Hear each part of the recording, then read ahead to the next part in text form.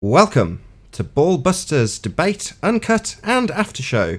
I'm your host Nathan Oakley, and if you are new to this channel, or you've not done so already, then be sure to subscribe and hit the bell notification icon to keep up to date with the Flat Earth debate. If you'd like to support this channel, there is a super chat that runs alongside each of these shows while they premiere. There's also a PayPal, Patreon and crypto link in the info box below this video. I'm going to do a very quick shout out to all of the people who do support me on Patreon. So, first and foremost, a massive shout out to, if I can get the screen up, bear with me 1 second. A massive shout out to Adrian Quintana, Alistair Main, Billy Highvault, Burn Fat Till My Stomach Is As Flat As The Earth, Chow Young Cat, Dank, David Wayne Foster, Edwin Johnson, Felix Hung, Fireball X, God Rockin, Jeronism, Kirsten Smith, Life is Short, Matt, Michael, Paige, Qatar Craig, Reinhardt, I'll get there, Renee, Sam Hine, Skeptic 936, Sweet Equity, Texas Mike, theflatearthchannel.com, and Tina Baker. A massive thank you to all of you for supporting me on Patreon. Now, we typically set up these shows so that we can make sure everything's all running swimmingly before the actual BALLBUSTERS live show goes out. So we do actually have quite a few BALLBUSTERS with us. I think we've got Chocolate Sane, Paula and Quantum Eraser. Correct me if I'm wrong. If there's anybody else, hello to you too as well. Yeah. Hello. I just got kicked out. I just come back in. You didn't even miss me. You got kicked out of the Skype call. Yeah, I got kicked right out of the Skype call. And I'm seeing something behind the screen here. Just a little piece of somebody's camera. Is that yours, Nathan? No, that's not me.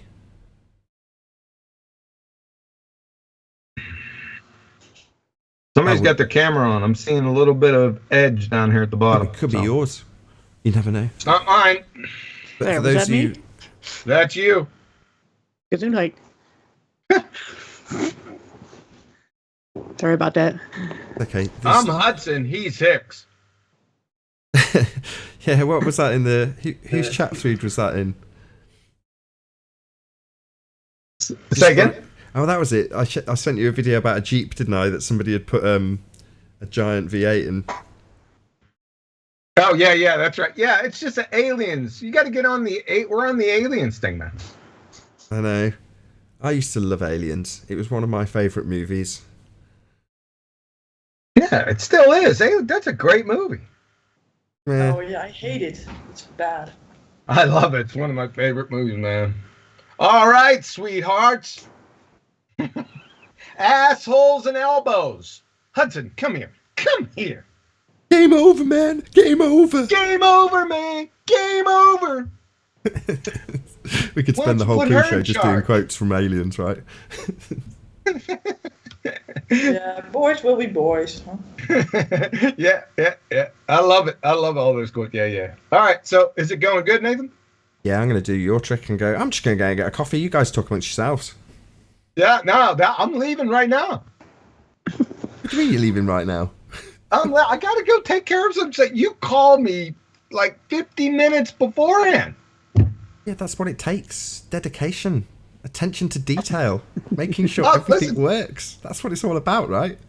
Those are the virtues I live for. However, I got to go get something to drink and put some damn shoes on. Yeah, well, I'm in the same boat, so hopefully Betty and Paula will keep the conversation going. Otherwise, I'll have a very unhappy audience for the next 5 minutes of dead air. Oh, they'll be fine. So, the Betty, audience will be fine. We won't be able to get a word in edgewise when we come back. Well, shut up then, John. Jack. So what do we Hi, talk Paula. about? How you doing? Hi. We were just in another Discord server, weren't we? Yes, we were. Lots of interesting things happening, and I've been out of the loop, so I'm trying to catch up on things. So Yeah, me too, apparently. And I usually don't go out of my own server, but sometimes there is some news traveling around this Discord thing, and Yeah, something's up, huh? Yep. And I only, if I get to somebody I know sends me an invite to a server, I usually just click on it and then I find out where I am and go, oh, okay, well, here I am. Yeah. And then it's difficult to find out what's next, right? Right. Because they have some sort of visitors' rooms and lobbies and you have to pick your own role for sometimes, and all kinds of different ways that you have to go through. And I don't have the dedication to do that all. So sometimes when I get stuck somewhere, and then I think, well, never mind. I'll just leave it open and see what happens. Right. Yeah. It's not like it's difficult to leave if it turns out to be a bad fit, but so far so good. So. Do you also see when there's little people or a few members in that server, then that you think, well, let's skip this one? Right. Yeah, I do that usually because I get some invites on my personal messages because I don't know how they get to my name, but somehow they do. And they invite me to all kinds of servers, but I think that you can only have 100 servers where you can be member of. Oh, well, I'm not in any danger of hitting that number, so no, I don't know what I would do with that many. You can't be all over all these other places, It's hard enough to have your own server and keep that active, I think. Right. But it is so difficult to keep a balance, with a topic like Flat Earth and people being so, stressed sometimes about it and vitriolic and bad behaved. And it's difficult, and so you can put all kinds of moderation in, but then you turn out to be getting an echo chamber, right? So that doesn't help the conversation. Right. For me on my YouTube channel, I have a Discord, but it's just for keeping connection with people, and I don't do much with it. But for me on YouTube, if someone is either in the comments or whatever, just making it uncomfortable or unpleasant for the people I want to visit the channel, whether they agree or not is not the point. It's people who are behaving and they like the topic and they're genuinely interested. I want those people to come. And if somebody is just, always so very, twisting your words or something like that, it doesn't matter whether they agree or not, they're not a good fit. And so I will block people like that just because I have my priorities, what my channel's for. And I think that's reasonable for any channel. Yeah. Yeah. Well, with being an owner on a Discord server, you can't block people because they can say things that you need to moderate. So you can never ever block anyone unless you ban them off the server and then you block your own personal messages. Right. That's the only way to do it. But you have to basically watch every move sometimes that people make. But I can't be here for 24/7. I mean, it's right. And the thing is, it's different in YouTube than it is from Discord because, like you said, in Discord, if you block somebody, you just don't see them and everybody else does. But in YouTube, if you're the channel owner, nobody sees their comments. Yeah. So that's probably the way it should operate. I don't know why Discord is like that. I mean, if a person, an admin or a mod blocks somebody, they should be blocked for everybody, not just a personal block. Yeah, but that is basically a kick or a ban, I think. Or you give them a role that they can't do anything. Like I have in my server, like the Woodshed and the Edge I have both of these text chats where people are going to be in they cannot be in any other channel. They can see every other channel, but they can't interact anymore. That's the best thing. Then I give a sort of a timeout usually. Right. And after a while, then I'll get them out if they say that they are going to behave better, or we have settled the issue, what was wrong, or something like that. But And usually it helps because people will behave afterwards a little bit better and don't want to be in the woodshed, for example. Right. Some do. It is now some a don't. word. Yeah, people are being woodshedded in my server. Well, it helps, but if people don't respond to that method, yeah, then I'm through with it, because if they can't be corrected a little bit, yeah, then it's over, I think, because then they can be a sort of a danger to your server. Right. And then all kinds of things happen. What's going on now, right? So that I don't have that happen. And I don't understand why people need to be so aggressive. Why everybody wants to be aggressive over a topic like this and do hostile takeovers and banning people and scolding them and doxing them. And I don't get it, but maybe I'm naive at that. No, that's been an online problem for years and years, before YouTube or anything. People would do the same thing. They would take over a message board, or they would dox people then, or, operate, the owners would operate multiple sock accounts, and it's just a people problem. That's what it is. It's not a platform issue. Yeah, it's a people problem. I think that always thought that if we could start over again in society, then things would be better. But that was my naivety speaking. Now I know that everywhere people are, that it's going to devolve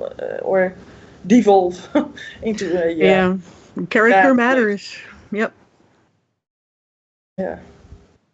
You had that thing called Second Life, I think. It was a sort of an online game where you have an avatar and you could build a house for yourself and a living. And even in that world, that virtual world, people would be taking people hostage, their avatar hostage, and they could all do all kinds of things and scam them. And I thought, we could build utopia in a Second Life kind of environment, but still people choose to be not that way.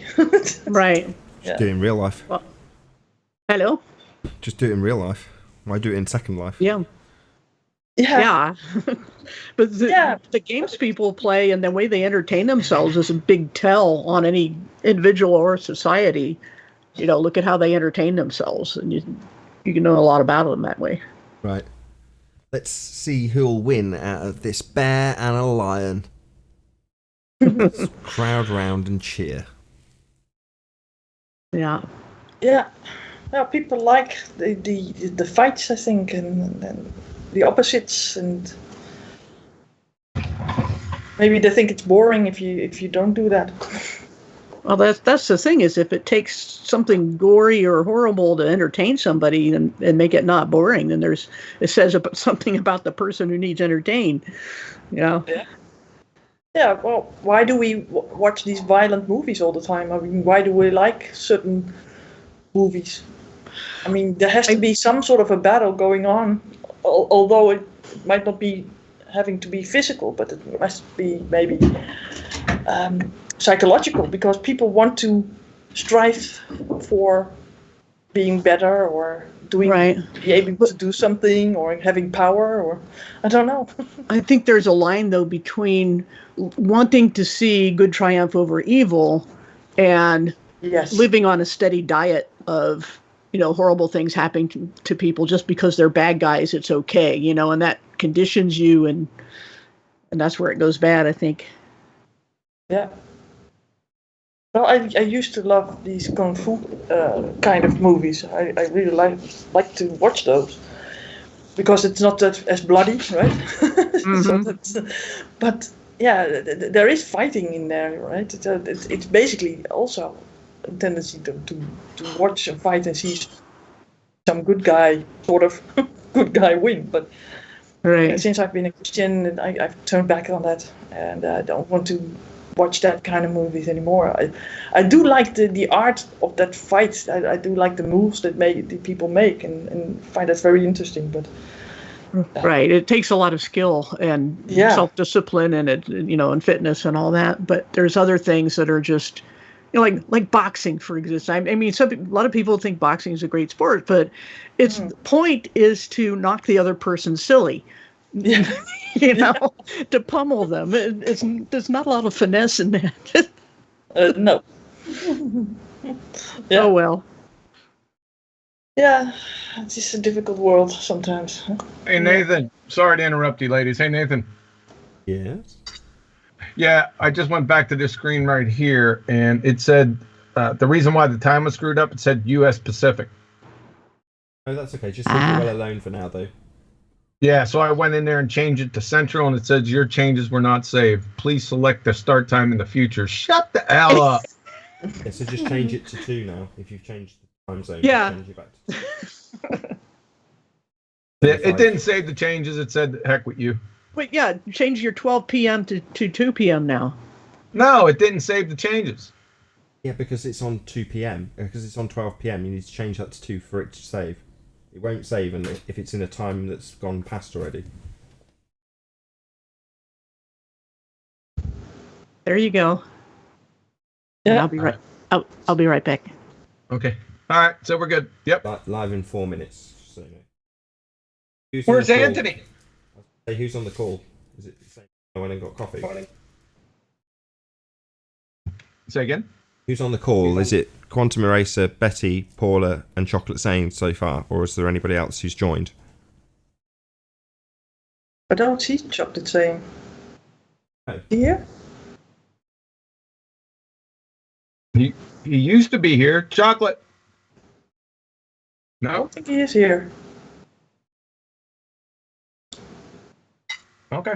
All the people who need the I pep thought that he talk. said that he couldn't be here on this Saturday. I thought, somewhere, but could be wrong. Go ahead, Nathan. Go ahead. I was just going to say, none of us need the pep talk.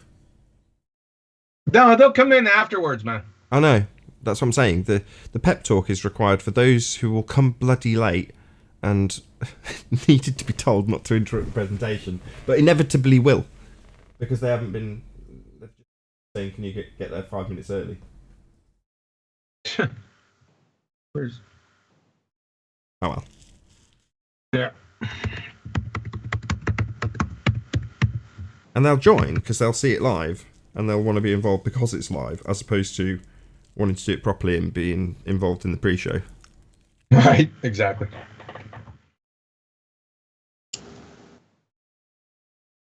Yeah, well, it's better the less people because I'm scared. Me too. Hello. Hello, is that Anthony? No. Oh, it is chocolate. It's thought the you could chocolate make- one. Fair enough. It's vanilla. Vanilla. You're just in time. Just in time for the pep talk. No, That's a face. Chocolate vanilla. no, I'm Hudson. He's Hicks. Right. Secure that shit, Hudson. Breaker. Quantum Eraser to Chocolate Airwolf. Can you hear us? Chocolate Airwolf come in. Chocolate identifies as an attack helicopter. Yes. Do-do-do-do-do. Everybody knows that theme song. It's great. Mhm. Can you hear me? Check. Yes, we Check. can hear you. I hear you. We're gonna destroy this gravity again. Yeah, duh. Again and again and again. Why don't you put her in charge? What's Dig it up gravity? from the grave. Put it back in.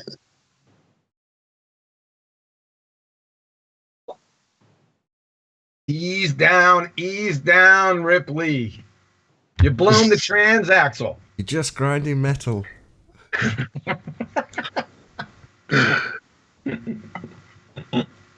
Game over, man. Game over. That's my Game favourite. over. Game over, man. Game over.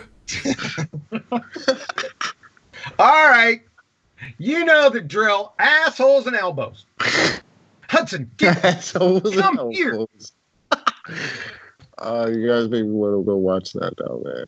Yeah, I got a tape, man. It's one of my favorite movies. Who's Snow White?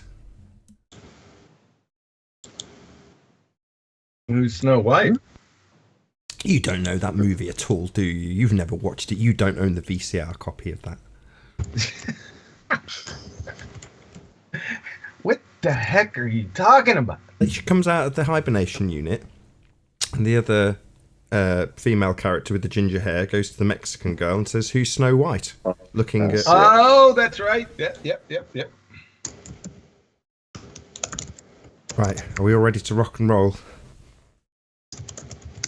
Do it. If you have to.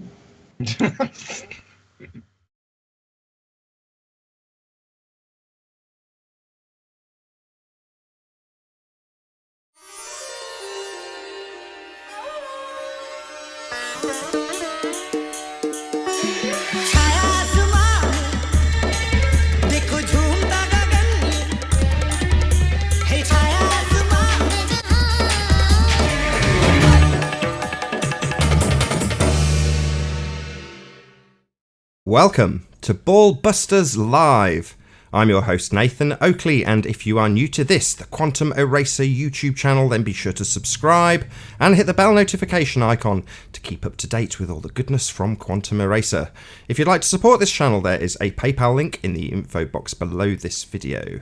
Now, we are joined by Paula, Betty Van Velsen, Quantum Eraser, and Chocolate Saying. Very good to have you one and all. Welcome to BALLBUSTERS.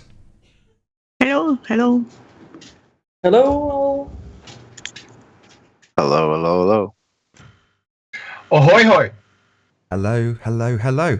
So in case the title hasn't given the game away already, we are going to be covering gravity. I think it's called Gravity Revisited, because obviously this topic is not a new topic to anybody who is in the arena of flat Earth. So, where do we begin with the pummeling? Quantum Eraser, over to you.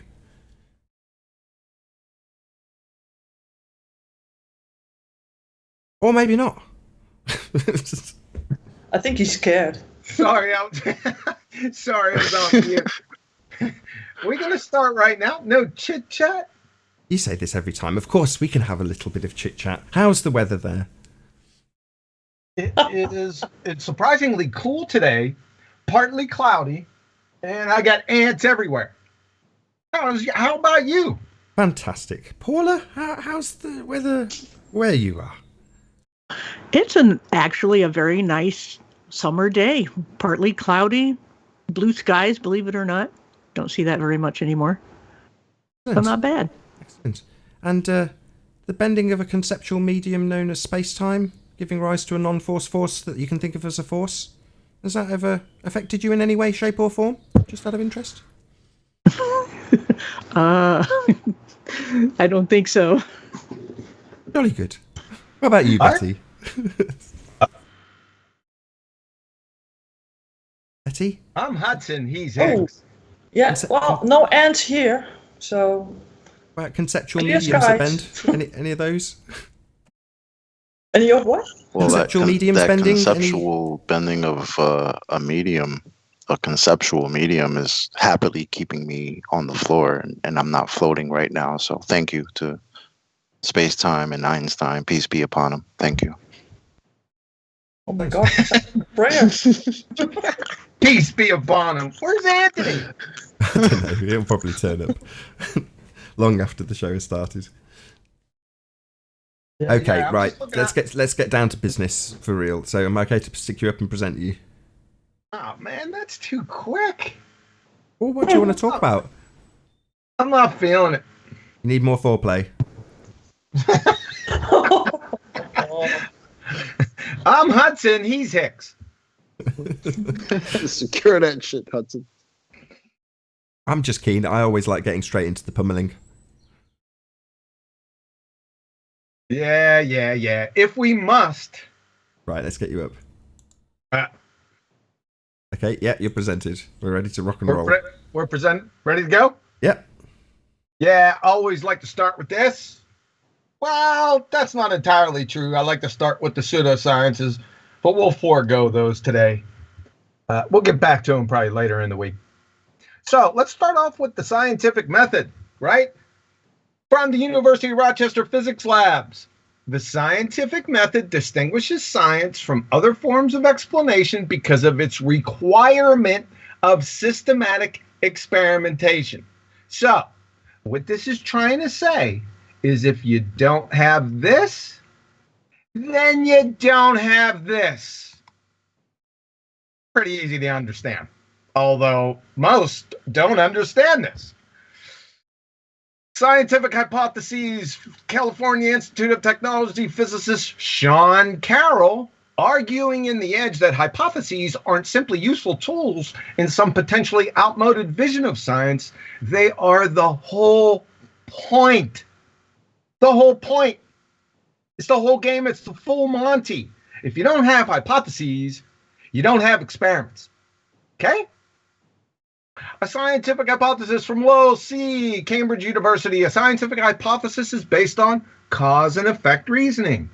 A scientific hypothesis does not merely state X and Y may be related, but explains why they are related. From Drexel University, the scientific method is hypothesis-driven. One makes an educated guess to explain a what? Cause and effect relationship. From Anne-Marie Helmenstein, PhD, Biomedical Sciences, a hypothesis is an educated guess based on observation. It's a prediction of cause and effect. From the Institute of Physics, when planning an investigation, students need to identify the variables that they consider significant and then select the ones they want to look at for cause and effect. If possible, any other variables that will affect the outcome of the experiment need to be kept constant during the investigation. Those three variables are the independent variable, the cause, the dependent variable, the effect, and control variables. You see how this stuff is all lining up? You know, it logically follows, it's coherent, even from their alma mater wiki. An experiment is a procedure carried out to support, refute, or validate a hypothesis. Experiments provide insight into what? Cause and effect, by demonstrating what outcome occurs when a particular factor is manipulated. Take a wild flippin' guess what that particular factor being manipulated is. That's rhetorical, by the way. So before we get into gravity, I'd like to spend a little time right here and just pulverize both of these clowns.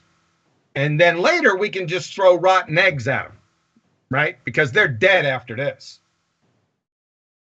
Let's tie a bow around gravity. And as you can see, I removed Newton from here, and you're going to see why below. So both Reverend John Michel Cavendish and Einstein's disheveled monkey, and pulverize them, like I said. And here's how we're going to do it. Martin Rees, astronomer royale with cheese, esteemed British cosmologist and astrophysicist, at Princeton University, or from Princeton University Press. What causes gravity and mass? These questions still baffle all of us. Rather than the end of science being nigh, we are still near the beginning of the cosmic quest. Ooga booga booga. So, according to Professor Rees, does mass attracting mass cause gravity? Nope. According to Professor Rees above, does space-time cause gravity? Nope.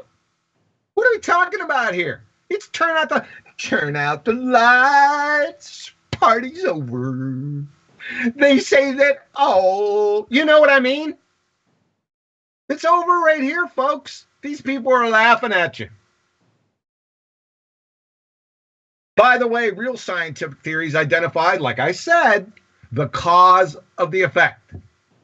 We can see from Fat the Fat Earth and Georgie friggin' Mooser, Fat the Fat Earth says, we still don't fully know the complete cause of gravity. Georgie Mooser, oh no, not at all. Okie dokie. The general theory of relativity is a theory of gravity, right? So ballers, you have a scientific theory without a cause. I mean, it's preposterous. What more did I need to say here? This is so easy. It's spurious. It's a sham. It's a fairy tale. It's an illusion, right? What do we get? People can't. Theory of gravity. They even called the universal law of gravitation. Yeah, Newton's theory. Really, Newton's theory. The gentleman never, ever produced a scientific theory in his life. So I don't know what you guys are talking about. I really don't. So ballers, you got nothing. Alice in Wonderland has more veracity. Gravity, the 9.8 meters per second squared, is merely a description of an effect, not a cause. So remember, no causey, no sciency. Remember from above, cause and effect hypothesis? You know, in that vein. Let's stop right there. Questions, comments? Yeah, there is no scientific evidence of gravity. Should we start with Betty? You want me to give it? No, I'm not saying you should be the one to acquire the scientific evidence of gravity. No. Just merely pass comment and judgment on the fundies who believe it's so, even though there's no scientific evidence. Yeah. Well, it's a religion. That's that's for sure. And the more you listen to it, the more it's just a religion. I mean, people just pray to this big G, gravity, and all that other stuff. So, yeah, we need to repeat this every time, I think, so that it will maybe grind in some time soon, hopefully. But I doubt it. Paula, your thoughts so far? Yeah, I mean, if it's in effect, then no one can say that gravity does this or that something is because of gravity, like what's holding the atmosphere on because of gravity. It can't be both a cause and an effect. So what else is there to say? I mean, how do they get around that? We'll come to the concepts and reification thereof shortly. I'm in no doubt whatsoever. Chocolate saying, anything to add before we move on? No, well, gravity's not a force, but of course you can think of it as a force. George Musa, 2019. That completely makes sense in the real world. You can just think of things as other things and they become those things. And yeah, that's the quote unquote science of mainstream nonsense. So yeah. Again, I'm pretty sure we'll cover the pseudoscience aspect of it in good time. Ready to rock again? QE? Oh, yeah. Let me know what's up. Yeah. Ready when you are. Yep. Newtonian gravity. We've been hearing this for how long now, right? Newton's theory of gravity. Like I said, he never had a theory on anything. So he definitely didn't have one on gravity. And what do we get? This cracks me up, and we've exposed this over the past few weeks. We asked people, so what is Newton's law of universal gravitation, right? And what do we get? This is invariably what we get. The force of gravity is big G times M1 and M2 divided by the radius squared, right? That's what we get. You got a problem here, folks. Baltards. That's not Newton's equation. This is. So I don't know where you're getting this from. Newton never calculated big G. This Fg, or the force of gravity, equals big G over here. See this big G? This was calculated by C.V. Boyes. It was his little addition, which was 207 friggin' years after the Principia was published and 167 years after Newton's death. So I don't know where you're getting this big G from in Newton, right? Little necromancy or something. I don't know. You guys are conjuring this up or just parroting what you've been told, right? Unbelievable. You don't even know his friggin' equation, guys. Like I said, big G, Newton's universal law of gravitation was published in the Principia July 5th, 1687, and this was the equation like I showed above. You see big G in here, pretender clowns. Huh? Ha ha! Cavendish didn't conduct his alleged non-experiment, which should be known as the Reverend John Michel Cavendish experiment. We're going to get to that here in a second. Until 1798, right? That's 111 years after the publication of Newton's Principia and 71 years after Newton's death, right? Cavendish he didn't even calculate big G. Right? Number 3, Cavendish didn't calculate G or mass. Let's take a look at this. This is Laurent Hodges, Department of Physics and Astronomy, Iowa State. Right? Down here, people, you see this? Cavendish's paper did not disappoint me in this respect. There were 3 major surprises awaiting me. The first surprise, Cavendish did not determine either G or M. Over. Why don't you put her in charge? He determined the average density of the Earth. Wait a second. We're going to get back to that. No, we're going to stop right here. So, Cavendish didn't calculate M. He determined the average density of the Earth. Really? How did he pull that trick? Right? Without density equals mass over volume. How did he figure out what the density of the Earth was without M or V? How did he pull that trick, folks? I want somebody to show me. I want one of these pseudoscience astrophysicists to come on here and show me how he pulled that little maneuver. Right? How did he calculate the density? I know we're getting off topic here, but this one stands out. Red flags are popping up here, folks. Third, and most surprisingly, Cavendish experiment, like I said, Cavendish apparatus was not designed by Cavendish, but by geologist and Reverend John Michel. There it is, folks. I mean, this is over. I don't know what you guys are talking about. I really don't. They're just making stuff up from MSU. Or just, like I said, parroting this stuff which you've been told. No due diligence or scrutiny. Hearing it from somebody or going to Wiki and parroting that mindlessly. Like I said, the modern notation involving the constant G wasn't introduced until 1894 by Charles Vernon Boyce. And that's from your alma mater, Wiki. So the bastardization of Newton's law, Big G, didn't make its appearance until 207 friggin' years after the Principia was published. So wait for it now. Not Newton's law. Anything with Big G in it is not Newton's law.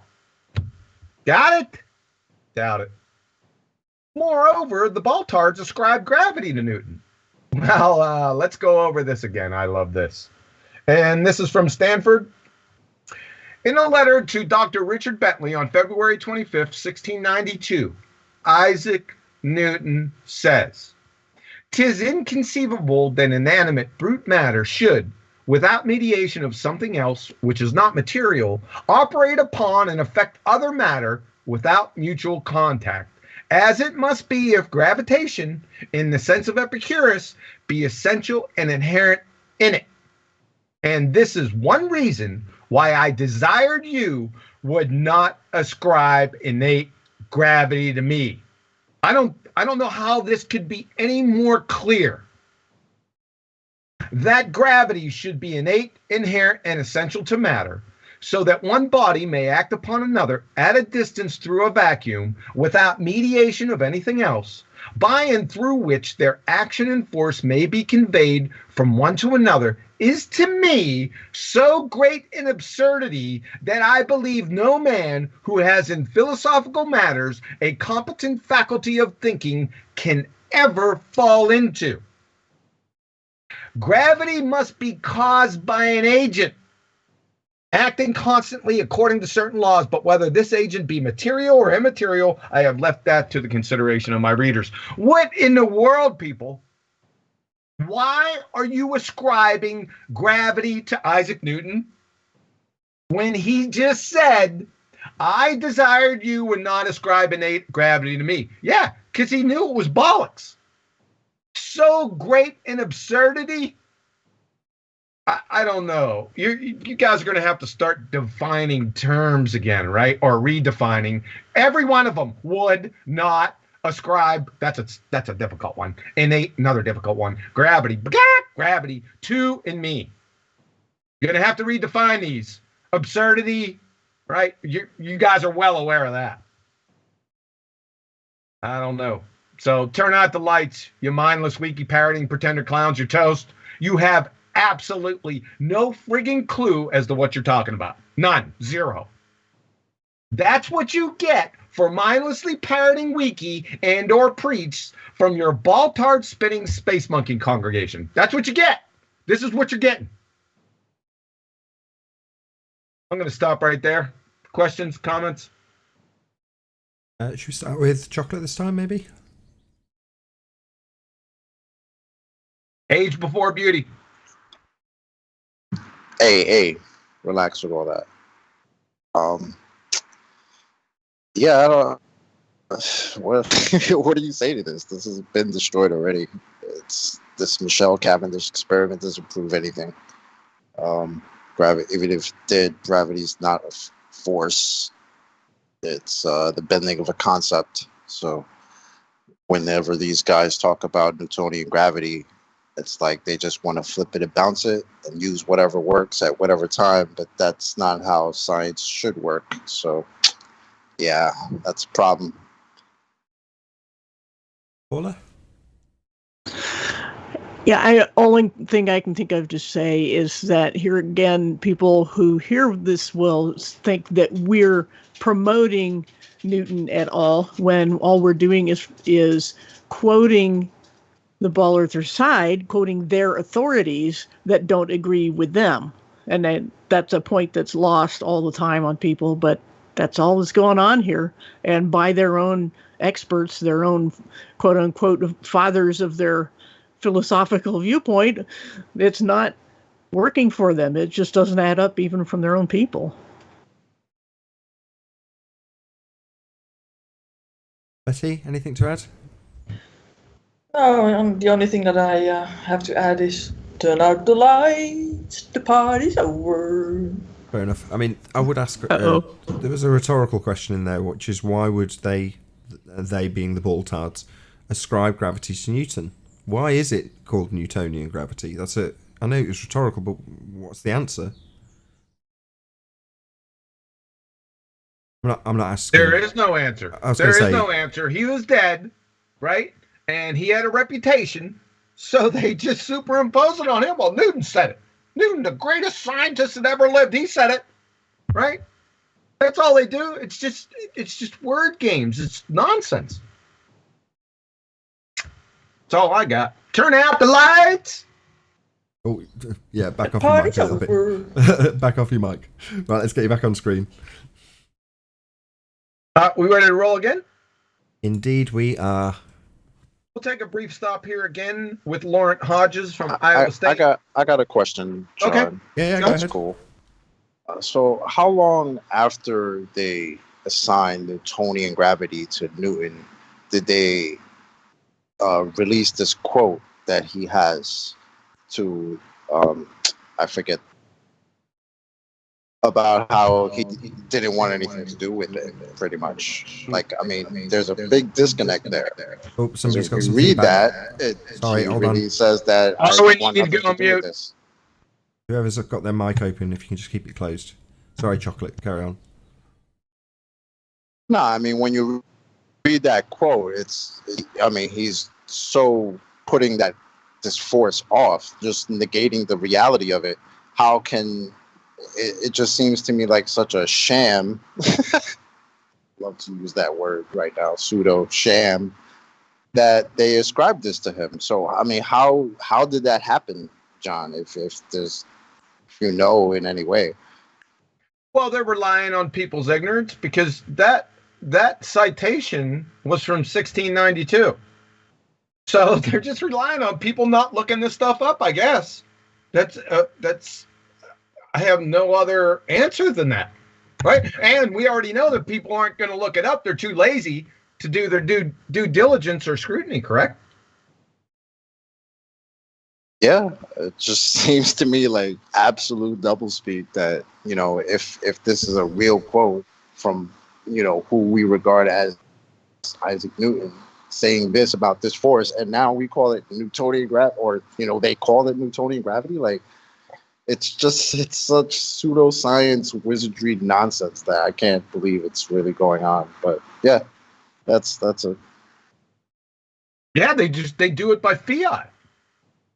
There's no support. They just do it by fiat. They get a name. It's just like science, calling nonsense, pseudoscience, science, right? But you got Joe Coffey and Betty Breadmaker out there. They don't know, unless they've, been in actual scientific research.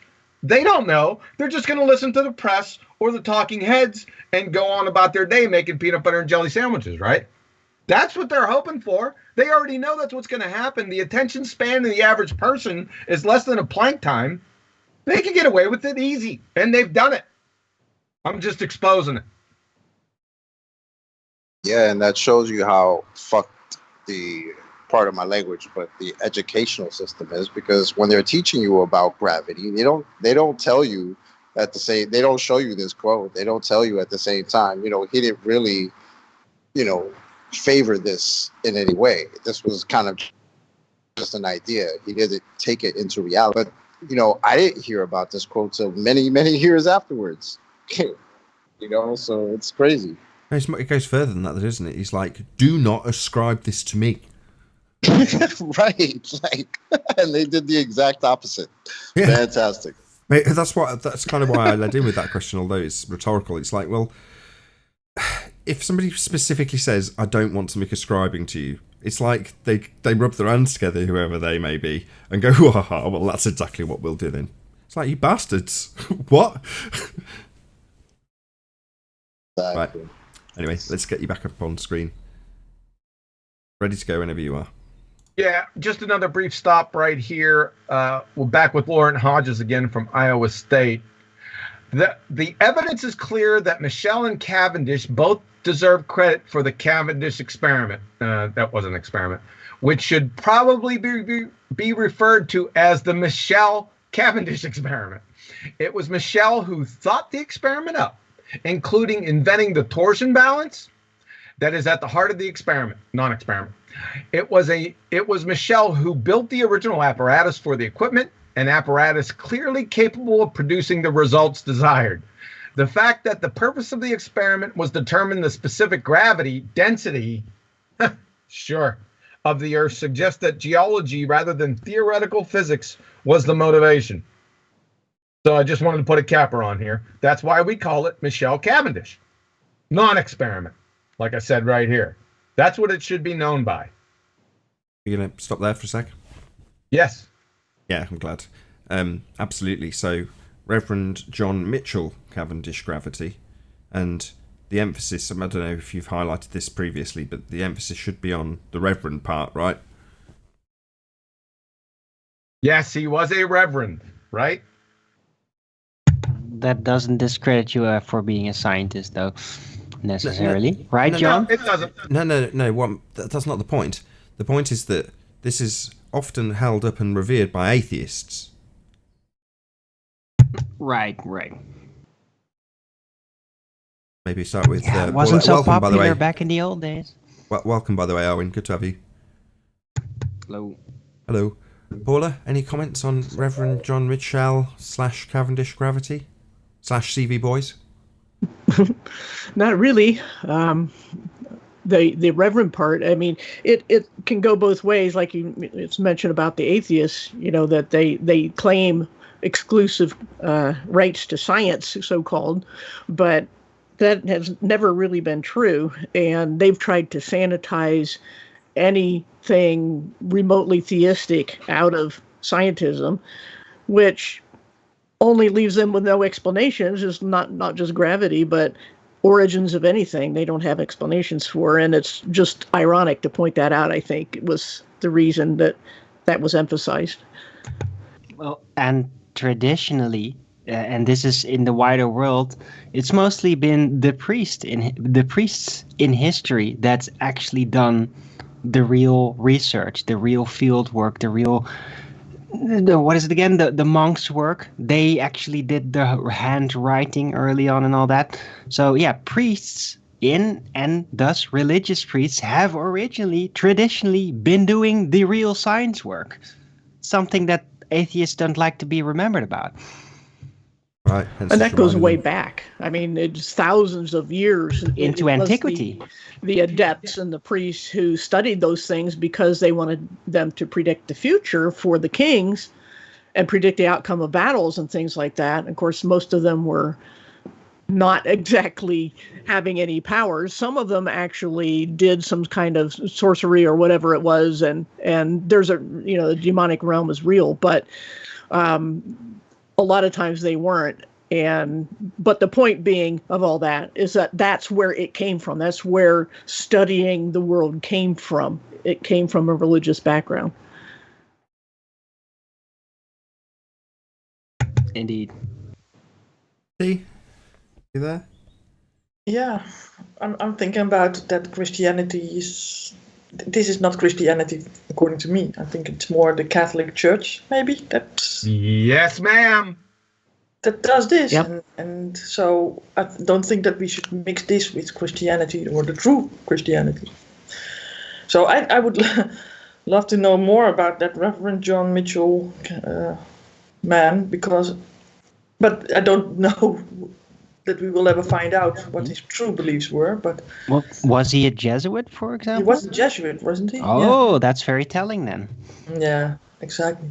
Because they were the diviners. They were the heavenly diviners, basically. They built so much of the framework that was later constructed for the whole heliocentric universe. So. Of course, you have Abby Georges Lemaitre from last week, Jesuit and Catholic priest. He's the father of modern cosmology. Yeah.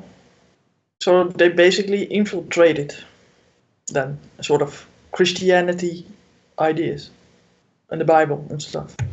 Yep. Yeah. Anyway. Okay, well, good to know. Huh? Last but not least, but before we move on, Chocolate, anything to add?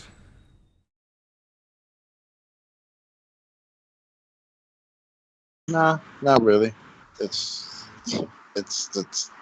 nonsense to me. This whole gravity thing. So I don't have much to add on that point. Fair enough. Your backup, QE. All right, the gravity hypothesis. Back to the Principia from Isaac Newton. I have not as yet been able to discover the reason for these properties of gravity from phenomena, and I do not feign hypotheses. Let me say that again. I do not feign hypotheses. For whatever is not deduced from the phenomena must be called a hypothesis, and hypotheses, whether metaphysical or physical, I don't know about that, or based on occult qualities or mechanical, have no place in experimental philosophy? I'm going to delve deeper into this at some point. In this philosophy, particular propositions are inferred from the phenomena and afterwards rendered general by induction. Woo-wee. That's a mouthful, boy. Induction has nothing whatsoever to do with the scientific method. We're going to go over it. I already did a small presentation on that before, but there's another presentation coming up on that here in the near future. But I digress.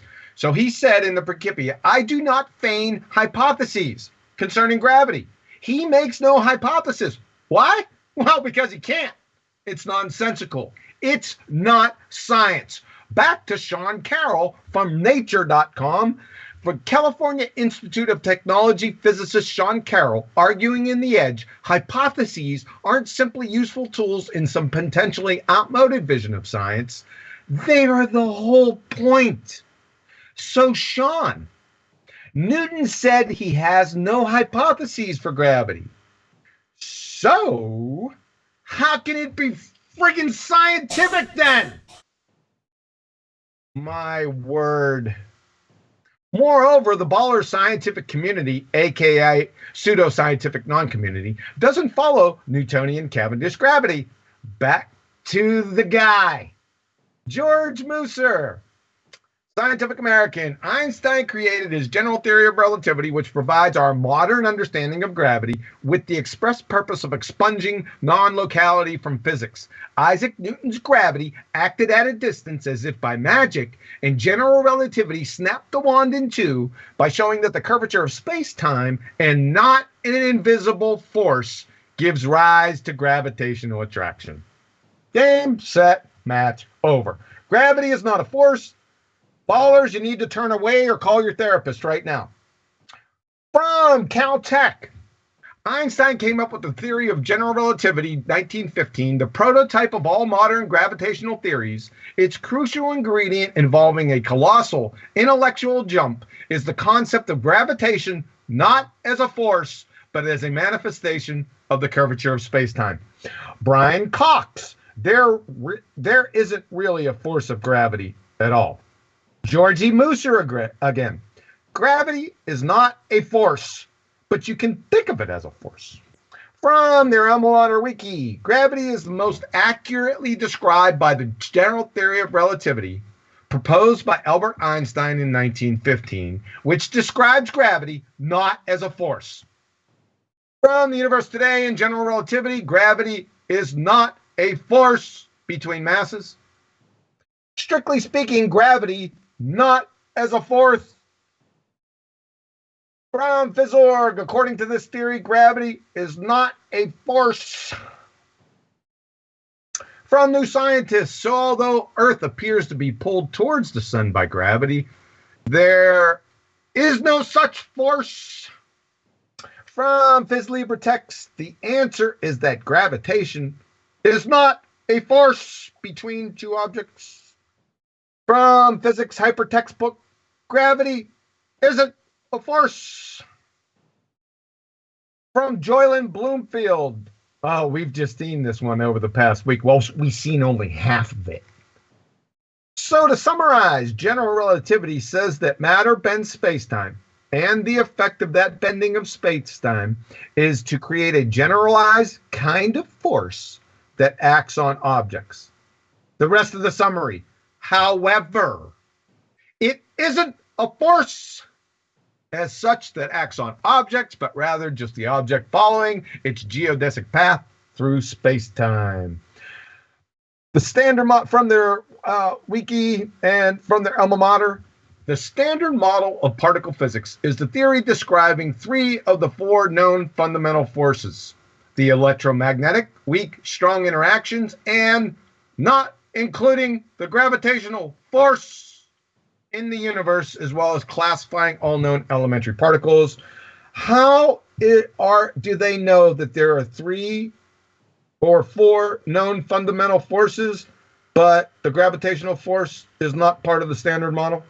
Can somebody explain that to me? That's rhetorical. Okay, so we've seen everyone say that gravity, whatever that is not a force. We've got two holdouts here. The first one is NASA, and the second one is Ducksters. Let's do NASA first. Gravity, an invisible force that pulls objects toward each other. Anything that has mass also has gravity. Objects with more mass have more gravity. Earth's gravity comes from all its mass, contradicting everything from above, the 13 citations or 14 citations above. And the second one, the last holdout, gravity is the mysterious force, oogie boogie boogie, that makes everything fall down, go boom boom towards the earth. And who's this brought to you by? Well, it comes from the Ducksters. The Ducksters, folks. Gravity is a force from the Ducksters and NASA.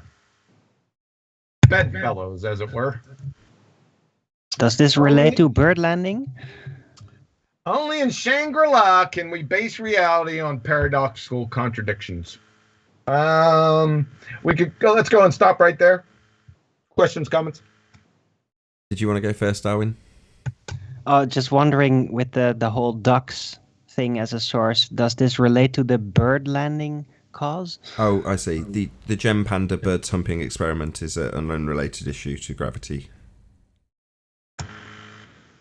How about supernatural bird's nest and bird's landing? Again, the non-supernatural bird's nest is unrelated to gravity. Should we move on? Maybe start with someone else. Let's start with chocolate.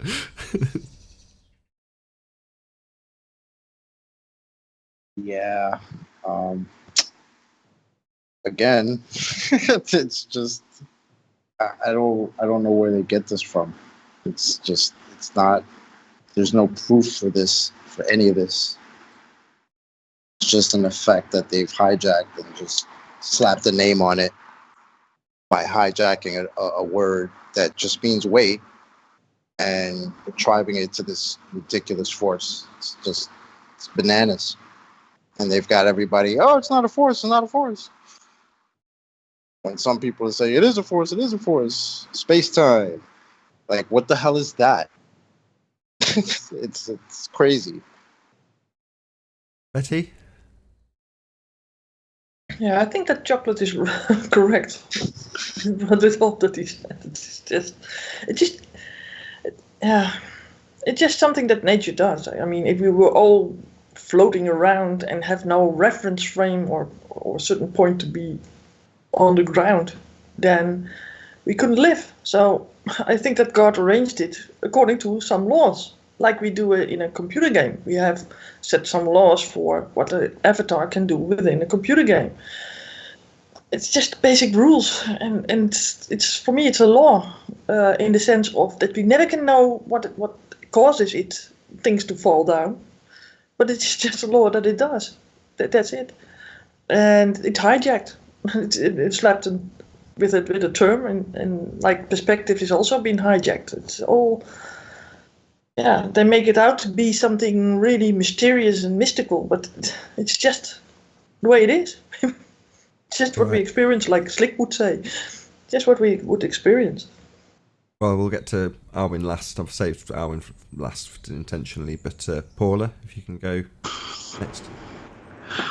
I would just say that, when he mentioned that duck site or whatever it was, that the Ducksters, thank you. Yeah, because people will say, "Oh, you flat earthers, you shouldn't teach children and this and that." Well, what are they teaching children? They're contradicting their own experts again, and teaching kids the things that their own experts don't believe. So who's the bigger danger? Right on. Arwin, relative density disequilibrium, right? Right. That seems to be the more viable thing to point at, since it does have some viable scientific evidence to back it up that anyone can test. So I'd much prefer to go that route in this discovery of how the realm really works, which that it all is a part. And gravity is definitely not a part of it. It's a mathematical construct, and it's an aberration. It's made to appear just like it would it would have to be there everywhere. And it's very easy to be tricked by this. I was tricked by this very strongly, and I was determined to find the cause, as it were. And yeah, it's not there. It's part of the aberration. So it's just better to go on another route. World, right? It's just part of what happens in our reality, right? And they've taken that and slapped the name on it, and then said, "You see what's happening here? These are the same things that are happening up there. When we look at the lights in the sky, they're all being manipulated by the same force that's causing whatever happens here to happen here. It's literally a mind trap." Right. Well, a bridge work at it. But in those three words, and find something that must be here in order for the things that they imagine how things up there work, in order for that to work. So that's the only reason it's really there. In the end, I completely agree to that. I didn't see that like a year ago, but I fully get that now. But it was designed in those three words, Arwin, when you say relative density disequilibrium, therein lies the magic trick, right? There is an assertion that there's a force of down. Typically, things are in equilibrium, unless there is a very specific reason or process that put them into disequilibrium. And disequilibrium doesn't necessarily result in it returning to equilibrium via down. It could be up, depending on the medium. So we have relative density disequilibrium. That is to say that typically the effect that they will measure will be when something has been taken out of equilibrium in the first instance. I pick up a brick and drop it. Why does it go down, is the question that they will phrase. Well, because you picked it up. In other words, if you ask them what happens to the brick when it's not been picked up or interfered with in any way, shape or form, it's not doing anything. There is no force of down. Anyway, can we move on? Any more? If I can add a little bit to that, because our typical argument keeps on coming up in discussions, but it's really a totally different approach. It's more that train of thought more explains where the chain of forces are coming from, because you can approach things like that. But if you're just going to isolate the actual effect of the displacement, then that's not even required. You can just see, look, there's a differential between an object and the medium it's in. It's moving now. It doesn't matter how it came there, really. It's just, how does it work? The movement starts the moment something can maneuver freely within the medium, and there is a differential between the densities. That's it. And it always works. Very eloquently put. Right, let's move on. You're up again, Quantum Eraser. Outstanding. So, Reverend John Michelle Cavendish, CV Boys, and Weird Al's Gravity are not the same. Number one, scientific theories, actual ones, never, ever, ever explain natural laws. You tossers, give me. I want the second law. No, see, I even screwed it up there. I want the second law of thermodynamics theory. I need an explanation of the second law of thermodynamics. It's moronic. I have to say second law because you're not going to know what it is. So give me the second law of thermodynamics theory so it can explain it to me. The law. You see how ridiculous that is, folks? Maybe not. I know you haven't scheduled an interruption here. Laws don't go through the scientific method. Theories are the result of an application of the scientific method with an established cause being the end result. Multiples thereof can be formed to give you a scientific theory. Laws do not go through that. That's all. Sorry to interrupt. Right. No. Thank you. That's very important. No one else is cue to interrupt. Well, yeah, I thought that laws, wherever I see laws, even for example Newton, that you pretty much put to the side, every time I see laws, it becomes apparent to me that they really manifest as a necessity whenever you try to model something in a grander scape. And that's where these natural laws seem to then basically become a necessary part of. That's how I see it. It's very different, really. It's more in the modeling region rather than the scientific method, which is so narrow, and it's not about that. It's much more direct. Anyway, that's it. But natural laws are different than scientific laws, right? No, there is no scientific law. Scientific laws is a misnomer. They just put scientific in front of it just by fiat. Exactly my point. Like, natural laws are laws for a reason. Scientific, they just make something up, put the name on it. Right. That's my point. Before anyone else says anything else, right, I just want to put a cap on it. The only reason I interrupted was just because there was a rhetorical question that people may not know the answer to. John's asking, why would you describe it as the second law of thermodynamics theory? Correct? Well, because laws are never going to be the result of the scientific method. So you're not going to have a scientific theory at the end of a law. That's nonsensical. I just want to get this back on track without any further interruptions, though. There will be scheduled interruption points, I promise. Yes, I was just bringing it up because that's what you hear, that Einstein's theory just explained Newton's law, which is total hogwash bollocks. So that's not, go ahead. That Newtonian gravity and Einstein gravity are mutually exclusive. Number two, like we've talked about above, Newtonian gravity is a force. Einsteinian gravity is not a force.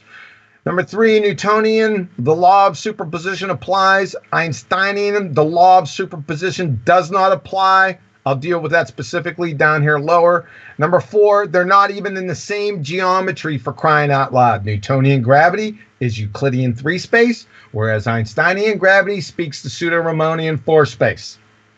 Newtonian gravity, instantaneous actions at a distance. Einsteinian gravity, limited to the speed of light. Drunken sailors and field goal posts have more in common than Newton's and Einstein's fairy tales, folks. It's just that simple. It's preposterous they're even connected. So, and when they do say that they're connected, Einstein's field equations reduced to Newtonian, the universal law of gravitation. Really? Show it. Pick one of the 10 equations from Einstein and show it.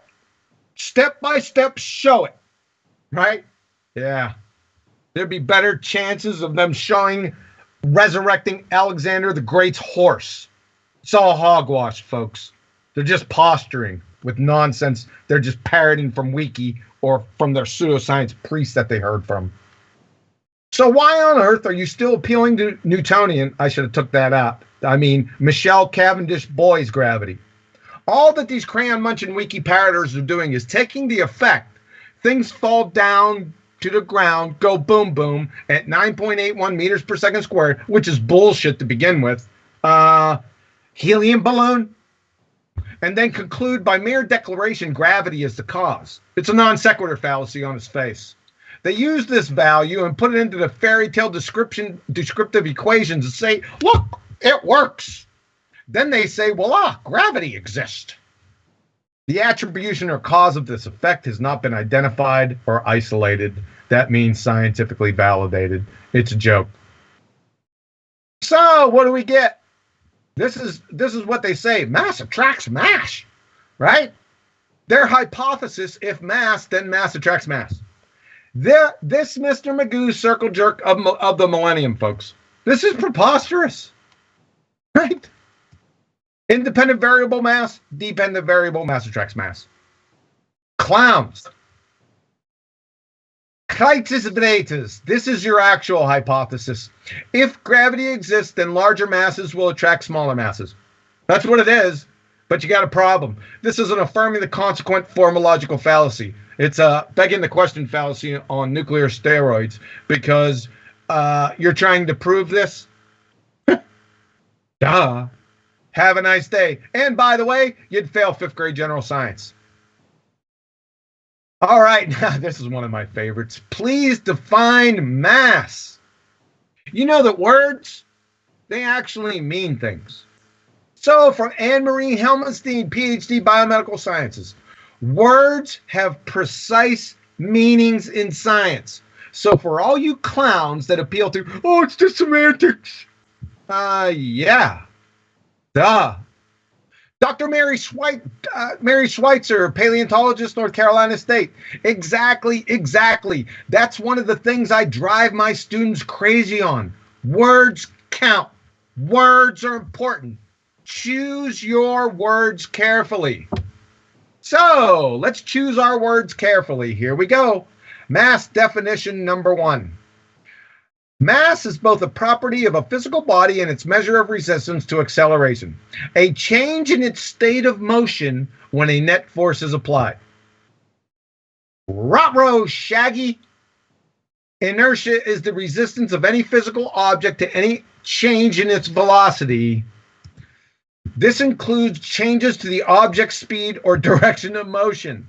Folks, these definitions are the same, and they both come from their alma mater wiki.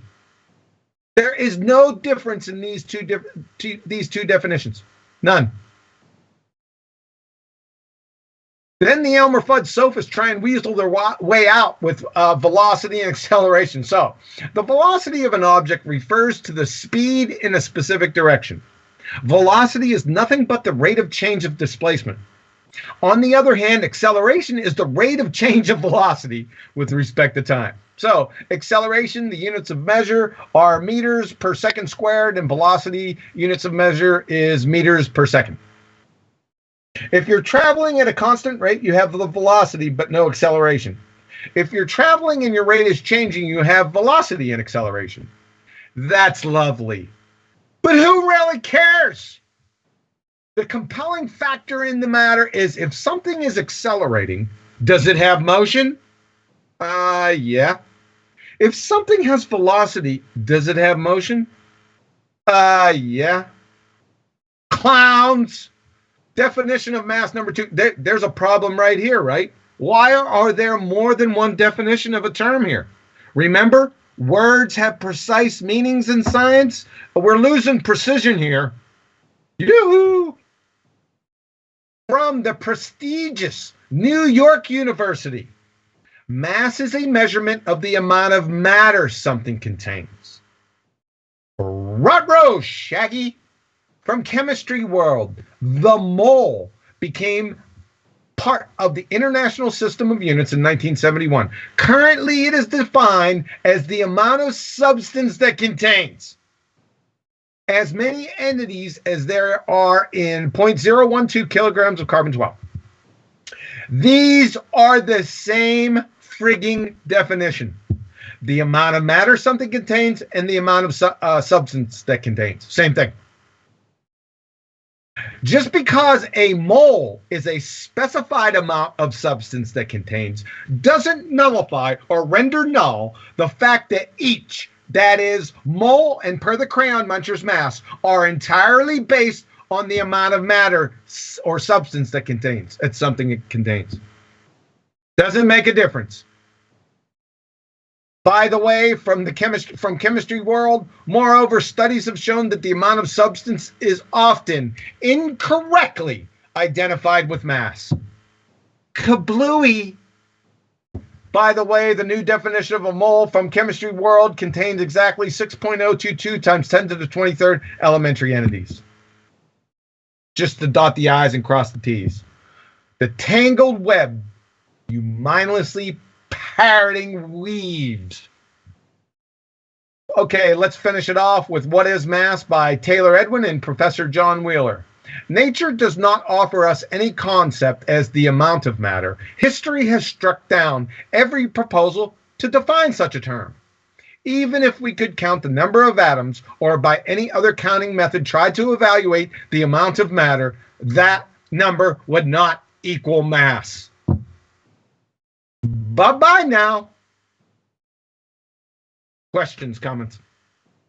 Yeah, I've got one. I will also get the opinion of someone in the Discord server. We've got Gleam in there, so if he's listening, I'll come to you at the end, Gleam. But at the beginning of that little stint, you explained that often, and this happened recently with the rumpus in Flat Earth Court, or whatever it's called, on Ranty Flat Earth channel. So shout out to Ranty Flat Earth. Go and subscribe today. He had a little session with the Rumpus and Sleeping Warrior. And in that back and forth, Rumpus claimed that Euclidean 3 space would divide down. I've forgotten the exact terminology used, but was translatable into pseudo-Riemannian 4 space or vice versa. It really doesn't matter. The two are in completely different geometries. But nevertheless, what you pointed out was absolutely pertinent in that moment, although it didn't actually take place. I'm not knocking Sleeping Warrior for this. It was not necessarily the right circumstances to immediately pick him up on that one point in about 20 that he spewed out.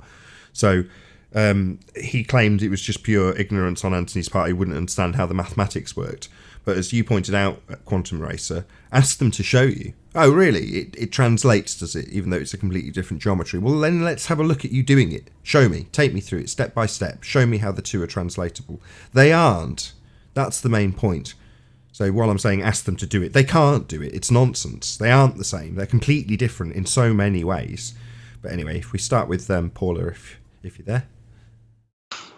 Yeah, I really don't have much to add for this. I mean, he's showing it there on the screen. What the problem is there circular reasoning at the very least, because, and all the other fallacies mentioned, because they can't agree on their terms, really. I mean, people will throw the terms around like they throw around gravity as a force without any real quotation or citation of authorities, their own authorities, on the subject. So what can you say about that? Maybe we'll find out. Betty, anything? No, nothing to add. It's we've seen it before, of course. So what's there to add? Chocolate, anything to add? I was gonna say it's kind of funny because I remember when I was a kid, I remember the definition of mass was something like anything that had matter in it, and then matter was described or defined as anything that contained mass. Now always found that a little bit weird because it was like it kind of sounds like you're saying the same thing. So I don't know why you would have two words for that. But then you get to this, and it's like they've taken this word mass that already has multiple definitions. And then those definitions are also shared with other words, right? And then you take this word mass and then you put it into equations.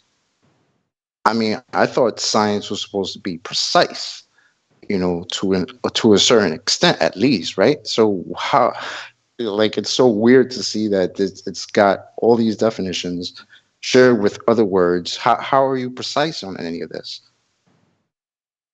Yeah, choose your words carefully, unless you're making stuff up, and then make sure your words have many meanings, and you can equivocate much easier that way when someone picks apart your nonsense. Arwin? Well, for me, yeah, it's a difficult question. I didn't even realize there was such an issue about it, that it has difficulty to be specifically found on the internet. But to me, mass has always simply been one of two differentials. There's volume and there's mass, and they're always entangled with one another. And a lot can be defined through the relation of those two, as it were. By the way, including relative density. But yeah, it's part of one system of volume and mass to be. When there's mass? one, there's always going to be the other one at some point. What's mass? I was just thinking that. That which opposes volume. And when you get that, when you understand that, it makes so much more sense when John says, define mass. It's like, okay, so you want me to sit here for 5 minutes and define this? Hold on. Because it's got all these definitions. If Arwin's saying the amount of stuff in a volume, that's mole. No, but mole is a specific numerical amount. Doesn't matter. You didn't listen to my presentation. Maybe not good enough. You didn't listen to how I just defined it. It doesn't matter. It doesn't. But I don't know. I just substance. It is. You just have to accept our word for it. Hold on, chocolate. I just gave my understanding of it, how I've regarded and dealt with it all my life. You're not wrong. It's never been that specific, really, to me. Sure. You're not wrong. But that is how it's defined. But that's the point. So you've also got another definition, which is inertia. But in this instance, you've got a definition which conforms to mole. And I know you're saying, well, no, because that's a specific amount. But given that that's how it's defining the amount in the measure, that is still mole. Mm. Right. Okay. Now, I don't know if you can hear us or not. Can you hear us, Gleam? You may not have anything to add on this particular subject. I just wanted to introduce him into the conversation. If you do have a gateway into Discord, there is no public link, but if you are part of the Science versus Pseudoscience Discord server, there will be a debate after the live show is finished. So we may even, if we've got time, introduce some of their opinions, but it seems Gleam can't hear us. I'll give him one more try. Can you hear us, Gleam? If you want to pipe up and offer an opinion on this, feel free. Not, we'll move on. No, he's not around. No worries. Right, moving on.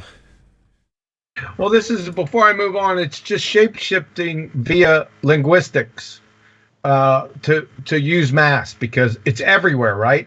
So it'll shape-shift into whatever their argument is, right? They'll just make it that. And then for the next argument, it'll shape-shift again. So it's just a linguistics game. It's linguistic acrobatics. That's all. So it's really kind of juvenile. So we're going to get to the Newton train wreck. Listen, like I said, I didn't ascribe gravity to Newton. I have nothing against Newton with gravity. Nothing. Zero. So this beating is coming from everything other than gravity. All right? Just so that's clear. It's not. Sorry, you'll have to say that again, because that was not clear. It wasn't clear? You're saying it's everything but gravity? It made sense until you said that. Yeah, I didn't take him to the woodshed regarding gravity because he said not to ascribe gravity to him, so I'm not going to do it. The gravity pummeling above was mainly towards Cavendish and C.V. Boyes and a little bit of Einstein. We're going to get into that a little further down here.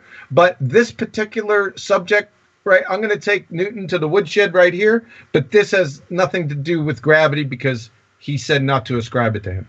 Fine. So this is a different pummeling of Newton. That makes sense now. Thank you. Feel free to continue. Thank you. So from Professor Shankar, Chair of Physics at Yale, listen to this carefully. The laws of physics are always quantum mechanical laws. You don't have separate laws for big and small things. I'm going to say this one more time. The laws of physics are always quantum mechanical laws. You don't have separate laws for big and small things. Okay? Now, what do you always hear? Well, that quantum mechanics only applies to small things, right? Yeah.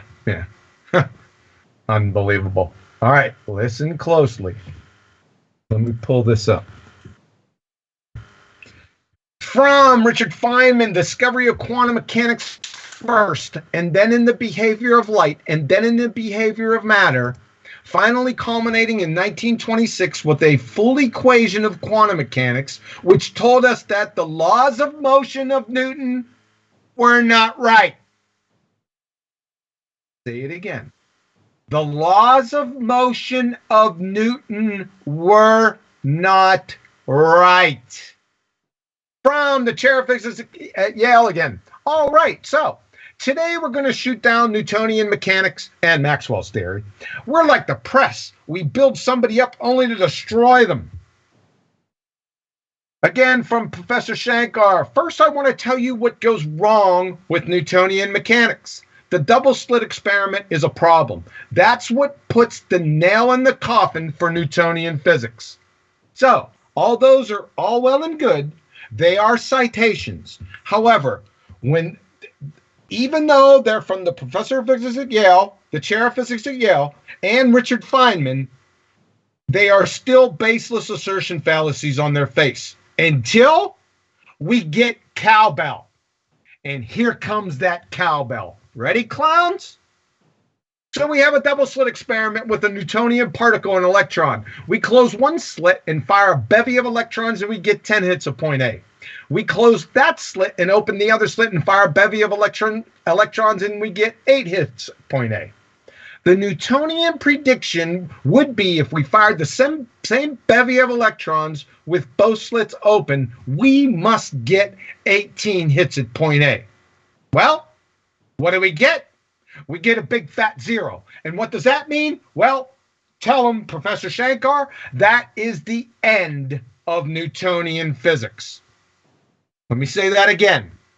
That is the end of Newtonian physics. So, in relation to Newtonian classical mechanics, we have shoot down, the nail in the coffin, destroy, that is the end of, and the laws of motion of Newton were not right. Baltards, what is particularly confusing about this? Okay? Have a nice day on Newton. The mindless retort, and I spoke about it above, just briefly, quantum mechanics doesn't apply to big things, QE. We've all heard this before. If you haven't heard it, you read it somewhere, right? Let me say this again. The laws of physics are always quantum mechanical laws. You don't have separate laws for big and small things. That takes care of that little maneuver right there. We'll just pile on. From Lapquik's Experimental Non-Classicality of an Indivisible Quantum System from Nature. Our results illustrate a deep incompatibility between quantum mechanics and classical physics that cannot in any way result from entanglement. From the Bulletin of the American Physical Society. Listen to this carefully. Late last year, Bruckner and Koffler showed that it does not matter how many particles are around or how large an object is, quantum mechanics always holds true. The reason, here's the important part, the reason we see our world as we do is because of what we use to observe it. The human body is just barely adequate measuring device. Quantum mechanics does not always wash itself out, But to observe its effects for larger and larger objects, we would need more and more accurate measuring devices. We just do not have the sensitivity to observe the quantum effects around us. And the current record holder for quantum interference from Ibenberg and Gerlich, matter wave interference with particles selected from molecular library with masses exceeding 10,000 atomic mass units. We're well beyond single photons and electrons here, folks. This is, it's gigantic. And this, I like this one. From O'Connell, AD, quantum ground state and single phonon control of a mechanical resonator from Nature. A metal paddle, 30 micrometers long, that's trillions of atoms.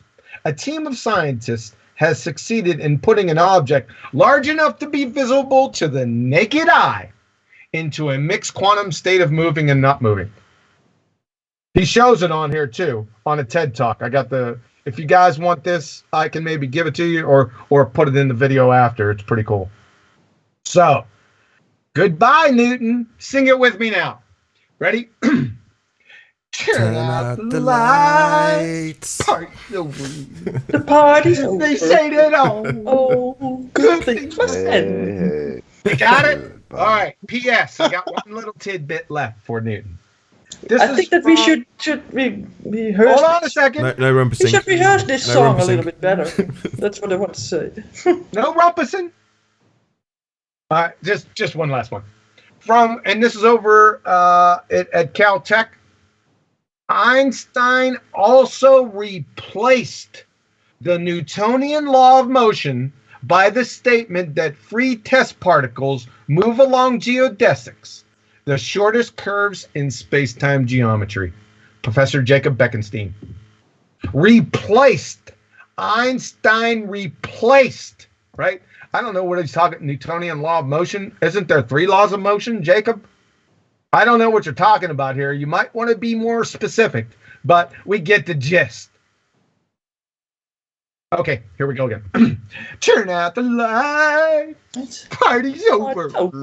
Right, they say it all. Can I minimize you? It must end. Call it a night. The party's over. Oh my God. That's not thanks for your ear, though, right? There is a bit more. Questions, comments? Yeah, but there's more to come after that, right? I just don't want to open the Discord server prematurely. Oh yeah.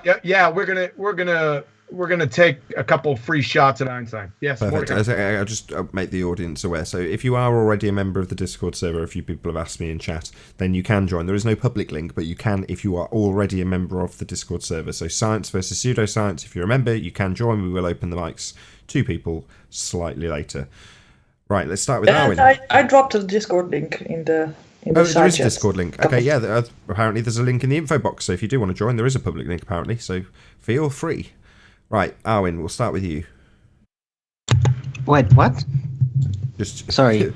Were you paying attention? I was very preoccupied with chat, which is getting very silly. Your multitasking skills aren't up to par. Maybe we'll start with someone else. Chocolate, how you doing?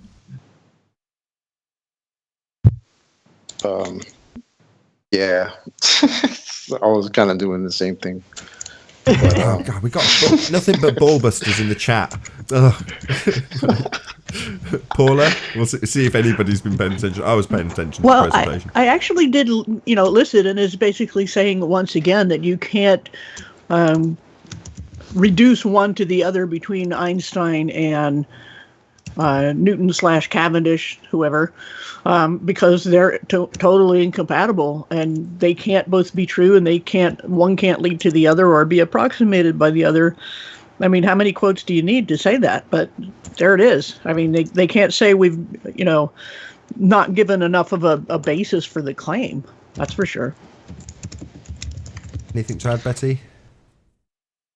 No, I have nothing to add. Only that George is in the Discord server, and he really would like to challenge QE on the quote that Professor Shankar made. So, why?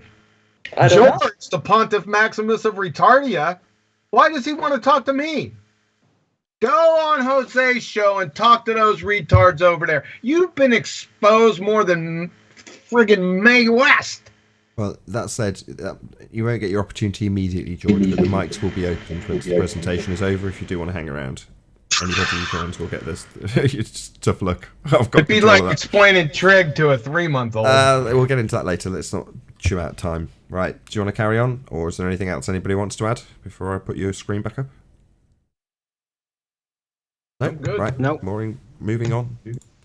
All right, before we move on to Einstein, I'd like to clarify. I don't know why I need to, but I've heard just a couple little whispers, in the back channels, stating that we, as in on Nathan's channel, support Einstein. That we are relativists. I don't know where you got this from. Listen, people, the only reason why we're taking Newton to the woodshed in this particular sense, not in the gravity sense, the only reason we're doing that is to force the baltards to parrot the right pseudoscience, because they're not parroting the right pseudoscience. They even got that wrong. And when they start parroting the right pseudoscience, we're going to beat that over the head with a 44-inch nail spike Louisville Slugger. Is there any questions on that? I'm going to go over a little bit right here coming up. But hopefully that clarifies maybe some confusion. Nathan, do you have anything to say on that? No, not particularly. Well, maybe somebody else has, though. Anybody else? Yeah, sure. I've been trying to say it for a long time. It's all just evading actually getting the proof for gravity. The search goes on. That's basically what's happening out there right now still. They're still basically looking for it. It's ridiculous. They just assume it has to be there and they're still looking for it. And they migrated from a very feeble pseudoscientific setup in the early days with Newton.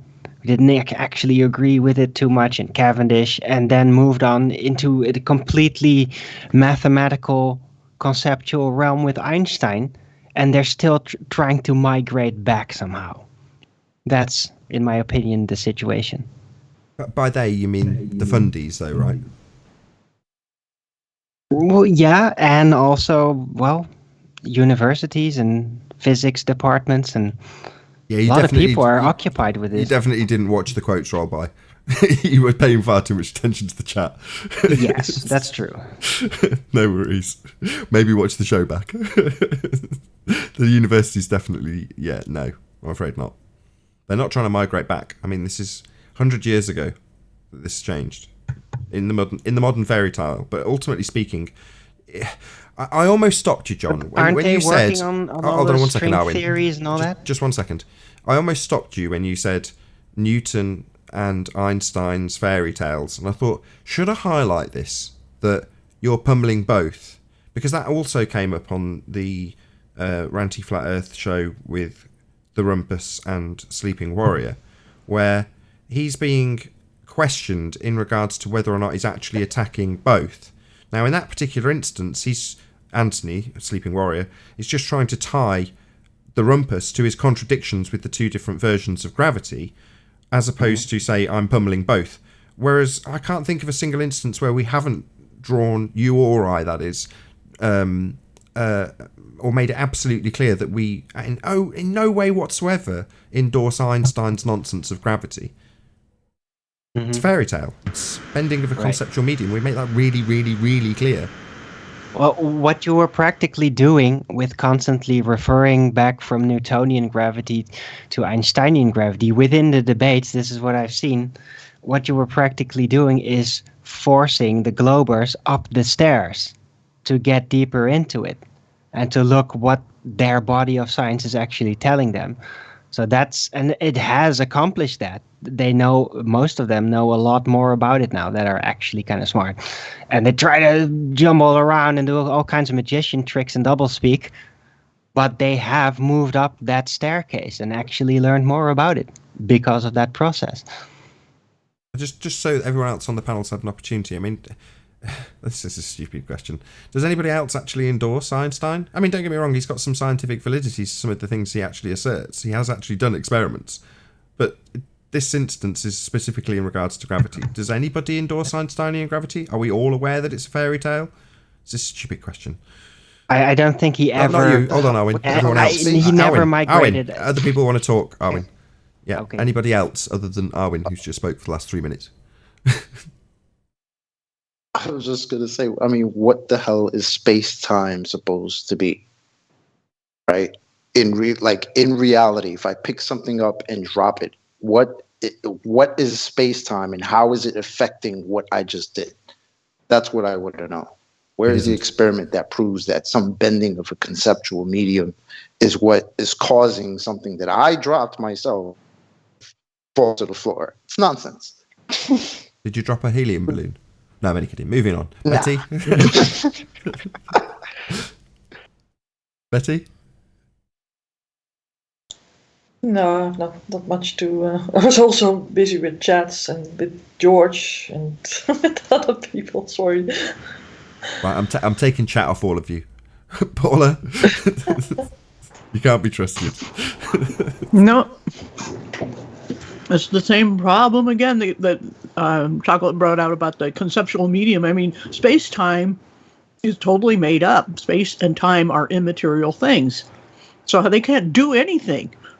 You know, unless they want to start admitting that it's, what's the word I'm looking for?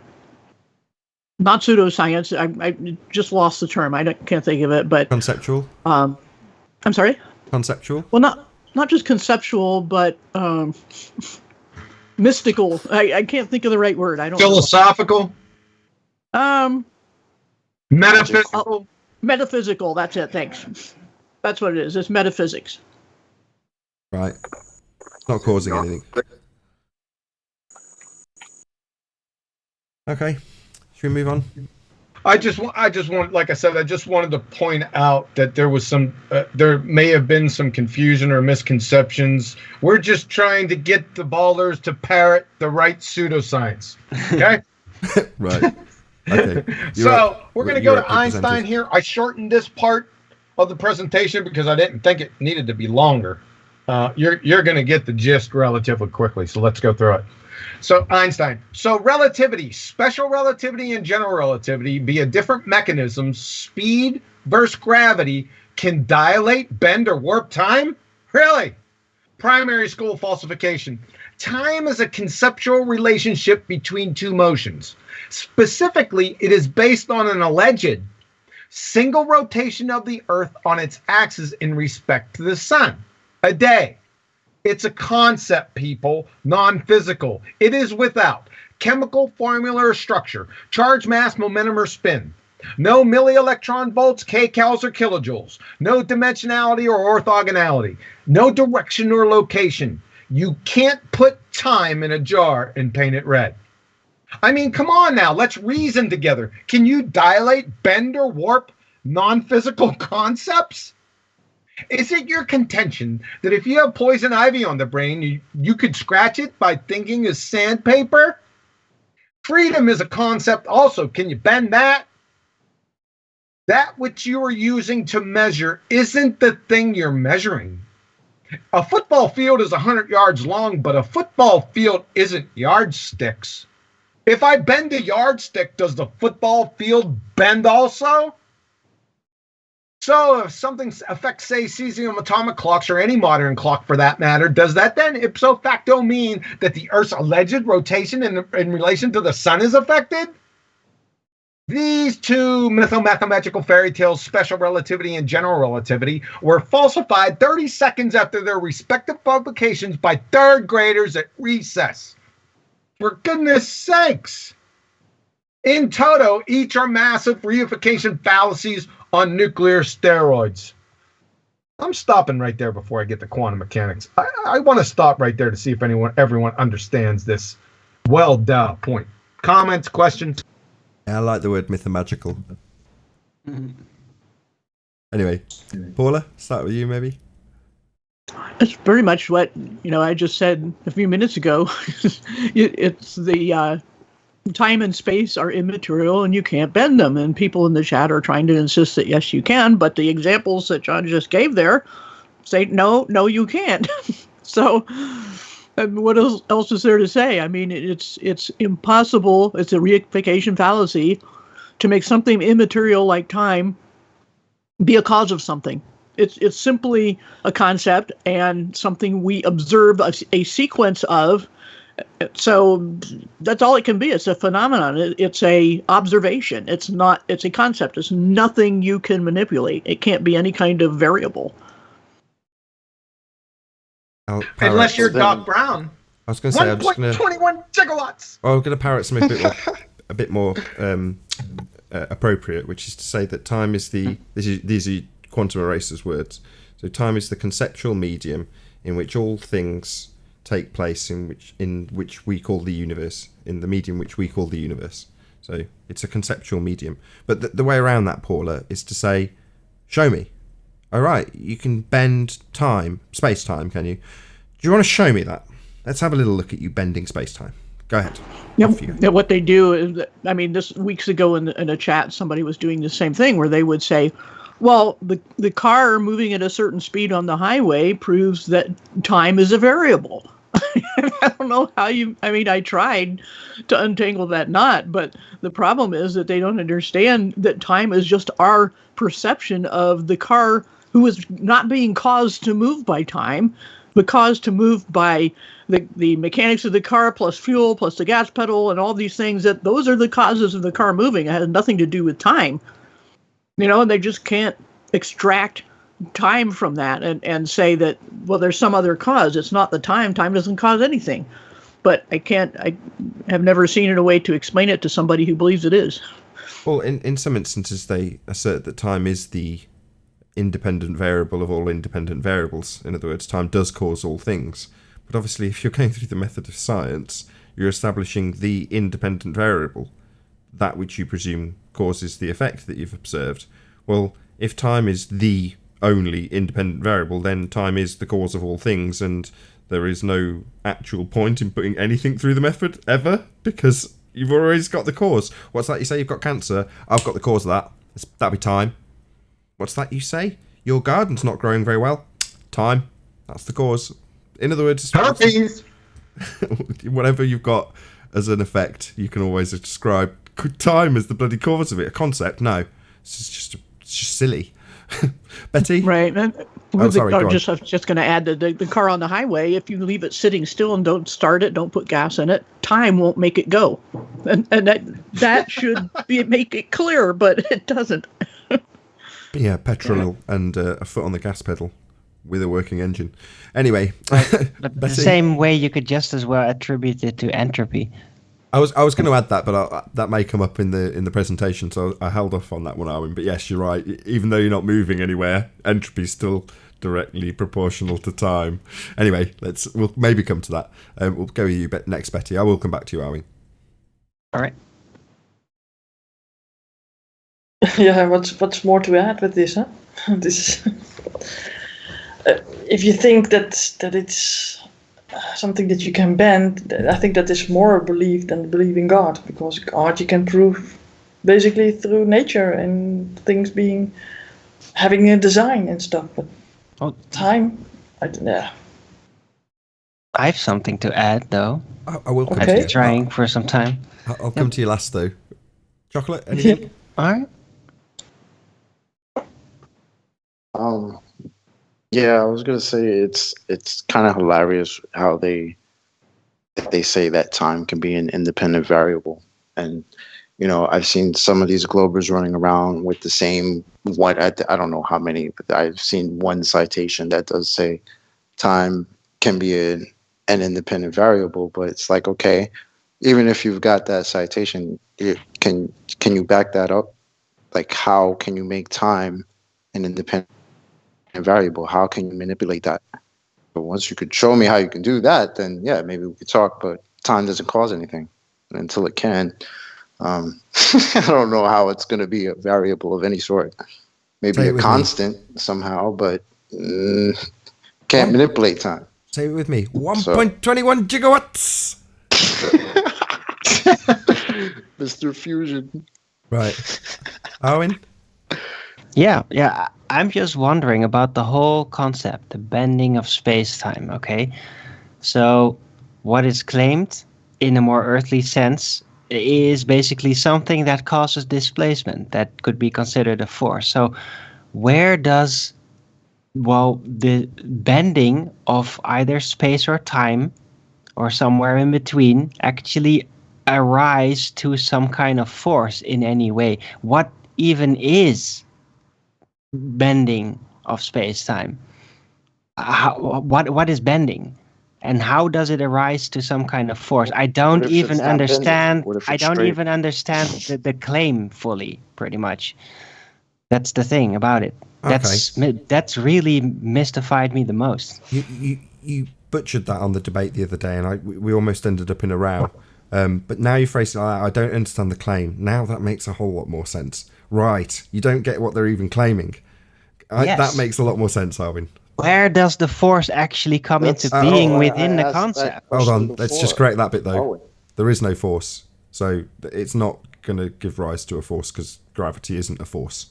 George Musa, 2019. Then what is it? What is actually happening? It's a non-force force that you can think of as a But force that goes to my manifests as a question. But force what is that's not a actually force. happening because of the bending of space-time then? Nothing happens. Generally, we've got equilibrium, unless something's maybe grown like an apple into disequilibrium and then some wind comes along. Or a helium balloon going in the opposite direction. You know, there's all sorts of things that happen that start with something in equilibrium and then it moves out of equilibrium.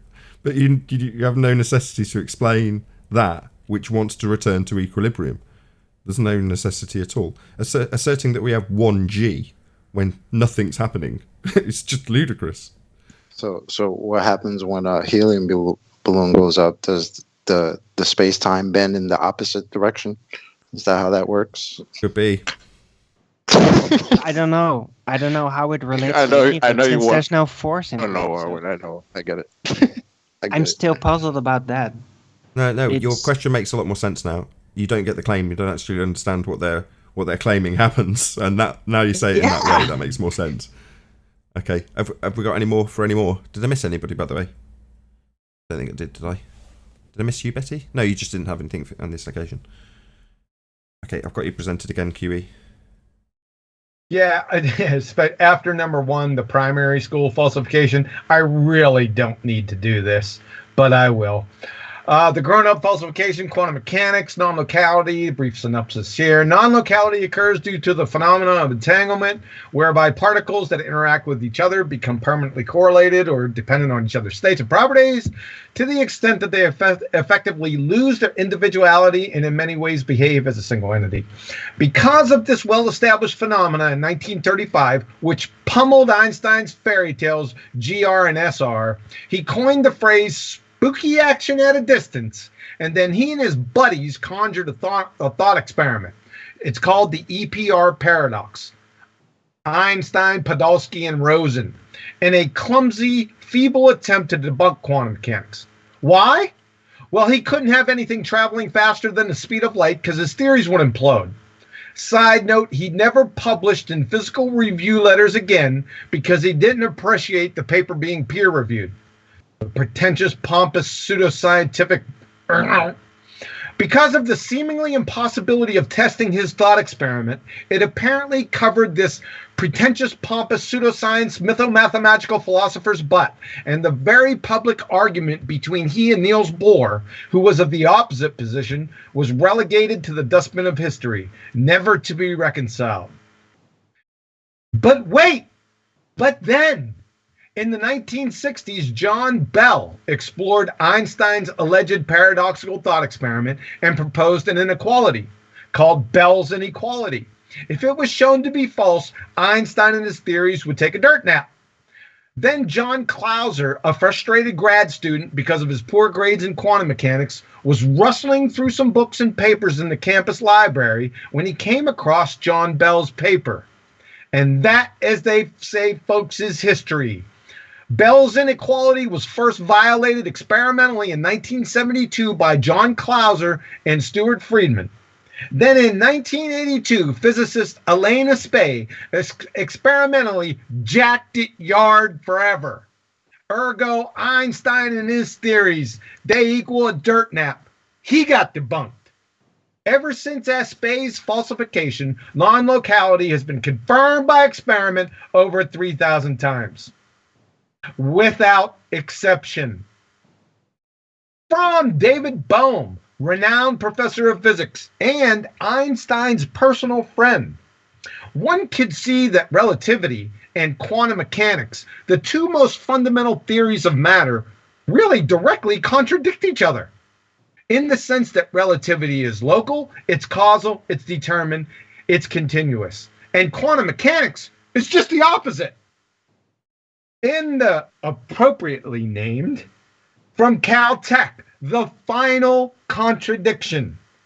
General relativity and quantum field theory are incompatible. Why do I get people trying to friggin' plaster these two together? Quantum mechanics and relativity. Why is that? Are these Ken Wheeler tattooed Jabba the Hutt junkies? This is inane. They are directly incompatible. Everyone knows this, so I don't know where you're coming up with this. Don't even speak of them in the same sentence. If I catch you, I'm going to rip you up. And remember, the laws of physics are always quantum mechanical laws. So, if the laws of physics are always quantum mechanical laws, and Einstein's fairy tales stand in direct contradiction to them, then where does that leave Einstein's fairy tales? Por favor. In this one. I don't know if people appreciate the gravity of the situation here. There are no known solutions for any of Einstein's field equations for two or more masses, people. This is known. I mean, this isn't a big mystery. Do you feel the gravity here? Pun intended. No solutions. Now, you go ahead and put the mud-filled cognitive dissonance glasses of the paradigm, of the Baller's paradigm on, and look up in the damn sky. Are there two or more masses up there? Yeah. But you can't use Einstein's field equations for any of that. Unbelievable. From their alma mater wiki, as the field equations are non-linear, they cannot always be completely solved. That is, without making approximations. For example, there is no known complete solution for a space-time with two massive bodies in it. There it is, right there. This is a joke. Alice in Wonderland has more veracity than this. And you see that non-linear phrase up yonder? That means the law of superposition does not hold. That is, you can't arbitrarily add additional masses to any of Einstein's field equations. You can't do it. Therefore, Einstein's field equations describe a universe with only one mass, or a completely empty freaking universe. I'm serious. Do you guys get this? P.S. Just like there are no married bachelors, there are no scientific theory equations. For goodness sakes. And another tiny little problem from the University of Warwick. That's up in your neck of the woods, Nathan. The problem is that the equations, that is Einstein's field equations, we require the energy and momentum to be defined precisely at every space-time point, which contradicts the uncertainty principle for quantum states. This is not just a problem at high energies or short distances. It is a conceptual incompatibility that applies in every lab. This is ridiculous, folks. Everyone knows it contradicts the uncertainty principle. Are you kidding me? Yeah, but they get people, Einstein's gravity, general relativity. Why? I don't get it. I don't. Would somebody explain this to me? Thanks for your ear. Have a nice day. Cool. Excellent as ever. Oh, got a lot of feedback. Before we open the mics on the Discord server, anybody in BALLBUSTERS got any comments? Not me. That says it all. Excellent presentation, by the way. Yeah, good stuff, John. Thanks. I got to Excellent. clean my screen. That's so. Okay, well, if there's nothing to add from anybody on the BALLBUSTERS side, we've got quite a few people in Discord. So, starting from the top. D, hello, can you hear us? Gleam's come Is off that demo mute. call me? Hello, Gleam, how you doing? Hiya, you good? Very well. I should turn that down, shouldn't I? Anything to add? Any comments? Yeah, I was going to add, in as much as I see the citation that QE's doing, but basically gravity has already been debunked and peer-reviewed to be debunked by science itself. Basically, if you pick three realms of science, one being the micro world, one being the macro world, and the other being the cosmic, then gravity only works just within the solar system, in the macro world. It doesn't work down in the micro world and in the cosmic world with the galaxy rotation curve problem. It doesn't work up there either. So they've already proved their own model wrong about gravity. There is not currently a theory now at the moment that is correct for gravity. And all laws of science, I'm sure you all know, need to be scale invariant. So they work in all three realms, no matter how big, no matter how small. Yeah, well Comprende? said. It was more of a comment to add rather than any conflict with what was said. I did follow it all, and everything seemed legit in what has gone on in science, where they've changed the concept, and that's still not worked. So it's more they know themselves that their own model's wrong of gravity. Right. And it was just to basically reiterate that point, hit home. Okay. Thanks a lot, Gleam. If I may add something, go aren't ahead. there also outsider scientists that are deemed pseudoscientists, maybe, that are trying to explain the entire universe in the micro and macro and the normal cosmos level, as it were, that they're explaining it through electricity in the electric universe? Isn't that kind of getting momentum as gravity is fading away? Yeah, I'm glad you mentioned it, Owen. There's a physicist who's actually a famous CERN physicist. He was a team member of the bubble chambers. He actually come up with all the analysis for how you analyze the actual bubble chamber. And he has actually done a paper, albeit he didn't actually publish it. It was one of his private works. He put it up on a standards document store site. But it's called Galactic Charge. If you look up for it, it was probably 2015, I think it was. And what he done is for dark matter, for the galaxy rotation curve issue, he used a pure voltage analogy, an electrostatic differential analogy. And even though he put a caveat right at the end saying, I do not support any electric universe theory, no one come at me, because he is an actual, obviously, in the mainstream. This is completely disconnected. It was just a thought experiment which just turned out to actually work.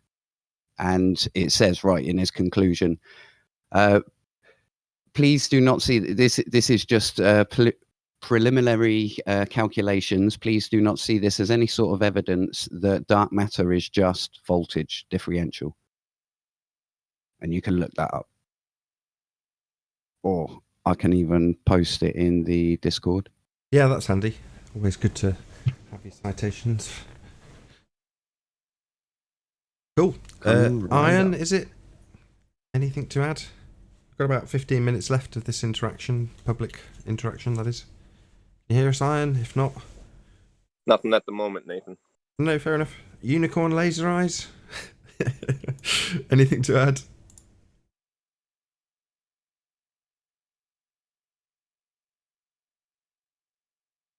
No, maybe not.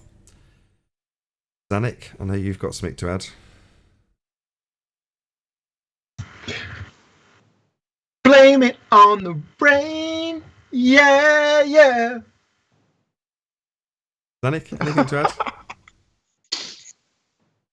Not, we'll move on. Is it Zuni? Saying your name right? Probably wrong. Zeus Zen 5, five. isn't it? It's like Zeus. Zen 5, can you hear us? Yeah, he's new on Discord. I think he had problems with sound and stuff, so maybe that's the problem. Fair enough. In that case, I'm more than happy to just chit-chat for the last 15 minutes of the live show, and then if people interrupt our chit-chat with objections about us talking about the reification of a conceptual medium that gets bent to bring rise to a force that's not a force but you can think of as a force, then maybe they'll interrupt. We'll see. Your mics are all open on Discord if you do want to join in the conversation. But yeah, excellent presentation, Quantum Eraser. Very well put together as ever. A few new bits in there I noticed, with the light of 2019 being quite useful quotes, shall we call them, from George Musa. Handy to have in your presentation. Yes, Nice. sir. Oh It's no, game not over, at all. man. Game over. Well, I was thinking more of, oh no, not at all, when asserting that they have no cause for gravity. Yeah, no scientific evidence of gravity is a housekeeping question for a reason. Any scientific evidence of gravity, George Musa? Oh no, not at all. Yeah, you just sit back and laugh. Yep, just like that. That's a good laugh. Can you do that again? Yeah, I'm still laughing.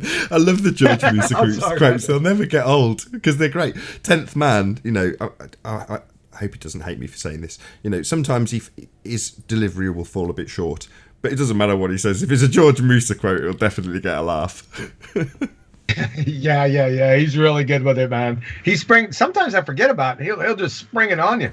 I'll tell you what, 10th man, 11th man, he's pretty deep. He's getting there. I was talking to, I can't remember who it was. It might have been Ranty, and he was saying, you know, everyone's got their favourites in terms of who they're following. And I was talking to him about 10th Man. He was like, oh, you know, I don't pay as much attention maybe to 10th Man as I do to Sleeping Warrior. And I'm like, well, okay, this is what I get out of watching 10th Man on the show. If you've watched his progress, because the guy's a very humble guy. He's like a really sweet guy. He's a farmer, and from the beginning of the show where he's kind of not said much, then he pipes up here and there, asks a few questions, then he started challenging people. Now he's a full-on debating flat earth ninja.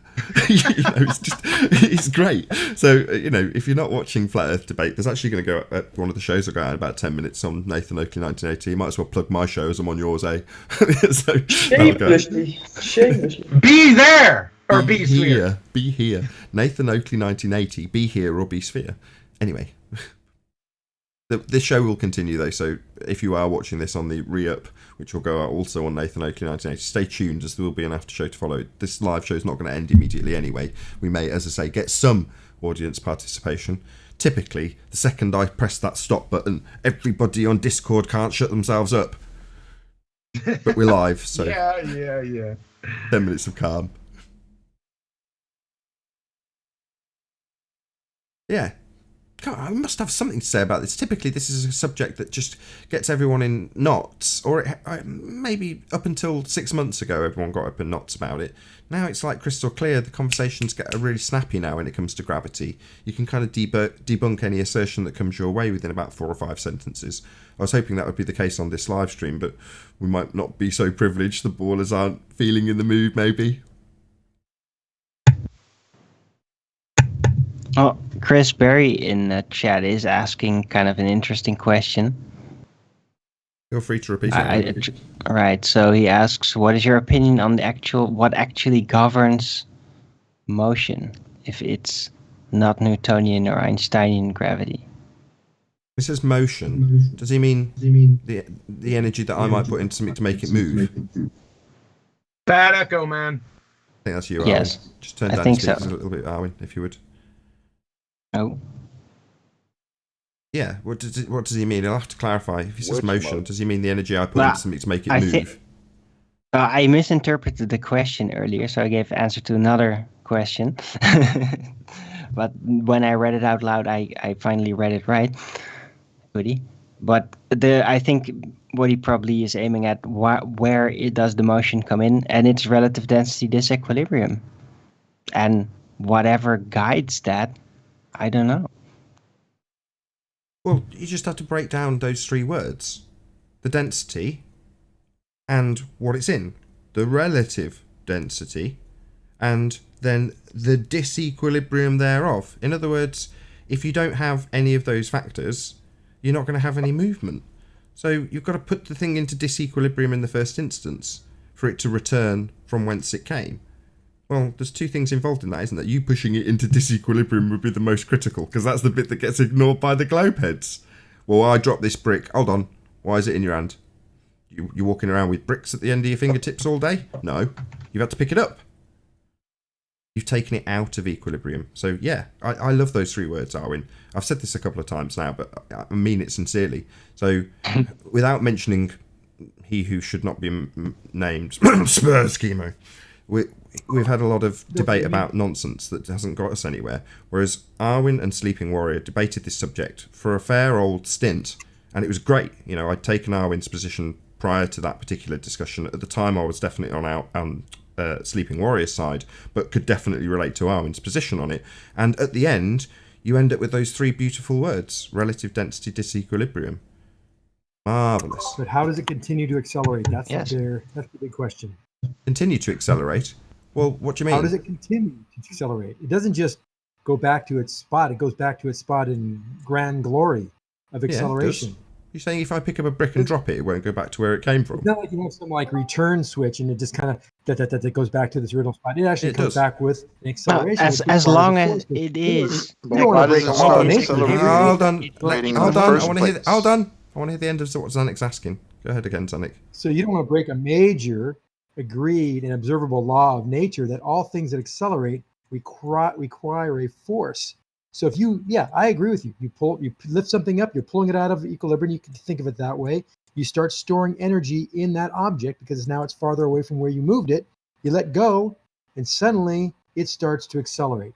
Yes, the cause could be you letting go of it, but once it's in the air and you're not touching it any longer, why does it continue to accelerate? Any Did you listen acceleration to requires this a force. I'm sorry. Did you listen to this presentation about your law? That we all agree on because it is a law, The law of Newton's nature. law that I just pummeled? How can you didn't whistle pummel past any the law. graveyard?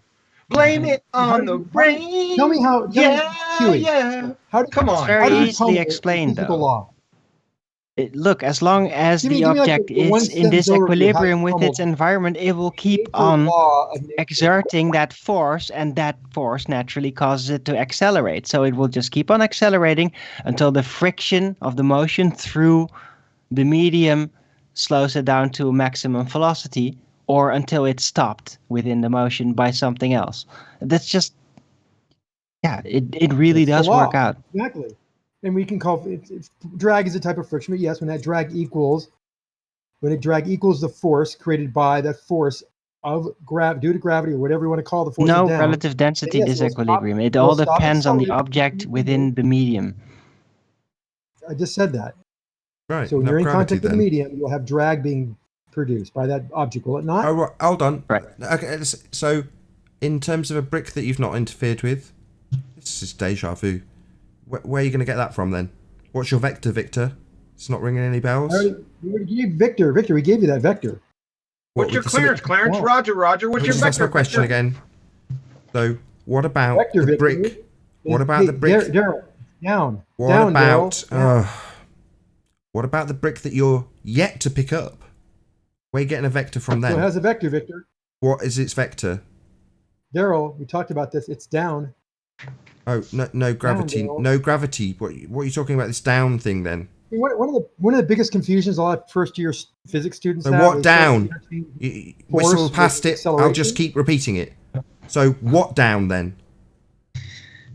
There's a force vector and magnitude. Is he deaf? What vector? Yeah, he no is. vector. I'm pretty sure Then he he is, says there's a because force vector. Now I'm getting bloody rumpused by Arwin. Well, I make the point that he immediately references a vector, but he hasn't got one. Yes, it does. Down. No, it doesn't. It's not moving a smegging inch because you haven't interfered with it, have you, Fundy? Let me finish. So people usually confuse acceleration with force, right? And so that is the difference here. We're talking about a force without an acceleration. And that seems like contradictory to the law. It's not when you have an opposing force of equal vector and magnitude. That's called zero net force. You know, What you law is say that, when there's by the way? nothing. Sorry, That is law of Newton. That's basically the goody. basically the first or the Newton's third law, law. you mean the ones that I just debunked over the I past didn't hour and a half? Prove that a law is only negated when it can be disproven. Show me in nature where you can disprove No, that. you got to prove them first. Give me your scientific method. Show me something that does not that moves and accelerates without a force. Show me. I'll wait. Here we go. Right, it's the force that's in contention. Hold on. Dependent A variable. brick Let's laying on the ground still is not in equilibrium. It's not resting within a medium of equal density. It's still sitting in air. It's being stopped by something. So there's still some force going there because it's not in equilibrium yet. Has to be floating into something that has an equal density in order for that to stop. Okay. That's not true at all whatsoever. You just made a completely incorrect statement. When I have a lead ball sitting on a table, there's a differential density, but the lead ball doesn't go through the table. That's structure. Oh, now we have another term called structure. Please define structure. The structure is not the density. It's comparison of a cubic unit of volume. That's density. So you have to have an equal amount. So you can support a brick with a net. You can support a brick with a net. Wrong answer. Next up, evening there. Hear the whole answer. You're going crazy. That's the standard orders. Surface tension can stop. Hold on, don't also rumpus him. You can't make up shit on the fly here with me, all right? That isn't. Look up the orders of magnitude of density. Stand for it, and I don't stand for it, all right? You can't just make up the structure. That's why it doesn't move. Right, let's. He's not listening to me. I'm not going to let this happen in the last 2 minutes of the show. Do you want to repeat what you said, Gleam? I've muted Zanuck so he can't disrupt every word you say by going. Yes, definitely. The structure part is a cannonball can be caught in a net. Now, obviously, the density of cotton versus the density of the cannonball material is completely different. When you're talking density and comparing the medium versus the actual object, it's Archimedes' principle, which is the basis of that will determine wherever you've took it out of rest will be the direct vector, and you lifting it out of equilibrium will cause it to have a gravitational potential energy, which is the correct wording for it. It's that gravitational. Is that a natural buoyancy thing? Is that an electrostatic field thing? Or is that a gravity thing? There's only two of them that are tangible. The gravity is the intangible, unknown, unproven stuff. What makes the electrostatic field more tangible than the gravitational field? I see it as electrostatics is involved all along the way from the formulation of matter itself, elements and whatnot with the chemical bond, right the way through to your interaction to actually pick that brick up. I just posted it up in Discord a couple of minutes ago. If I could explain the whole process without even mentioning the word gravity and just using Newton's laws and a couple of principles which are common in physics. So Newton's first, a brick on the floor will stay on that floor until you apply an energy to pick it up. Picking it up requires this energy input, which is stored as the potential in the net system. You, brick, floor, air. Okay, so you actually gripping onto it, you must overcome its own weight, its own mass, and lift it proportionally. And the more you lift it away, the more gravitational potential it'll have. You can hold it there for as long as you want, but it will still have that same gravitational potential energy. So then as soon as you let go, you release that gravitational potential energy and it returns to Earth, to its rest point where it is naturally at rest. And with that, I'm going to say, if you are watching this on the Nathan Oakley premiering stream, then stay tuned, as there will be an after show to follow. First and foremost, though, a huge, massive, enormous thank you to Paula, Betty, Chocolate Sane, Arwin, and of course Quantum Eraser for making this Ballbusters possible. And again, a massive thank you to all of the Discord server for making the interactive part of this live show possible. Be sure to smash the PayPal link in the info box below this video if you'd like to support this channel. As I say, stay tuned if you're watching on the Nathan Oakley premiering stream. I've been Nathan Oakley. Another huge massive thank you to all of the Ballbusters team, and I will see you all in the next Ballbusters.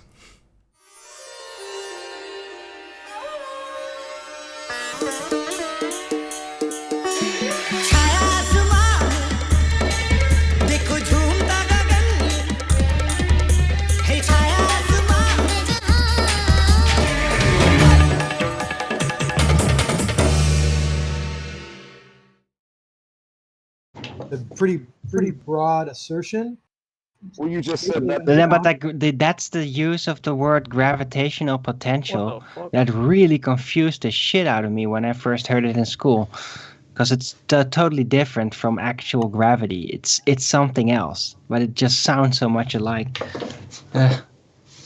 But you defined it properly. Gravitational I can potential hear it. energy is defined as the energy present in a gravitational field, just as electric potential energy is the amount of potential energy in an electric field.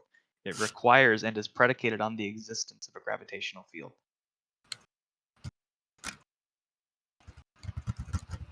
If gravity Yeah, doesn't without exist in gravity, the there way is it's no described as, gravitational could we just call it You can call potential but you can energy? call it something different. Right. No, but the thing is that it is basically, it's still an isolated technical thing. It as you just described, it doesn't require actual gravity to be there. Oh, really? It's Except that it does. interchangeable. Absolutely, it does. That's by definition, it does. No, it doesn't. What? What's gravity, Zanuck? Gravity causes a force. It's a technical Things corner weight, thing, and it's and weight interchangeable. will give acceleration when dropped. And Isn't the the weight from air gravitational pressure? acceleration will be proportional to the mass and the distance above a surface, its travel. Force is all there. It's disproportionate. It follows the inverse square law. I mean, what do you want to know about gravity? I mean, we all know these forces exist, and this is basically a law that we all can observe, measure, quantify, repeat, add water, repeat again. It's all there. Well, I want to ask a question about gravity. Formula, you can just replace it with relative density disequilibrium, Right, and it works actually, out perfectly. Please show me, predict the falling of a 1 kilogram apple off a tree and predict its speed without using gravity. Go ahead. Predict its velocity at any point in the movement of We that would apple have off to the- understand the relative density I'm waiting for differential approximation. influence. How Predict much gravity. Let's see will it. the difference see it. of the density have an influence on the acceleration? Does the density have That any should be acceleration? Not on its own, no. Yeah, it should be Density is testable. not a value that has Definitely. any relevance in acceleration. No, You you need just many more factors take different to make that setups with different objects in different types of mediums, with densities very off one another, away from one another, like a lead ball in a gas or in an air chamber, up until the egg in the water, very close to one another, and just see, okay, if you drop it, how fast does it accelerate in the medium? And then you can get it. We can detract a differential from that, and then we can insert that. You got a 1 kilogram lead ball going through water. Tell me the acceleration that'll achieve. Go ahead. Yeah, go I ahead. don't have you that widely misunderstand. available, dude. No, Because you won't be able to- misunderstand. You won't be able to give me the equation. Give me The a me- high-level You equation. didn't listen Something to The a word I measurement- said, did you? imagination, and give me something that I can sink my teeth into, that I can calculate that and You predict. misunderstand. You misunderstand I'm completely. not misunderstanding anything. You do. The measurement doesn't change. The observation doesn't change. Of course It's it does. It's the concept behind. No, I want you to predict. See, that's why science and physics is But so can you valuable. use that Because concept to make rational and accurate, evaluations of how a system will Yes, respond? absolutely. sorry. You switch that concept. In Sorry. utter Go look in- detail. go look in the Sorry, chat. was I that, just- Much was that more sorry to interrupt? Sorry to reliable than the interrupt. gravity theory, Sorry I to can tell interrupt. Bear with me a second. Sorry, accurate what now? Would that be like a prediction? Sure. Oh, right. In science, we have these things called hypotheses. They would be scientific predictions. Ever heard of that? Hypotheses? Of course. And is that My this? hypothesis is that when an apple Zanik, drops, I wasn't talking to you. You ever heard of those? Yep. Of course.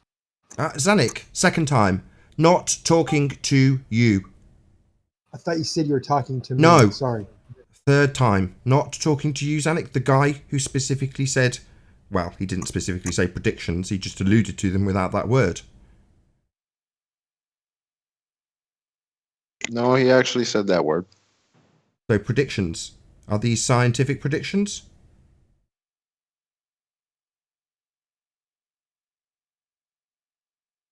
Do they have to be? Or Well, the thing about science is the end result is an empirical, established cause of an effect. Now, you can juxtapose that well, with then sure. mystic... I I hadn't suppose finished my that's what I'm asking sentence. for, then. Was I still in the middle of talking? What's your problem? I said, what's your problem? I don't know, the same you had when you were sorry to interrupt the middle of our discussion. I'll do what I like. I run the show. Nathan, we agree you're on Shut the show. up! Please get Shut to up! Get to the point. Shut up, Get to the Zanik, point. or I'll kick you out. Shut up, I'm talking to somebody else. That's not you. Fourth time I've said it. All right. So these aren't scientific predictions. They don't have an empirical result at the end of them then when we're using these models or using these concepts to predict what might happen in reality. They don't have empiricism at the end of them then. I wasn't making any claims about our model. I was asking if there was one for relative density. Who cares? I do. I seem to inquire about that. That was what we were discussing. Yeah, but who cares? I do. I answered that already.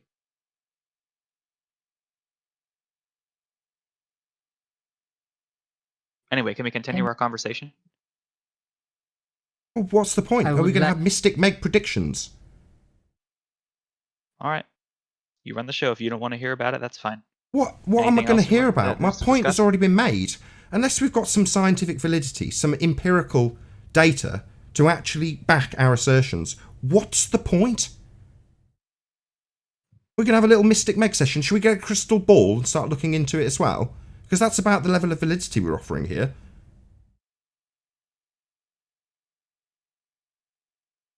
And I've put in the chat exactly what it mispredicts on. So if it mispredicts, it's not correct, is it? Oh, right. Lacking empiricism.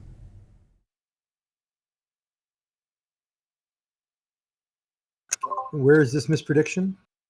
In the galaxy rotation curve problem. This is why you need 95% of the model to be invisible dark stuff to pad it back out to match observed reality in Can we comparison walk to the forward, predictions. Ron? We talk about objects on the Earth that we can actually test and observe, rather than Well, things the whole of these problems have come from the theories we've built based on a sphere. Einstein's predictions and laws have They fail. Yep. They failed now. I thought they superseded the Newton's. Yeah, this is why they updated the model to the lambda CDM model, i.e. Yes, the I dark matter, understand. dark energy model. Would you not agree that a ruler is not as accurate as a micrometer in measuring you- distances? Okay, would you agree that a 1 meter ruler would prove that the Earth is flat if you measure every square meter of the Earth? No, not at all. So that's what you're saying. On short distances, yeah, gravity works, so it must be real. But on long distances and really tiny distances, it doesn't work. It completely fails. That's We'll forget false. about that. That's a false equivalence. It's not an equivalence. It's does it work or not? Can it predict or not? And can in the predict. case of, yes, Ruler in the solar prediction. system, that's it. A ruler cannot Outside be the solar system, it fails drastically. a ruler cannot be used to measure curvature. Prediction of GR and SR fail on galaxy rotation curves. It's A ruler literally can be used to measure short distances peer-reviewed. accurately, like a micrometer can measure things much more accurately and much more resolution. The predictions So don't the fail. other- They don't even have a prediction. They don't have a hypothesis. Who doesn't So have how it? can Who's they? the non-existent thing fail? What non-existent thing? There is no hypotheses for any of the principles that were dreamed up by either special relativity or general relativity. None. Zero. Really, we have predictions of how things Yeah, fall post one. through the wazoo. Everyone has done Post those one. tests. Yeah, you got sorry, nonsense yes, out this the is- wazoo. this is what Blame I- it on the rain, Sorry, son. I just literally covered this. No, It was met with it's silence, Quantum Eraser. Yeah, that didn't I? Am I on acid? What the hell? I just covered this 2 minutes ago. Did I not just cover this with what was it, Emerald? So what I kind of had it. predictions I are had they? True. Are they Mystic Meg predictions, or are they scientific predictions with an empirical outcome at the end? I'm pretty sure I just covered this 2 minutes ago. Maybe I am just having an acid flashback. Shrooms and cough medicine. Maybe no. Can I just expand a bit on the gravity? No, hold on a second. Hold on. We'll get to you in a minute. Have Zanuck post the hypotheses for any of the principles in special or general relativity right now.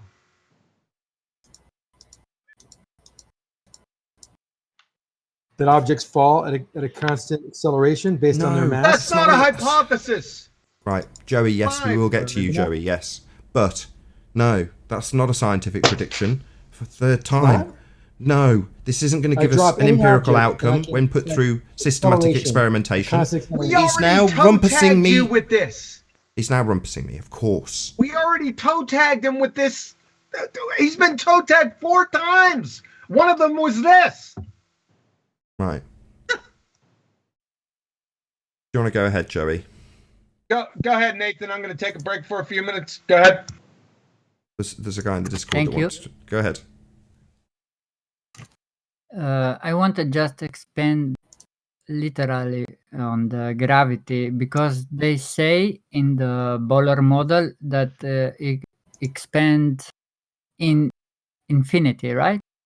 So basically on that model, all the gravity should always pull in some way.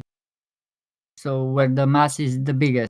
And basically we will see only big chunks of nothing in the fake space, right?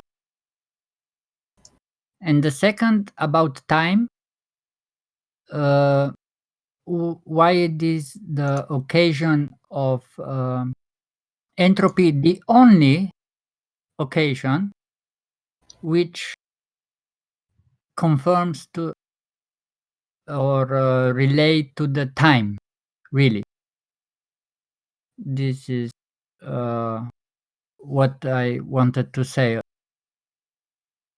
I hope you understand me. Not entirely, if I'm honest. Are you asking why time is proportional to entropy? Not proportional, but including the time in the entropy. Basically, the formula, the equation of the entropy is the only occasion which traps or take time from reality we observe. The only formula. All others are just something like relative, or I don't know. It's not really based in reality. Why is time a factor in entropy? Because the entropy always increases. Right, but you're asking What for does the that mean? cause. Didn't we covered this on the show as well? Natural laws, Yeah, but they're not going you through have the a new player. method. I want to see Of what course, his I'm in the middle of answering, so that means he has to continue talking while I start answering him. Yeah, these are natural laws. They're not going through the scientific method to establish the cause of them. Please do. No, they're not. I'm going on mute. Talk about it. It was said it on Let's the hear show. the definition of what Zanuck, It's just like you didn't listen to a word that was doesn't said on the cause entire anything. presentation. You didn't listen at all. I did. No, I It's as if just you're want, saying, why not we establish the cause of why is 2 + 2 4? I mean, what's really going on there? It's just a fact, and we move with that. Oh, what Because what I don't get, and it's not from you, Adam- Zanik. It's from the guy asking the question. Is he questioning the validity because within that law you have a concept of time? Is that the He objection? said it with time. I asked him why Again, time is a factor. second He said time, because not Zanik. Do I have to, every time I address anybody, say 4 times that I'm not talking to you, Zanik? no, because interesting thing is the entropy is the only, let's say, real event which is connected to the time in our reality. I Right, hope but I it's phrased it not right. causally linked. You know, entropy increase versus time is not asserting that time is the cause of entropy, but with time you will see entropy. Yes, I was not talking about cause. Sorry, maybe it's better I shut up because I don't know how to explain myself. Sure, yeah, maybe write it down and then put it in the live stream chat when you formulated it into a question that makes sense to you, because at the moment I don't really understand what your question is. I get that time's a concept and perhaps that might be an issue in terms of the description of this law, but when explaining entropy versus the conceptual medium in which all things take place, entropy is something that takes place. So I don't know, yeah, maybe write it down. Okay, Yeah, thank you. Josie, if you want, you could, if you want to write it down, you could send it to me on Discord, the message or the question, whatever, and we could talk about it. And I could share it or whatever. If you want, of course.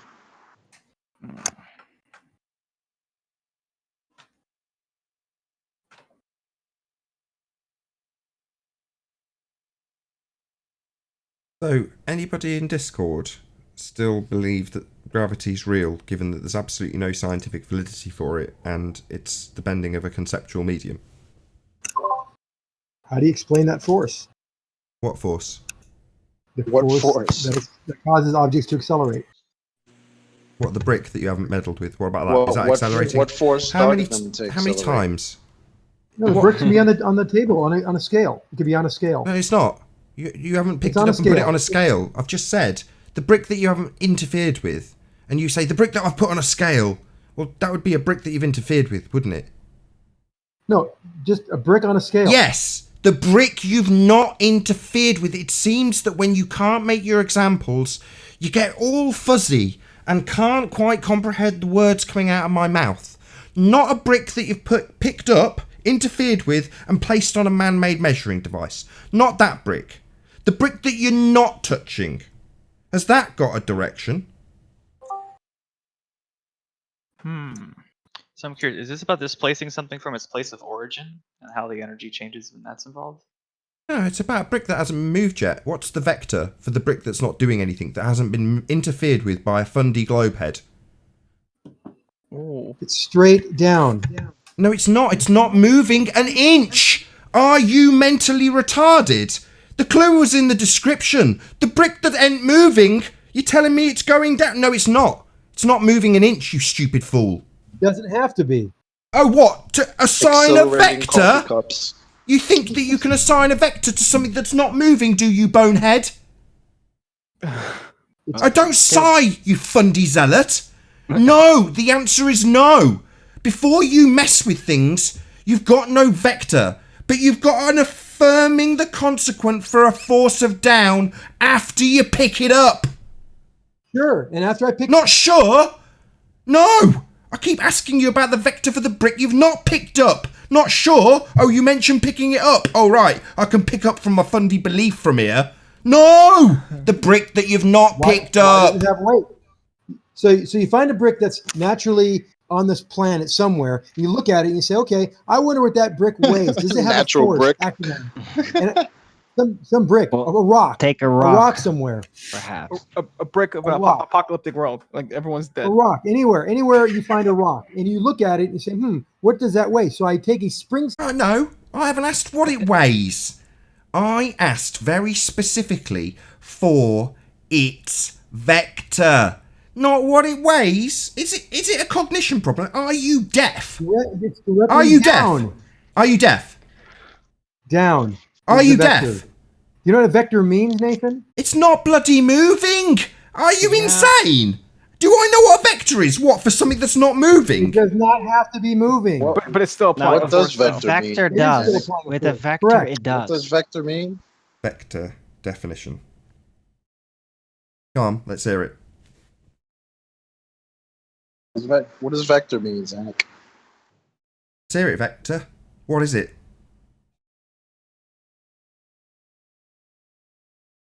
Rich. What? Let's just simply say vector is a direction. So every force has a vector and a magnitude by definition. And the vector of any force will be a direction that force is being applied. And the mass that it's being acted, that you're acting on will move in accordance to that force as long as you have a net force. Quantity of having That direction. acceleration will be proportional. Sorry, a quantity to of having that force direction. and the Direction. mass. Direction. How does something that's not moving have a direction? It doesn't. But he seems to think that by asserting that I don't understand not what a what he vector is, said. he's going to get around the fact that the brick isn't moving. Qualified in the description of it not moving. But he's got to assign a direction to it, and it's ridiculous. Acted upon. See, Yeah, no, but I think motion the is confusion pretty comes much in. You guys are asking conjoined for what with the the vector, object so vector is. You're saying what's its vector. That's not what Xanix's talking about. He's not saying the object itself has a Oh, vector. that's not what Xanix's talking about. I'm the one asking that question. Yeah, what Xanix's talking about, he's just not answering me. There is a force and a vector. Nothing's moving. Stop asserting your fundy bloody force. Yeah? I'm asking you a simple question about something that's not moving, and no matter how I phrase it, you make it move, don't you? No, I don't have to. The rubber band does not move. A rubber band? What about a brick that you've not interfered with? Pressing a spring does not move. What about a brick that you've Yet not touched? it has a force and What it about has a brick? vector. About a brick. Has that got a vector? That you're not moving, that it's not moving, that you haven't touched or Yes. interfered with? Does a rubber band not have a vector of force? Seems like he's making different examples. Yeah? What's going on?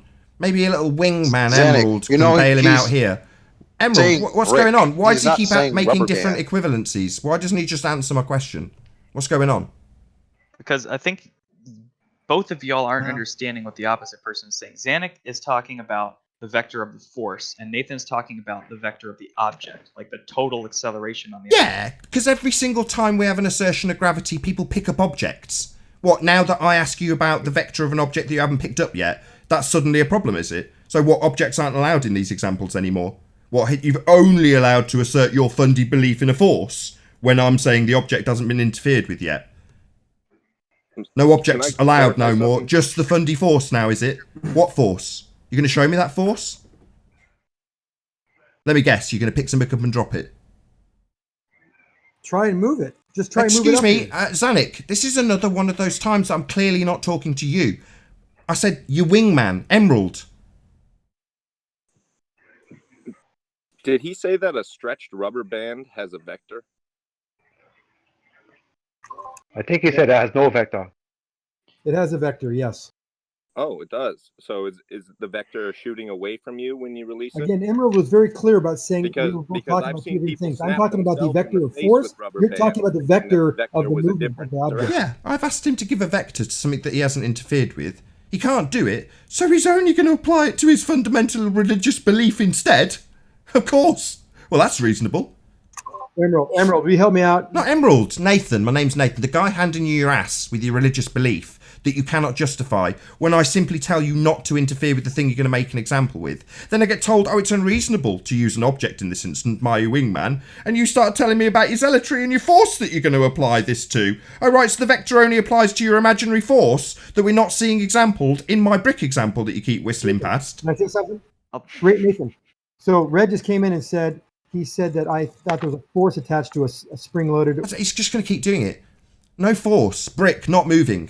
No vector, no force to assign. But you're just going to ignore that and just assert that there is. You are a fundamentalist religious zealot. No. If I have a... If I let... Say it. If I have a force, if I've got my fundy belief in gravity, Question, will it not? Gosh.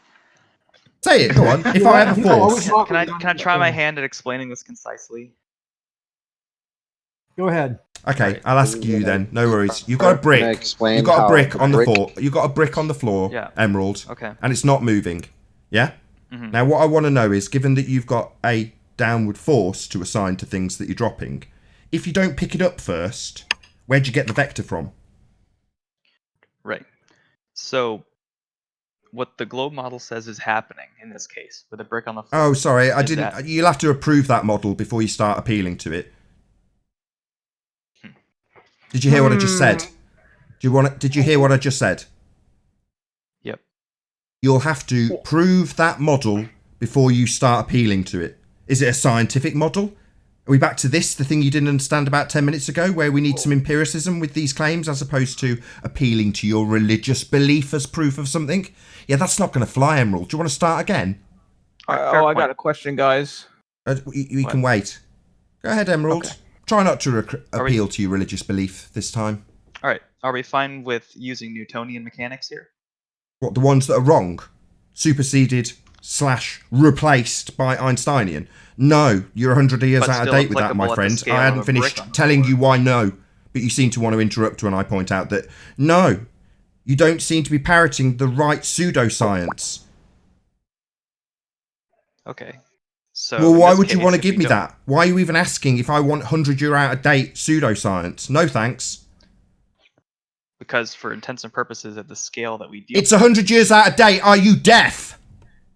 I heard what you said. So why are you continuing to tell me why it's justifiable to use out-of-date pseudoscience? Because Is that you not asked sinking in, Fundy? No. Do you not like that word? Try to parrot the correct part of your own bloody religion. So, brick, not moving. Where are you getting vectors from for your Fundy downward force that's not happening before you pick it up?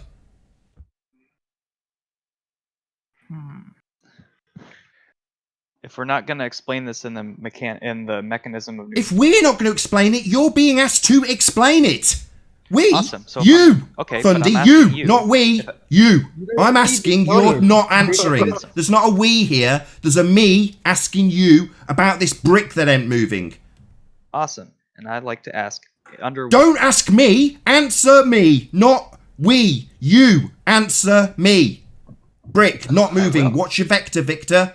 Hello. You got a downward force to assign. Where are you getting it from? Hello. Forces are a construct of Newtonian mechanics. So ask Sorry, are you deaf? Are you fundamentally retarded or deaf? Because I've already said you're parroting the wrong pseudoscience, brain dead moron. Yes, I know. So stop doing it. Forces are part of Newtonian mechanics. I don't You care. barred me from talking I about couldn't the care mechanics. less. And time dilation is part of Narnia. So does this have any relevance whatsoever on the current subject matter, given that that's 100 years out of date and the incorrect, wrong pseudoscience? So you say. Not so I say, fact!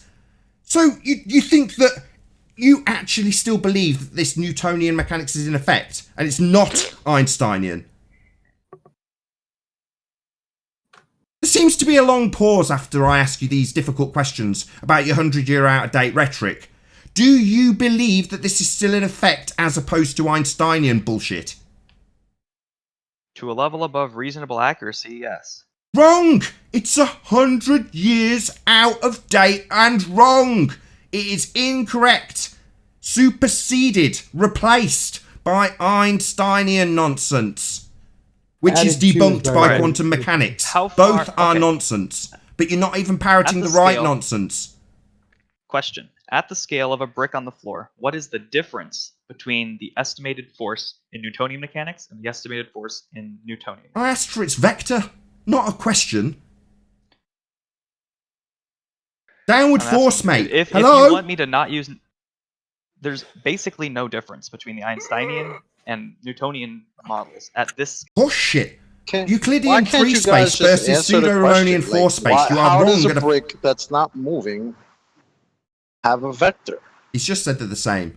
No. They're not even in the same the equivalent to geometry. Euclidean space. They're not in the same geometry. Nathan, can I If ask you you say about they the are the same, Emerald, Show A me manifold that. is by definition Talking. at the I'm limit talking. equivalent to Trying to Euclidean talk. space. Trying to So talk. yes. I'm trying to talk to get you to back your claim that they're the same by showing us the mathematics being translated from one into the other. Show us that now.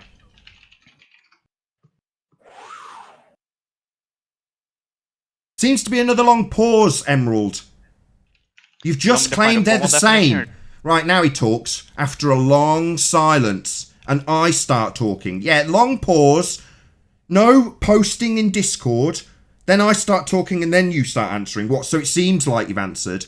Let me just make it abundantly clear to my audience. They do not translate into each other. You claiming that they do is now being challenged.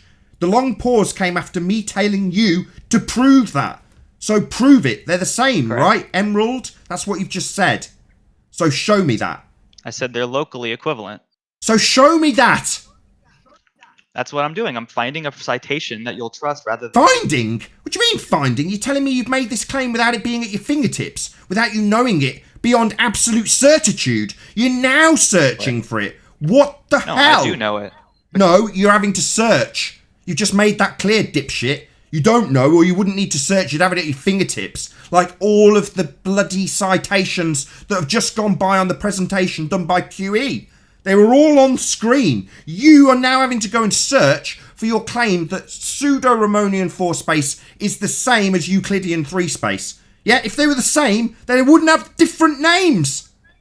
I said it's locally equivalent. It's not. They are fundamentally different.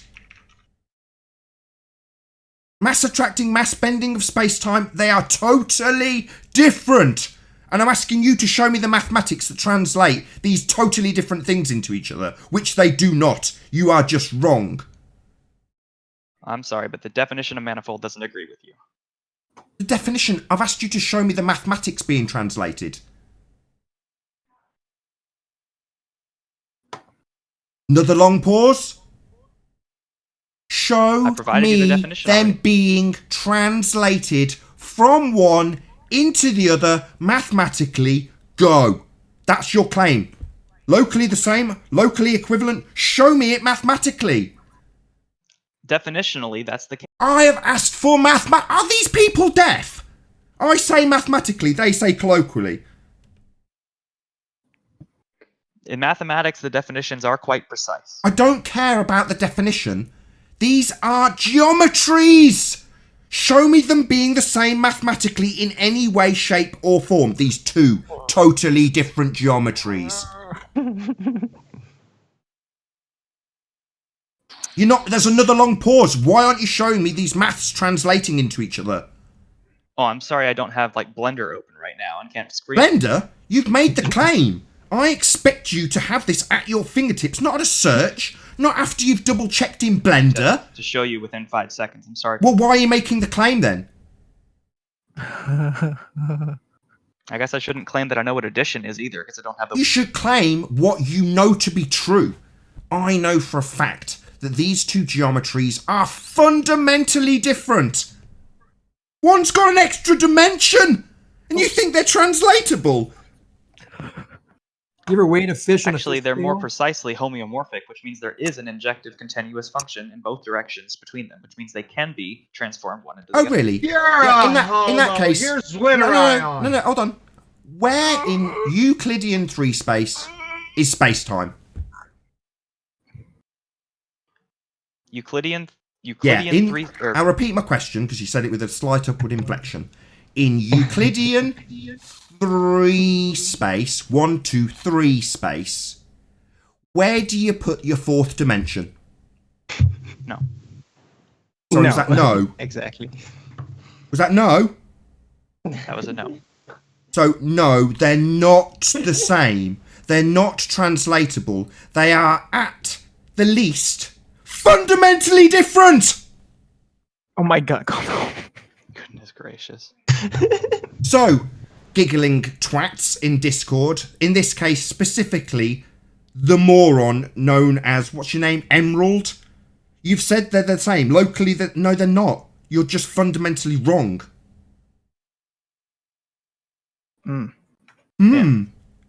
Yeah, you're wrong.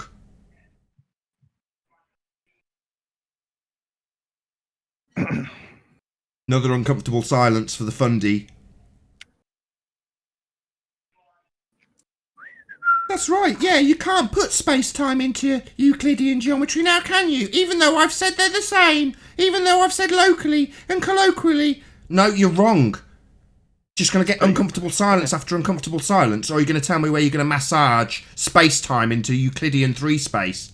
Dick. No, I'm just going to sit and enjoy this. Enjoy what? Me taking your assertion that they're in any way the same to pieces by asking you where you're going to insert space-time into length, breadth, and depth. You're not going to, Dick. You're just wrong, Dick. You're a moron. Oh my god. All right. Yeah, not all right. Why did you claim it then? With your little searches and your claims of doing Blender searches going forward into the future. Just a fundy parroting idiot. Why did you get the idea that they were the same, moron? Why have you parroted this nonsense that you were incorrect? Who told you they were the same? Because you need to go and tell them how embarrassing it was for you to parrot that nonsense when you're fundamentally wrong. Who told you that, Emerald? It's fundamentally, yeah.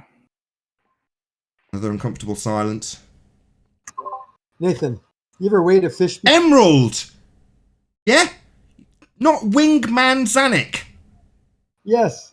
No! Have you ever weighed a fish before? Let's just shut Zanuck up, because he clearly wants to salvage this dick known as Emerald No, from I don't. having his toes burned. So let's shut Zanuck Oh, up no, and my see poor how he toes. gets on without What do you Zanuck about to that? salvage a little rescue mission. You're wrong. Other than uncomfortable silences, and you not telling me how you're going to massage space-time into Euclidean 3 space, we've just had zero reaction.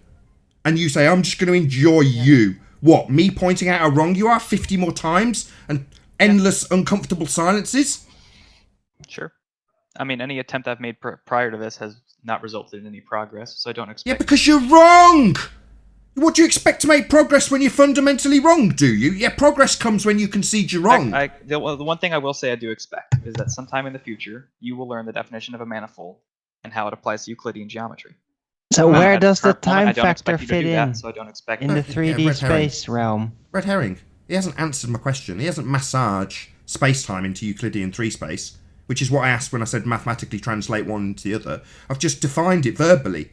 How are you going to get the fourth dimension into length, breadth, and depth? Answer, you can't. The non-time dimensions of Riemannian force space, which are 3 dimensions, can be homeomorphed into Euclidean. And where'd you put the fourth? In the 3 dimensions, that is. The fourth is time and not a spatial dimension. Yeah, and where's that in Euclidean? There's time, is there, in Euclidean 3 space, length, breadth, and depth. There's also time in that 3 space. No, didn't say that. Oh, so no! So you're telling me there's an extra fundamental part of the Einsteinian mechanics that simply isn't even there in the Euclidean? Wow, it must be so difficult to translate these non-translatables into each other. Maybe you'd like to show us that, or concede that you're just in the case fundamentally wrong. of moving, there is no difference. No Because it difference has to do between with length, relative- breadth, depth, and length, breadth, depth, and time. Yeah, they're fundamentally different. One's got an extra dimension, a conceptual dimension of space-time. They are fundamentally different. Are we going to do this indefinitely? Are you going to enjoy me humiliating you for Do the you next wanna do this 4 indefinitely? more hours of Emerald not conceding that he's wrong on a fundamental level? No humility, no shame.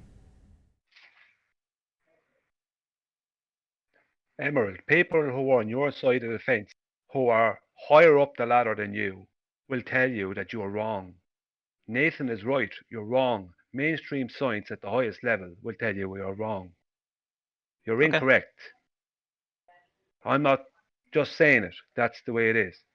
If the bridge was there, even theoretically, it would be findable. It's not. After, what is it now? 100 years? 80 years? Yeah. It's not there. They've just been waiting for Emerald to come along with the Blender program, apparently.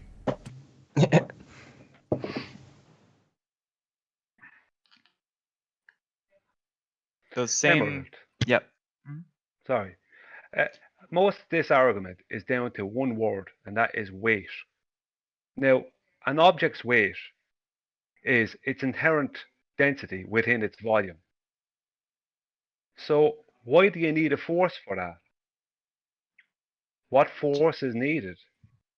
To produce an acceleration?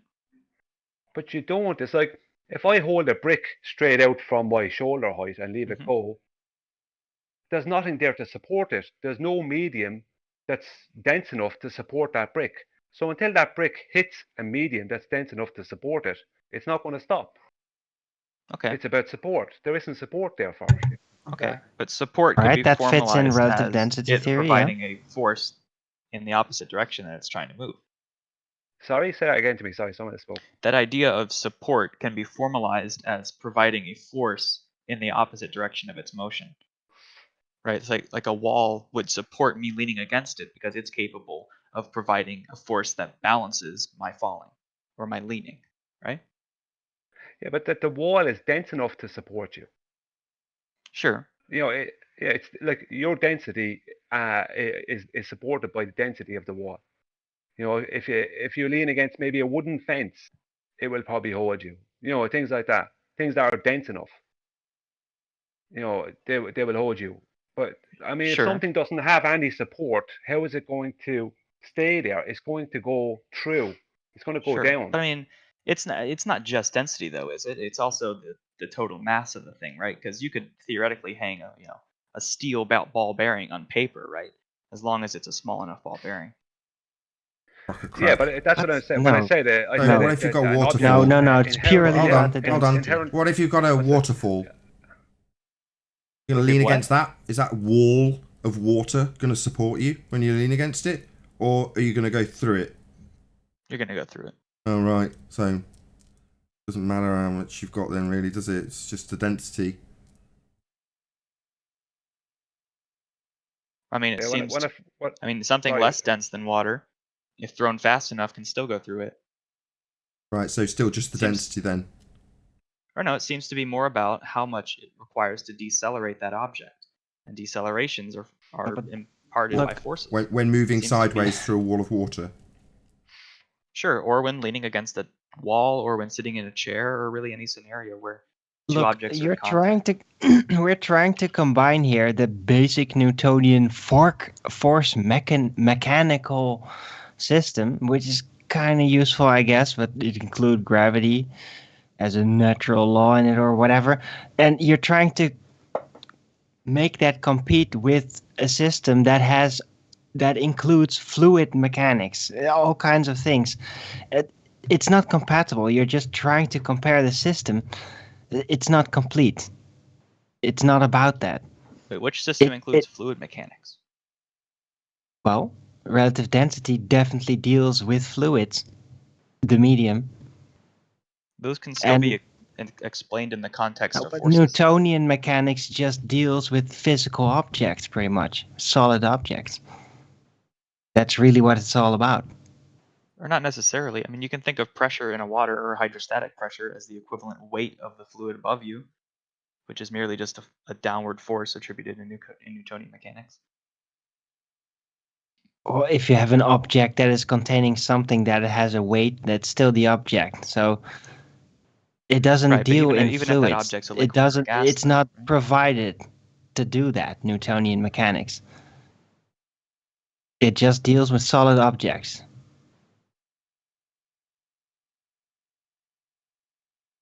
Edward, what I originally said to you was, I might have broke up while I was saying it, was an object's weight is in correlation with its inherent density within its volume. Right, but So, I mean, the term, yeah, the term, yes, you'll for, hold the a very term small- for density, Yeah. including its volume, is just mass. Yeah, but does that mean what I said was wrong? You know what I mean? It's like No, but I mean, there's probably a more concise way to say it. I think there's like a term Yeah, but the- specifically for combining the density and the volume. Yeah, but there's a reason I don't use the word mass, because people separate the word mass and weight all the time. And that comes from gravity. It's like Right. the belief that if I'm on the moon, I'm only 1/6 my weight, but I'm of the same mass. That's where it comes from. So that's why I make a point of not using the word mass. I use it sometimes, but most of the time I try not to use the word mass. I normally use the word volume and density within each Okay. other. You know, for that reason, because when you start talking about mass, then you're talking about mass, which is separate from the word weight, and then the two of them become separate, if you understand what I mean. Whereas by saying I get what you mean. density, the inherent density within a volume, then you're speaking about both mass and weight. Mass is basically weight in a vacuum. It's an interesting take. I mean, I will concede they are directly proportional to each other. I think the problem that on our side that's been going on is that there's no demonstration of mass and weight changing. How do you demonstrate physical demonstration of the mass and weight of an object on the ground changing? I think the easiest way to try and show that is the difference in how hard you have to push something side to side, given that it's not like at immense friction with the surface it's on, compared with how hard it is to lift it up and down. Because what you'll find is that it requires more force to lift it up than it does to make it move to the side. Whereas, yeah, but at least in Newtonian mechanics, more Newtonian you're only mechanics, working goody. What's that? But anyway, but I wanted to when insert you're this for pushing some time before everybody got grilled about the whole gravity issue. But again, I want to repeat myself. An object sitting on the ground or whatever solid ground is going to still exert pressure because within the medium it is in, it is still not in equilibrium. A rock is a lot denser than the gas it is surrounded with. It just happens to be stopped by something that is so solid that it can no longer maneuver. And then when that happens and it's still in disequilibrium, it's going to translate that motion into pressure instead, locally. That's how it works. Pedantic but correct. Yes, fall arrest is what you're describing.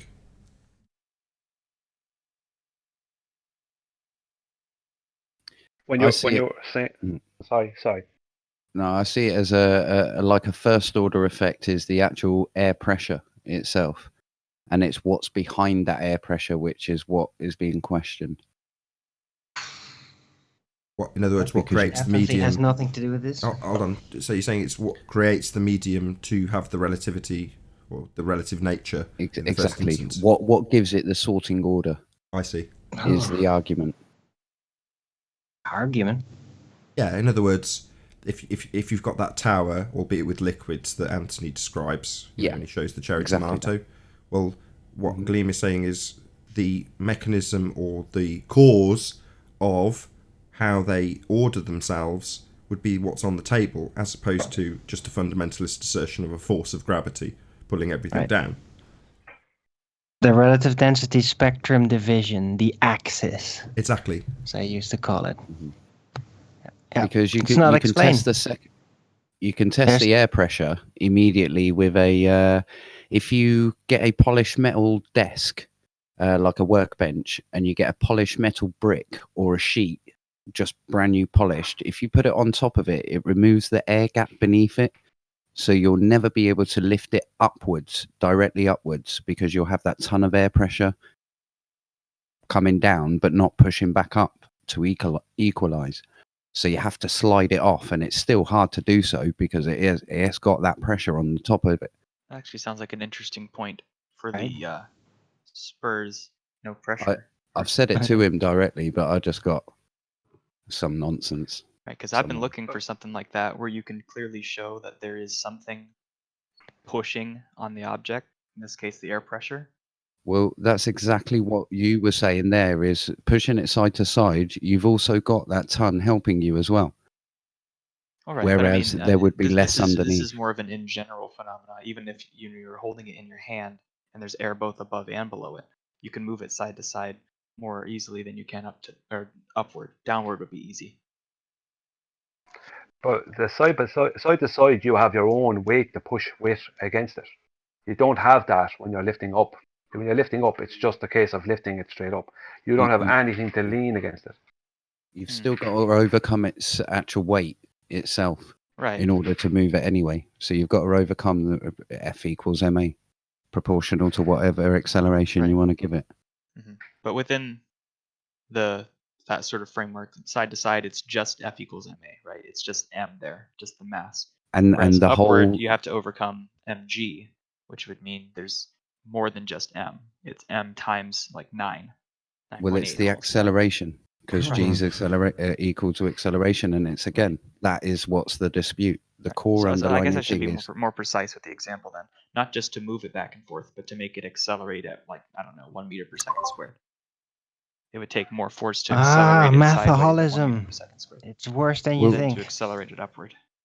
if you can invert your frame of reference on that and literally say to yourself that instead of thinking it as a exterior force pushing it down, that because it's out of equilibrium and it naturally wants to seek the floor where you've just picked it up, if you can imagine there's a string, an imaginary string attached to wherever you've just took it out of equilibrium to the brick, then you drop it, and let's say you go up a massive skyscraper to give it enough distance to drop, the actual acceleration comes from going at 0 of where you held it as 0 to moving. And because the air around it, if you take a brick, it's 2.2 grams per centimeter cubed, and then if you take the air around it up there, it will be like 0.001223 or something like that. So nothing is going to support it around it, so it's just going to directly go down until it meets something of equal or greater density or of structure, like mud. Yeah. So it's, if you think of it, it's a rate of induction through the medium of air. However, you've got terminal velocity, which is the maximum rate of induction through that air, through that medium. That's an interesting sort of framework to envision it in.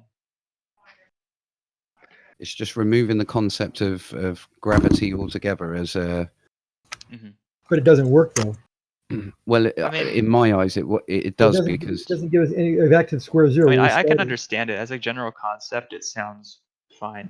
But you don't have the beef that I think it'll have with people. The beef that I think. There's no force that causes the acceleration. There is.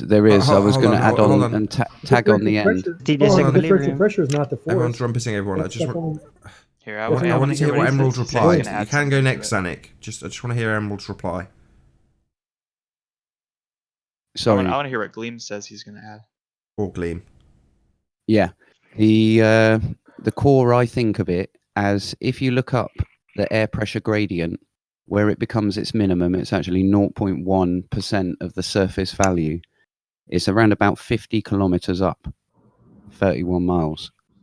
And then if you look at also the Earth's electrostatic field, it's exactly the same, where it becomes its minimum at 50 kilometers or 31 miles. Now, there is a distinct mathematical difference there, because obviously gravity, the orders of magnitude, would take over, let's say, and that's how you globers assume it to be. Obviously, gravity is stronger, so it will take hold of the particles, it will deal with the mass. But on that same thing, Earth has got an electrostatic field which is tangible, a tangible force, and it goes up in a gradient. And I can show you one of Feynman's lectures, which shows a diagram which it's 100 volts per meter in altitude from the floor upwards. Yeah, you can generate quite a significant voltage just with a kite, right? If you get it up high enough, you can't get any amperage out of it, but yeah, you can certainly get quite high voltage. The voltage-wise, you can generate 50,000 just by walking. Right. Amazing. That's it. But if you look in the chat, there's... And it's been measured. It's measured by field mills. And the most famous one is actually in one of NASA's old launch bases. But you put a Faraday cage in that person, and suddenly all bets are off. Things still move and accelerate at the exact same rate in a Faraday cage. No voltage. See, I've had this argument. Hold on. Can you show us that, please? Sorry? I'm asking Zanik to back his claim. that things fall at a constant rate, No, measurable you rate. mentioned in about a Faraday Faraday cage and it accelerating. Its rate being altered. Can you back that? cage. Oh, so you want to do a test in a Faraday cage? Yeah. Have you got a demonstration of that? No, but I just think that would be a good test, right? Sorry, you made it No, like just an assertion, like that was a fact. Now you're saying it might be a good test going forward. Well, no, because Gleam's already said there's differential voltage which are causing forces on us that pull us down. And I'd like to see him use those for predictive values of objects released in the air. There's no need, because the actual measurements, the measurements that we make, put it this way, the drop measurements we make will remain the same. The observation will remain the same. It's the concept of what is behind that underlining what is the reason of that. Well, can you use those values Sure. to predict anything? But I think what Xanix's getting at with the Faraday cage is, under this sort of concept, a Faraday cage would seem to negate this effect. With a Faraday cage, you apply charge onto a sphere, a closed surface, which is basically where anything is coming in or out, it dissipates and actually swallows up the actual charge, radio frequency, whatever. They do not work, however, on a rising potential gradient. And where you ground a Faraday cage into the ground, at least a meter deep, you also have a negative field in the opposite direction. And telluric currents flow straight through Earth just as much as Earth's electrostatic field changes. So they're intimately connected. You cannot shield from them. All you can do is apply charge to protect things from any external additional charge. You can't block the underlying field. Okay, so basically you're saying gravity is caused by the potential distribution of voltage above the Earth. Okay, fine, that's the cause. Not gravity. Let's move on. No problem. I have no problem with that. So we now know that that's the cause of gravity. The gravity. That's not what he said. If I might continue to inquire, how would this concept act upon a neutral atom? An electrically neutral object. Yeah, well, you know your polarity differences. Neutral doesn't mean uncharged. Correct. Yeah. Yep. So a positive and a negative charge will attract a neutral charge. Okay. So we now have a polarized object. At best, a field with constant gradient like this would produce a torque in that object to rotate it so it would align. Well, I think it's our man-made concept of ground. Ground is that midway point that we separate it. Positive field goes upwards, negative field goes downwards, and we're trapped in the middle of it, held. Okay, so are you saying loosely it would then coupled. be attracted toward the Earth because of the difference in charge between the object and the Earth? That's a possibility of the medium being, let's say, the medium being full of electrons in the underlying 0-point energy field, like an ether. So what charge, or let's see, what direction the voltage goes. So in this case, you have the voltage decreasing as you get closer to the ground.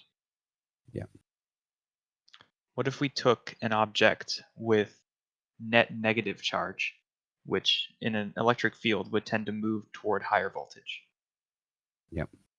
See, you understand that when you drop anything anyway, it will collect charge from the medium anyway, regardless. So that will pick and add to its energy. But again, in the same way, I would say terminal velocity is the maximum through this field. And that's supported with, by the air pressure gradient. Sure. And you're right that it could eventually accumulate enough charge, but if the object were initially negatively charged, wouldn't it be the case that at least for a short while, it should follow the potential directions toward higher voltage? It will be a combination of that, and obviously it's equilibrium of mass. Put it this way: there is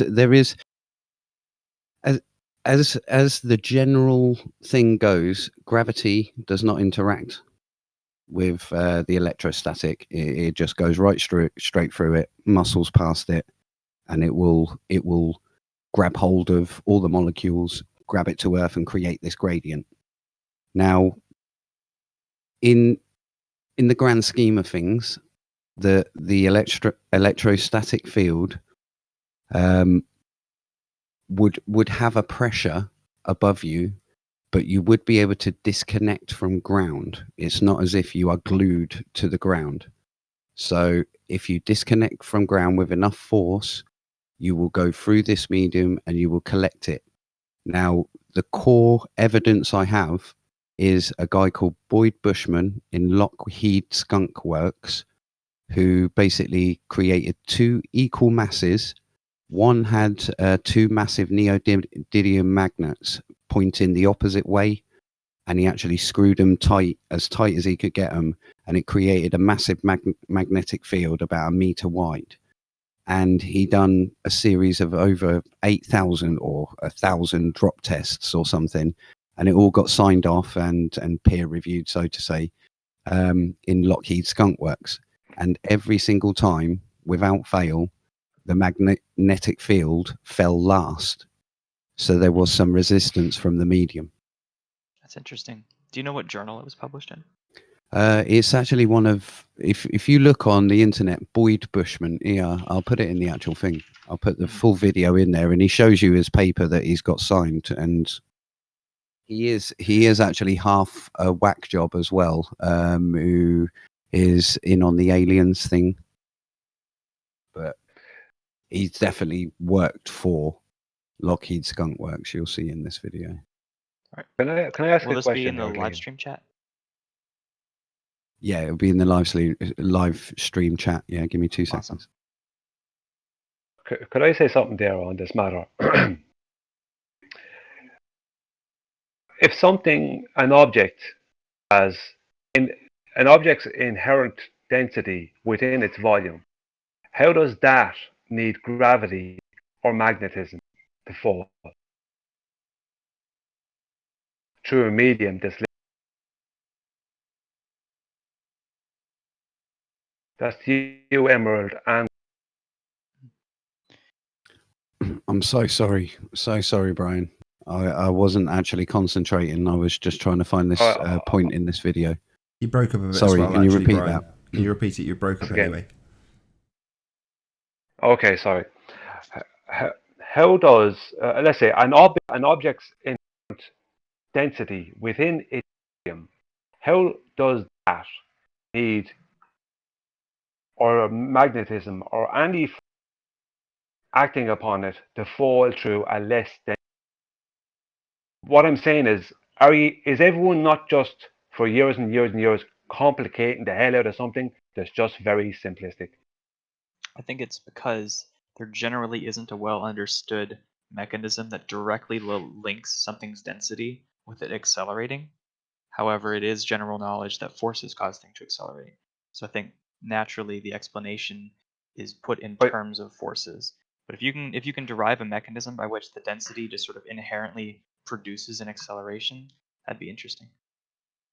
Well, I mean, simple tests like Sleeping Warrior showed things moving due to density changes, and many people have done those kind of things. Those kind of things have been done in schools for years. It's like the movement is because there is no support for the heavier density, so it moves because there was no support. Like the thing about everything falling at 9.8 meters squared per second, but that's not correct. Everything does not fall at that speed. Some things do, some things don't. Right, that's sort of idealized. I Yeah, think but, what they mean is generally in a vacuum or in the absence of buoyancy or drag or that kind of stuff, then it's the case. Sorry, did you say in a Even vacuum? So I just want to get clarity.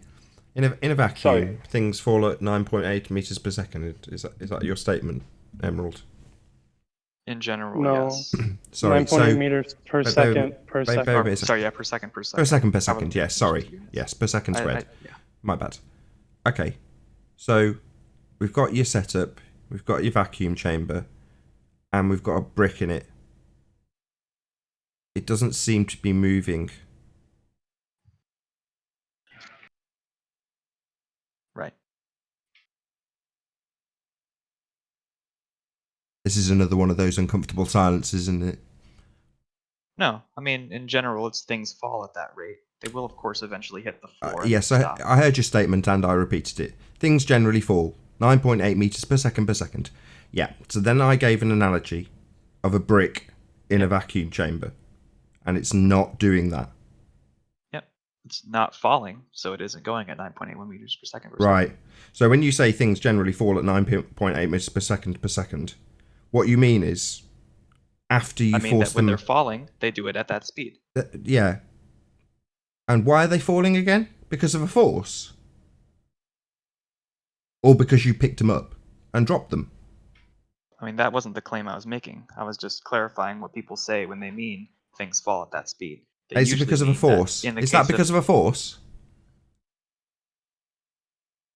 Do you have a way to move an object that doesn't require a force? Just want an answer. Is that because of a force? Yes. As I was saying earlier, in general, people use forces to quantify that. So but I'm saying if there is an alternative of a explanation force, where then so that's a force, is it? By its That's a virtue of force, its own then. existence causes that acceleration. Yeah. And that'd be So an that's a interesting yes, is it? alternative point of view. Is that a yes? That's a force, then. Yes, it's a force because under our current knowledge, there's no other way to move a mass than by using a force. Yeah, you pick it up. That's a force. You picking it up is a force. So there's your force, then. Cool. So inevitably, it is a force. Yeah, you picking it up's a force. Yeah, not gravity though. The bit that you assign after you've done that bit, which we've just assigned the force that caused this. Yeah, I know. So no gravity then. No gravity force.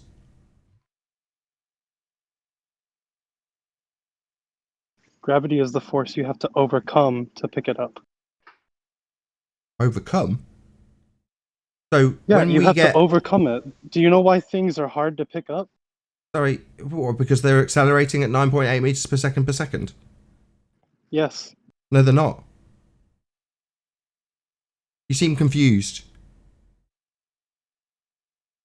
I couldn't help it. Sorry, they're not moving at 9.8 meters per second when I pick them up. Are you insane? They're not. No, they're not. Moving, That's right. They're not. Yeah, do you want to keep telling me that they're not? They're not. That's right. Wait. Is this another example of my coffee accelerating while it sits on the table? We got another coffee cup accelerating when it's not moving.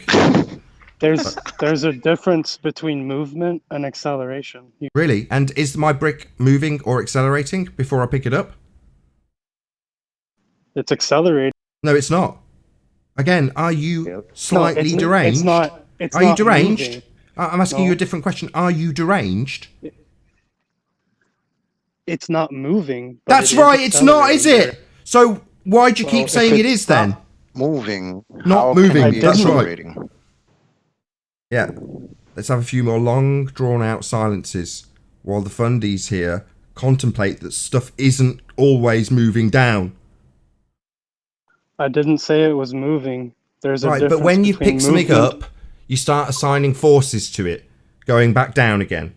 You ignore the fact that it's been picked up, and then when I highlight this, you talk through me.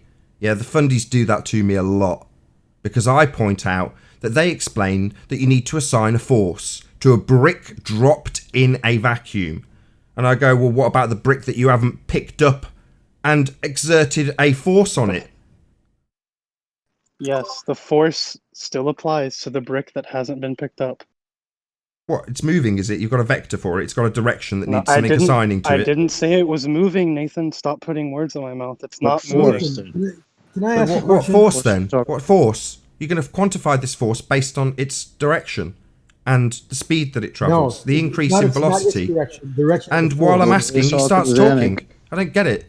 While I start asking these difficult questions for fundies to answer, you start answering before I've ended my statement. I don't get it. What's your malfunction? It's not accelerating, but it has a force on it. Oh, so this accelerating force quantified when you've got the mathematics for 9.8 meters per second still applies when it's not moving. Why is that? Is it because you've got a religious belief about a force that doesn't exist? That can be quantified when you pick things up and drop them? It's not moving. Yeah, that's my point, Zanuck. Well made. Yeah, well pointed out. That's my point, isn't it? That's my point. All of your examples are of things being picked up and dropped.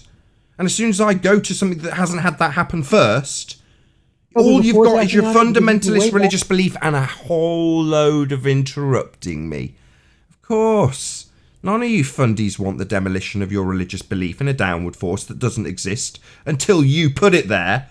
You want to interrupt every word of that demolition like you're doing now. This is very painful for you fundies and your gravity belief. I feel your pain. But I don't care about it. I just want to make my concise demolition without you fundies interrupting. You need to assign downward forces.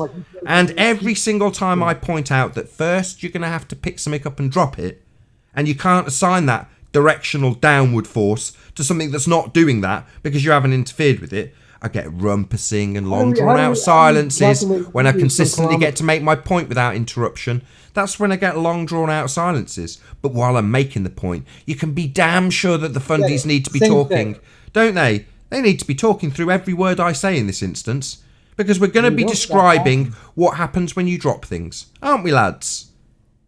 Why is it sitting there in the first place? Why are you asking me something? Where are you going to get 9.8 meters per second from unless you pick it up? Exactly. You have to overcome 9.8 meters per second. You can't appeal to gravity before you've proved it, Fundy. What's your malfunction? How do you overcome? Keeps on going in circles. He's saying that this is what proves gravity. And I say, no, you haven't got any direction with 9.8 meters per second attributable when you've got a brick you haven't interfered with. So what do? They assert their fundamentalist belief in gravity in the first instance. The force, Nathan. Yeah, you see, right on cue. Epic. But this guy just said he has to overcome the 9.8 meters per second. How do you overcome something when it's not performing? It's not moving. Yeah, it's not doing anything, but they want to assert why do I have to overcome 9.8 meters per second squared if I have to pick up an object that's not moving? Yeah, that makes no sense. They can't make their assertions with dropping it when I say, no, let's not pick it up. Let's just see what's happening right here, right now, naturally. And they go, well, naturally, there's my fundy force, the one that I'm going to be proving by picking it up. I'm not letting you pick it up. Well, then I'm just going to assert my fundy force then. You've got to overcome my fundy force I'm trying to prove by dropping it when you pick it up. You don't have to pick it up and drop it for this. What am I? No, you don't, do you? You don't have to do anything. It's just a happy little brick not doing anything. Yeah, you can take a spring scale, apply it. You can pick it up and put it on a scale. What, you gotta interfere with it? What, to get your fundy force? You wouldn't make silly statements like that. Gotta fiddle with it, right? Gotta do things. No, you can put a spring scale on the top of the brick. It's not very natural. It's not very natural at all. As you apply force to, well, of course, as you apply force, natural. Yeah, not natural. Measurements are inherently unnatural. Do you want us to just? We see natural things all the time. Naturally occurring magnetism. Yeah, that's natural. It just occurs. You can see it in nature. You don't need to pick it up and put it on a scale. It's just there, and you can see it naturally occurring. Gravity, on the other hand, I get told that when I pick something up, I've got to account for the fact that your fundy force is there, even though normally you're picking things up and dropping them and telling us that's your fundy force. Apparently, we've got to worry about your fundy force before we even pick something up to prove it. Exactly. Yes. Yeah, we should damn well be concerned about your fundamentalist belief in this gravity force before we pick up a brick that you need to drop to prove the force is there. Yeah, we really need to reify this gravity force before we do anything. Yeah. It didn't involve picking up or dropping the brick at all, but you wouldn't let me finish, so you clearly got the wrong idea of what I was going to say. I'm making the example about a brick you don't pick up. Yeah, I'm not about to pick up this brick. But you wouldn't let me finish, so you had the wrong idea of what I'm about to say. How did it get on the scale? How did it get on the scale? So how did it get on the scale? I didn't say put it on the scale. You would know that if you listened to me. So Let him finish. Goodness gracious! I started with just saying put a spring on top of that scale, and then start applying a force to that spring. Never did I say you put it on a scale. Never did I say you pick it up. Never did I say you drop it. You're injecting these words into my mouth so you can make another absolute destruction of my argument. So what you're saying is, we've got a brick not doing anything, and over here, maybe in a different continent, we're going to start doing things with springs? No. So what are you talking about then? Is it unrelated to the brick? You attach a spring to that brick Still not. So you're going to fiddle with the brick? Why are we fiddling with it? We're not moving it. We're You're doing everything attaching we can stuff to to not it. move it while we're going to make a Oh, measure. he's building a machination to prove gravity. Of course he is. The only point I'm trying to make here is that before you can even get that brick to start moving, you have to apply 9.81 times its mass newtons of force. Only then will it start to rise up. Any force less than that, you won't be able to overcome it, and it will not move. You cannot pick it up with any less than that amount of force. Yeah, you will apply that force to it. Yeah, but you have to But I mean, if there were no force pulling it downward, you wouldn't have to overcome anything, right? The moment. Oh, so if there was no force applied, relative density would stop applying and it would float off, would it? No. Well, what are you talking about then? Still a happy brick doing nothing with no direction. So whatever this, right? All I'm replying to is the earlier point made about having to overcome something. Whether that overcoming is because of relative density or because of the downward force of gravity, I don't care. That's not the claim I'm making. I'm just saying that there is something you have to overcome before you can start lifting the brick. That's the only claim I'm making. Yeah, that's and the only point of my demonstration. point is that after that's been overcome, that's where fundamentalist religious zealots start making their measurements of gravity. Oh no, that the amount you have to overcome is exactly equal to what we consider the force of gravity to be. Oh, wow. Net force 0, you say? Wow, isn't it magical? That's just a coincidence. So my happy little brick is a net force 0 effect. So it's really an effect, it not doing anything then. That's not what my demonstration was, nor Well, what what's the opposing force when it's not doing anything? Is it going to be this 9.8 ground meters per supporting second it. squared? That's exactly what I said earlier. So it's, The idea of it's the support. 9.8 meters per second squared that you would have measured had you picked it up and dropped it. But now we've got to account for it being there. Even though you've not picked it up anything and dropped it to prove it's there, we've automatically got to account for it. Is that what you're saying? You have to, if you want to lift it up, you have to overcome it. There's gravity? something there already present that you have to overcome. A force of gravity. We're overcoming that force that you've not proven yet. We're just reifying it into existence and saying we're overcoming. All I'm saying is we're overcoming something. We're overcoming some value that happens to be 9.81 times the mass of that brick. Whether that's relative density, pushing it down, or the example earlier where you had brushed metal, and then there was the air pressure. All I'm saying is there's something that you have to overcome. I'm asking about. I keep saying that I don't want you to pick it up. You haven't got to account for this at all, right? You're now accounting for a force that you're going to account for when picking it up. Nathan, you why don't is the seem to be brick on the getting ground in the it. first It doesn't place? seem to be sinking in. I say the brick that you're not going to interfere with. And you say, when I interfere with it, there's going to be a force, though. So I take away you picking it up and Nathan, dropping it. And what you insert in place of that is, well, the fundy force is going to be there if you pick it up. You're not going to be picking it up. It's just a brick doing nothing. Why is it doing nothing, Nathan? Because no one's touching it. But why is it on the ground? Who cares? It's not doing anything. There's no 9.8 meters per second. There's no gravity. There's no dropping. Things aren't going down, go boom, boom. Who cares why it's on the ground? Yeah. Okay, so you're not interested in why things work. You just see that It's not doing anything. Work? What? You think it's a phenomena? You think this is a phenomena? What's happening? Why is it?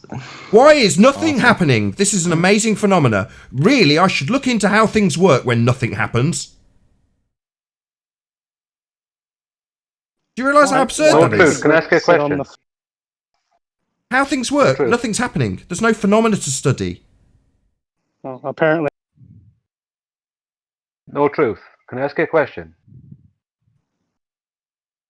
Hello? Yeah, maybe.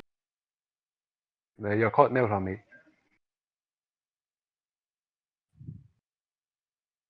I'll ask it maybe to Emerald. No truth. It's called Emerald. Are you there? Can I ask you a question? Sure. No, the thing, the idea that things fall at a rate of 9.8 meters per second square. That would require, like, that acceleration requires a force. Isn't that true? For something to accelerate, you would say, like in the belief of gravity, it requires a force. Yeah. Now, Right. if you can imagine how much force, sorry? Yeah. Go ahead. Yeah. I'm just saying, if you... Oh, hello? We lost him. Drop for me as well. The problem with people not understanding that the 9.8... My connection's been dropping too. I'm just making sure it's not. Can you hear me? Emerald, can you hear me? I can hear you. Yeah. Okay. I think it's just a lot of Brian. these guys have been misusing the 9.81 meters per second squared, or the value 9.8. You did it pretty succinctly and clearly when you mentioned it was newtons acting on a 1 kilogram mass to accelerate at 9.8 meters per second squared. But a lot of them are talking that acceleration. Oh, Brian, are you there? You just lit up. Non-moving objects. Sorry, I dropped out there. It just Discord dropped on me. No, fair enough, Sonic. I heard that, and you're right. Yes, that's fair enough. It's an oversimplification on all our parts, but we're all presumably giving each other a bit of latitude in that regard.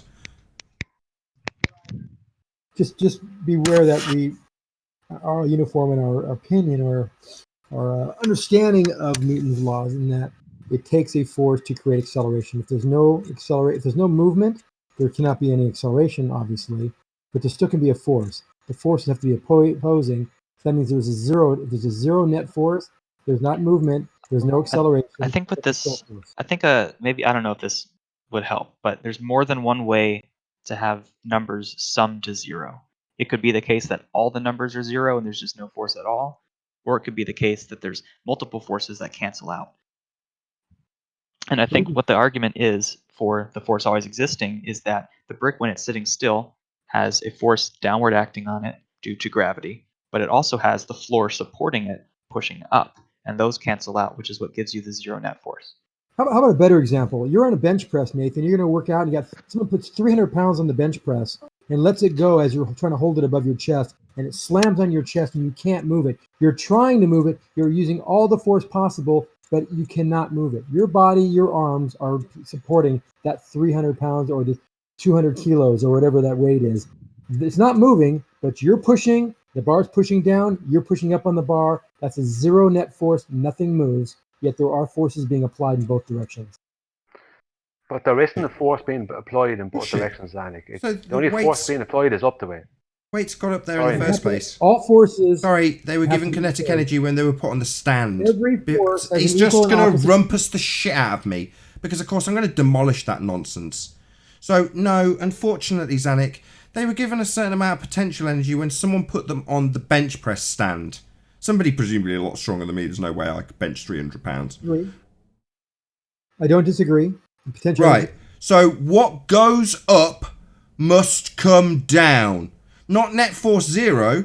Yeah, hasn't reached where it came from yet, has it? I'm in the way. Yeah, I'm causing fall arrest, but believe me, the energy that took it to get to that position on my chest isn't where it first came from now, is it? It's not back in equilibrium. It's not net force zero. It's still got plenty of kinetic energy to crush me. You're just an idiot. No disagreement. It will move. Right, so not net force zero then. Still plenty of kinetic energy to crush me then. Not net force zero. You are just wrong, Zanik. Yeah, your net force zero trick isn't going to fly. No, net force zero isn't just a cancellation of gravity. Yeah, you've got to prove that crap before you actually start asserting that force needs accounting for. Because if we've got no validity whatsoever to that being a force, we're not going to automatically assume that it's self-cancelling net force zero. Nah, sorry. Can I ask him the killer question, Nathan? Go ahead. Standard density tower. I've just posted it in the chat. You see the cherry tomato? Yep. That's at rest. Equal amount of force on it, just like the floor, just like the atmosphere coming down on it. Air pressure coming down on it. Okay? You then pick that up with some tweezers and you put it in the vegetable oil layer. Okay? You let go of it, it drops down. It may dip into the milk a little bit, but then it will come at rest back into the dish soap. Why? Well, in the dish soap, you have an equilibrium of forces. You have a force of its weight and the force of buoyancy, which is the substances, the mediums around it being pushed or pulled downward. When you pull that tweezers and you pull it into the vegetable oil, suddenly the weight is greater than its buoyancy force. You let go of the cherry, it starts to accelerate downward through the water into the dish soap and dips into the milk, bounces back up because the buoyancy is actually greater in the milk than it is in the dish soap. It comes up and finds an equilibrium position back into the dish soap again, all requiring gravitational force. Okay, if I was to use a unit measure to describe this now, would I use gravity or its density to understand which object is at equilibrium density, with which you would need medium? volume, and you would need gravity, all three, without exception. If you can show another way, please do, but that's what I would use. Sonic, you don't need gravity at You do all. actually. Relative Substitute gravity. Give density me a buoyancy explains value. that. It's a density tower, Zanik. You don't need buoyancy. You You do don't need actually. gravity. That's how buoyancy works. But you don't. But Zanik, you're overcomplicating something that I'm really doesn't not. need all I'm that. making it very simple. Gravity. No, You're not. density, You're not. Volume. But Zanik, Relative you understand density is that? not the One second. same One as second. buoyancy. You understand Ethereum. the relative density is such an easy thing to show in a physical demonstration, and it's obvious what's happening. Yet when you're trying to add in a force called gravity and then trying to add in buoyancy, which is an effect of that force, with it, how can you physically demonstrate that they're involved? We can project Relative it. We can density measure it, we is can what's assign obviously values to it. happening. You can't do it with density alone. By the way, I gotta hop on a call real quick. I have to get. I'll come back to you in about 5 minutes. Sorry, I have an important call coming in. I apologize. No worries. Thanks. Yeah, nobody cares. We'll appreciate that you're not interrupting continually. Well, the core thing that he doesn't understand is that Archimedes' principle, when it was first discovered back in 350 BC, did not require gravity. No one knew of gravity. It was just based on weight of the object. And I've just posted the actual original equation, let's say, in the chat, and it is density of an object over the density of the fluid equals the weight over the weight of displaced fluid, and that is the core principle. How do you get the weight? Well, this is the thing. It's all relative to whatever density it is in. But how do you get the weight? It's the mass of the object, which is the same as weight. But later on in the 1682, whatever it was, gravity was then added. So then it was minus off the weight, some of the weight, and attribute that to this force of gravity. So the principle. Where does weight come from? Let's not forget that gravity comes from gravitas, which just means weight. Exactly. And the thing is, sorry, I was going to say the thing is, from 350 BC to 1682, ships still sailed, buoyancy still worked, without the concept of gravity at all. It was built into the concept rather than an external extra, if you get that. But how do you know how do you know what something weighs? How you would traditionally do it is weigh it on a scale. Do you not know what scales do then? Well, it's a pressure. It's how much pressure is applied to a force or a pad. Yeah, but how do you get pressure without a force? Because you've got air Traditional pressure all scales around just you. compare weights. Whoa, wait. Yo, I got like a huge question. Yo, hello. Yeah, how huge? All right, like I don't know, like because like okay, so you brought up that density tower, right? Yeah, that was I did it. Yeah. Okay, so I've argued this before. You guys, well, maybe not you guys specifically, but someone said the walls of the container create the that will create pressure. the pressure. Yeah, that will create the pressure. All right, and you will so also have pressure on the top from the air. Go ahead. So hold on. What? Anyway, so then with air, then though, right? Because air does the exact same thing where it's at like sea level, it's whatever. But the higher you go, the thinner air gets, right? Exactly. So yeah. I would assume maybe some flat earths, because I know some of you guys don't have the same theory, but some would say like maybe the dome is creating that pressure for the different, you know, Get to it. the different This is- pressures, whatever. This So- is normally a Nathan thing. Container. It's a container. Doesn't matter what it is. It's a container. It's a limited amount of volume. Yeah, but the air has to be falling for it to create that that pressure, because otherwise, why the hell is What do you it mean? doing it vertically like that? What do you mean it has to be falling? The air has to be falling for it to be like thinner at top and thicker at the bottom, just like how the water, you know, if you have water. That's not why it's thinner at the top. Say falling. It's thinner at the top because the gases are created at ground level, and heat makes things rise. So air molecules rise up and they cool down, but they also because they're not all stuck into one place, because they're going up. They end up. It's like kind of it's like having paint on a paintbrush. Yeah. And when you put the paintbrush onto something, and you put one big long streak, it's like that. It's like it trails out as a Okay, but color. I wonder why heat makes things rise. It's almost as if you have to put energy into something to make it go up, don't you? Yeah. Because it expands and then becomes less dense. Well, sorry. Well, then show. Can you guys show me like a container where the air on the top of it's thinner though? Like, Yeah, there's you're talking about a density within a container. can we see that though? And remember, like, you know. There is, yeah. There's two. If you Where? go to Blue Marble Science, he has one where he's using butane inside in a pipe, and he shows us a density gradient within that. Okay. And there's Good Times for All, I think it is. Is it Good Times for All? It is. Nathan or Arwen will know.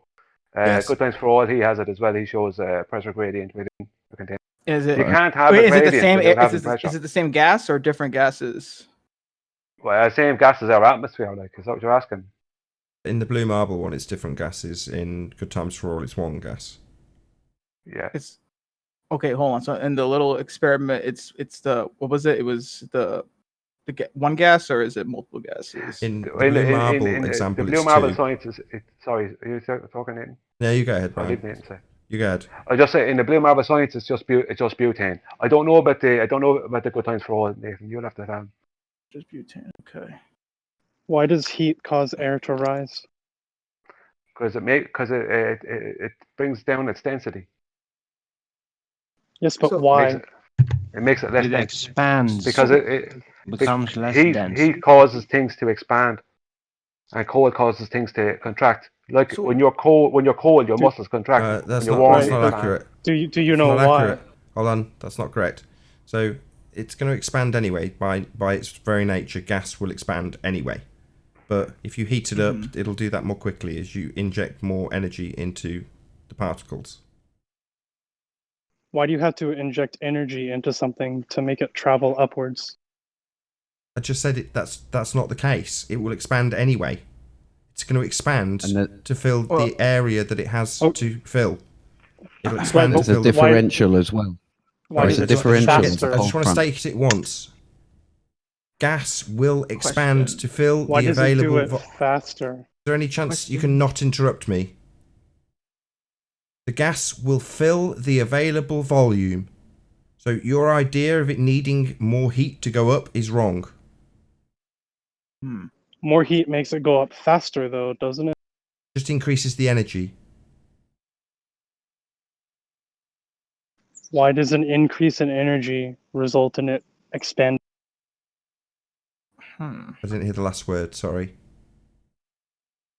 Why does an increase in energy result in it Bill didn't hear the last word. In what? expanding? Doesn't. Did I not just say this 25 seconds ago?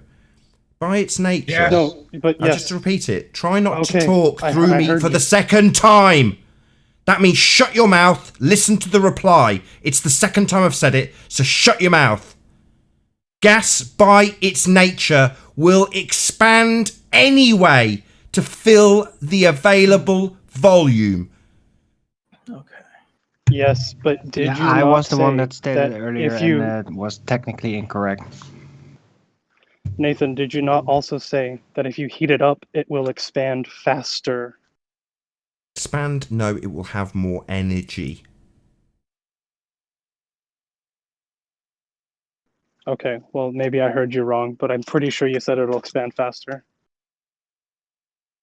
Yeah. Well, what's your point? I got a question again.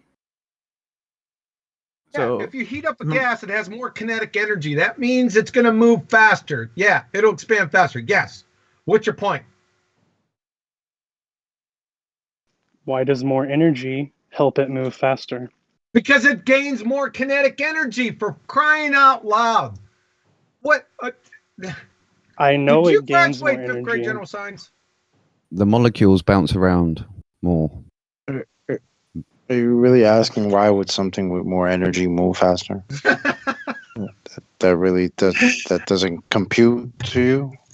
I think the answer is entropy. There's a trick to it. I mean, pretty sure he has. He's about to reveal something. Just give him a second.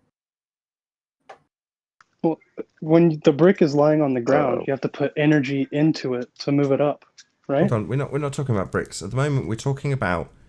I think this chap's question was in a roundabout way. What's the dome, right, mate?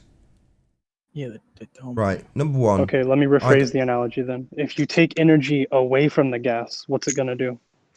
Slow down. Duh. Yeah, slow down.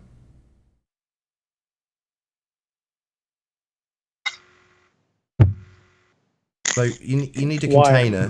That's. Why? Because it loses kinetic energy. What the hell? It's like asking why does the car go faster when I press the gas down? Yeah, basically. What if you take all the energy away from the gas? Will it still expand anyway? You can't take all the energy away. Yes, the only way to get it to stop is to reach 0 Kelvin.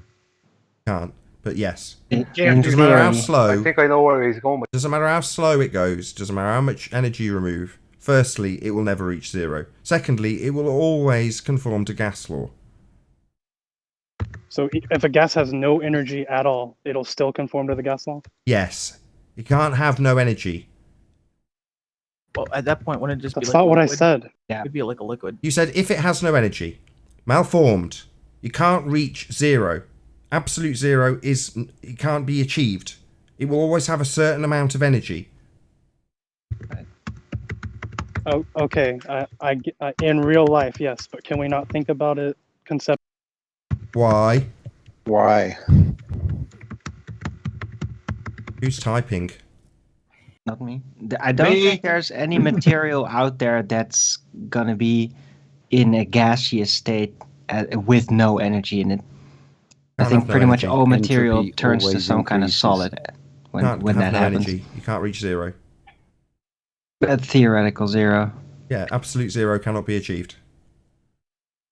Right. Yeah. And So to answer your question, yes, it will still expand to fill the container. With 0 energy. You can't. My God, these people are retards. Wouldn't it just be liquid though? Did I not just say Nathan, 3 times to you? It's a Don't hypothetical talk. question. It's another one of those times where you don't need to talk. You keep repeating this 0 energy. We've said it 3 times. That's not going to happen ever. What No Truth is getting at is what he's trying to say is that this is how the atmosphere sticks to the globe. Is that when it goes out into space, it doesn't have energy, so it doesn't expand. Oh right, well that's wrong. Yeah, but that's where he's going. He's trying to go about it in a kind of a backdoor way. I got a question though. Doesn't their own model tell them that they live in an ever-expanding vacuum? Why? You can pretend. You can questions? pretend to know where I was going if you want, but that's not where I was going. Fair enough. I have a question. But you weren't being honest about where you were going. You weren't coming forward with it. So I think I just see say where it. he was going. People that know. In the I chat. was just trying to ask a hypothetical question, but apparently we can't answer those. Who cares? I'm only interested in the nature of reality. Your hypothetical concerns me not. Sorry. I got a question. It's about Go ahead. the butane. What, with Hillbilly Blue Balls, the redneck retard? Hello. With the butane. He asked us for a density gradient earlier, and we told him Hillbilly Blue Balls. He may not know what you're referring to, QE, which is why I've interrupted you. Okay. No. Okay. Where's he at? Is he in live stream? We've had one word. Can I ask a question? Oh. Butane. That's not a question. Oh, my question was, so that butane experiment again, right? Whatever you want to call it, where it like got thinner at the top, right? My question is, and I guess it's more of a thought experiment because I don't know if anyone's done it, but if you were to continue that, if you were to make that container taller, right? Does the container get thinner and thinner? I want to know what you guys think first. Yeah, you could slow down the Go effects. ahead, You could slow down the effects of entropy by making the container bigger. Yes. Okay, so are you saying that it will eventually reach the top? Is what you're saying? Yeah, entropy will still take hold eventually. You can slow it right down. It's analogous to a tyre with a slow puncture. In other words, if you've got an absolutely enormous tyre on a tractor with a slow puncture, it's obviously got quite a lot of air in it, and it might take quite a long time for all of that air to eventually hit the hole and escape. Most of it is hitting the rubber or the tyre steel of the tyre, the wheel itself, and then bouncing back and doing that indefinitely. Well, occasionally, something will hit, one of the particles of air will hit the hole in the slow puncture and escape. Now, given enough time, they'll all escape. They'll all eventually hit that hole. And the same applies to the pipe. It's exactly the same. It's just a container with a hole. And if you make the container bigger, you give it a greater surface area, well, then you can slow down the effects of entropy. But eventually, entropy will take hold. Not only will the gas escape, eventually, given enough time, the pipe itself would disappear into the ground from whence it came. That is entropy. All right. So how does this work? Assuming a dome. All right. Assuming a dome. How does that work? Wouldn't it also fill up the dome eventually? How do you mean like, fill up? Entropy take over. It's the other way round. To have gas pressure in the first instance, you need the antecedent of a container to press upon. Okay. All right. So how do I go about this? All right. So then, because I don't know if I fully understood that, but with that being said, so that there is explanation then for why in a dome, the air on top would still be thin after, entropy has done its thing. You have an explanation for that, yes? Yeah, we live in a dynamic system. Dynamic system. Yeah, they were taught to you in about year 7 in England. I don't know what they call that in the States. Nevertheless, they'll have taught you about the hydrological cycle, for example. Oh, I don't know if I ever learned about that. I mean, Ringing maybe I any have, bells? but I tried that. You never learned okay. about how water cycle? evaporates and goes in. Oh, water into the cycle. Oh, my sky bad. Yeah, and okay. comes down as I rain, and I heard you've that. never I didn't hear that correctly. never Okay, learned the water that. cycle, yeah, evaporates and it that goes would the be cycle over again. Yeah. That would be a dynamic Right. system, constantly in ever changing, ever fluxing, ever maneuvering, not static, dynamic. Okay, that's fair. All right, that's fair. But our argument, the crux of our argument, is that in order to have gas in the first place, in order for us to be able or capable of breathing, there must be the necessary antecedent of a container to press upon.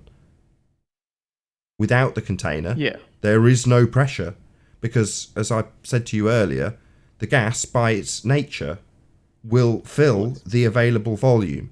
And in the spherification globe world, the volume is space, and gas by its nature will fill that space if space was a vacuum.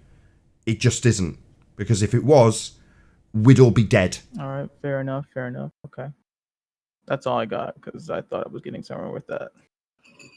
Cool. Nowhere.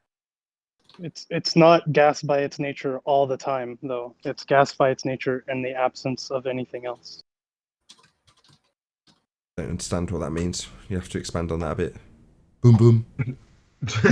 So it's not that gas will always do this forever, period. It's gas will do that if nothing else is happening to it. Nothing else is happening to it. What do you mean? I think, other than slowing down the effects of entropy, but that's all you can do.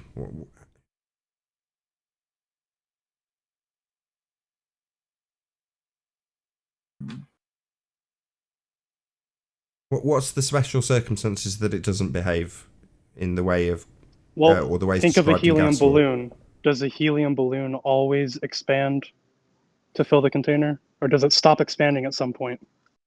Yeah, that's gas law. It will always expand to fill the available volume, without exception.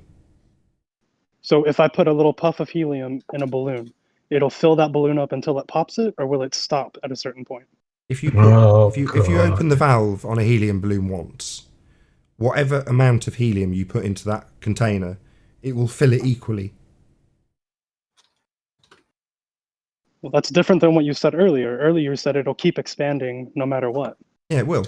It'll keep expanding till it fills the volume. In other words, it's not going to stay in the neck of the balloon. It's going to fill the available volume.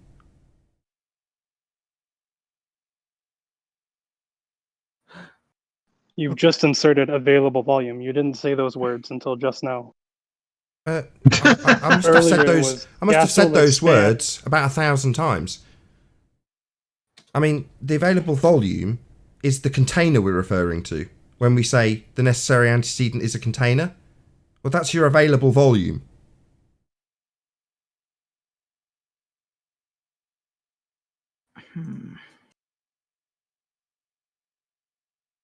You So, yeah. familiar with Boyle's gas law or the ideal gas law? Say that again, sorry. PV equals nRT, yeah. What's the V? Yeah. You see, the V that's in there? That V stands for volume. Can you show us a volume without a container?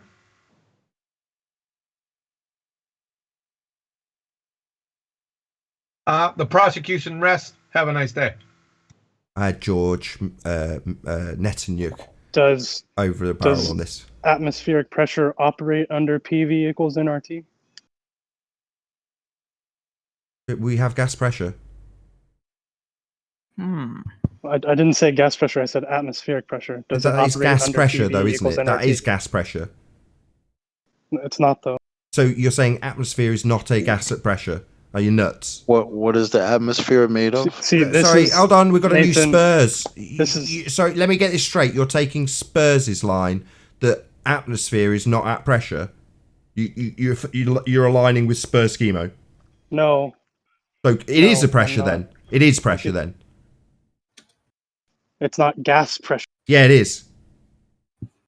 What, you think it's water pressure? What do you think it is then if it's not gas pressure? The gas that's expanding in all Atmosphere. directions. All right. What does the atmo atmosphere is mean? not gas, of course.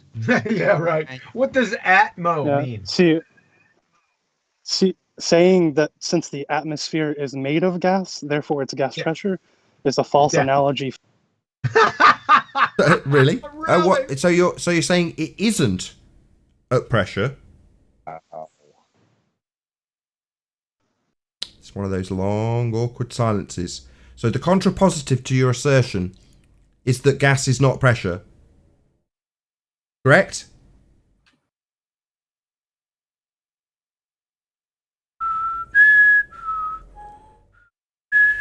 I said. Yeah, that'd be a no, slagging. He said wouldn't no, it? though. That would be a no. So your nonsense that the atmosphere is not gas pressure is just that nonsense. It is pressure because it is gas. The atmosphere, that is. It's not gas pressure. It's Yeah, it is. atmospheric pressure. It's not gas pressure, it's even pressure. though it's made of pressure. gas. So it's pressure then. It is pressure, yeah, but Oh, it's right. not gas pressure. Right. And wow. what's the But it's V? not- What's the V? Now we're back onto your equation. Because we do have pressure. Yeah, again, Again, the atmosphere doesn't operate under PV equals nRT. Why not? Because it's not pressure. Are we going to go around in this circle a few more times? Let's whip this down the drain a bit quicker this time. Let's see how quick this goes around the circle. So it's not pressure. If you're going to keep misrepresenting me, Is it not pressure then? So it's not pressure then. It's not falling under this equation because it's not pressure, correct? Nonsense, rubbish, ridiculous stupidity that this guy's asserting. No, it's not, is it? No. Yeah, you're wrong. It is absolutely gas pressure. That went down the train a bit quicker this second time. Let's see if we can get it go down a third time. So it's not gas. It's not conforming. It doesn't need the V. Oh my god, are you going to keep... Cool. Are you just going to keep... whipping this nonsense down the drain by pointing out that it absolutely is pressure because it is gas, the atmosphere that is, and you asserting that just because it's a gas, it's not a pressure because atmosphere is quantified differently. It's still pressure. Atmospheric pressure, as you phrased it. Atmospheric pressure.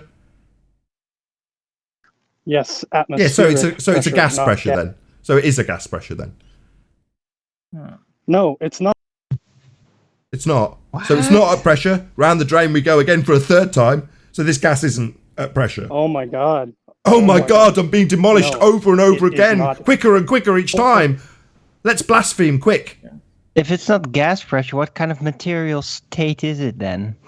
It's gas pressure. Right. Yeah, I thought so. It's not gas. It's not gas pressure. Made of gas. Let him say it. Let him say. Let this Spurs chemo supporter say that it's not gas pressure.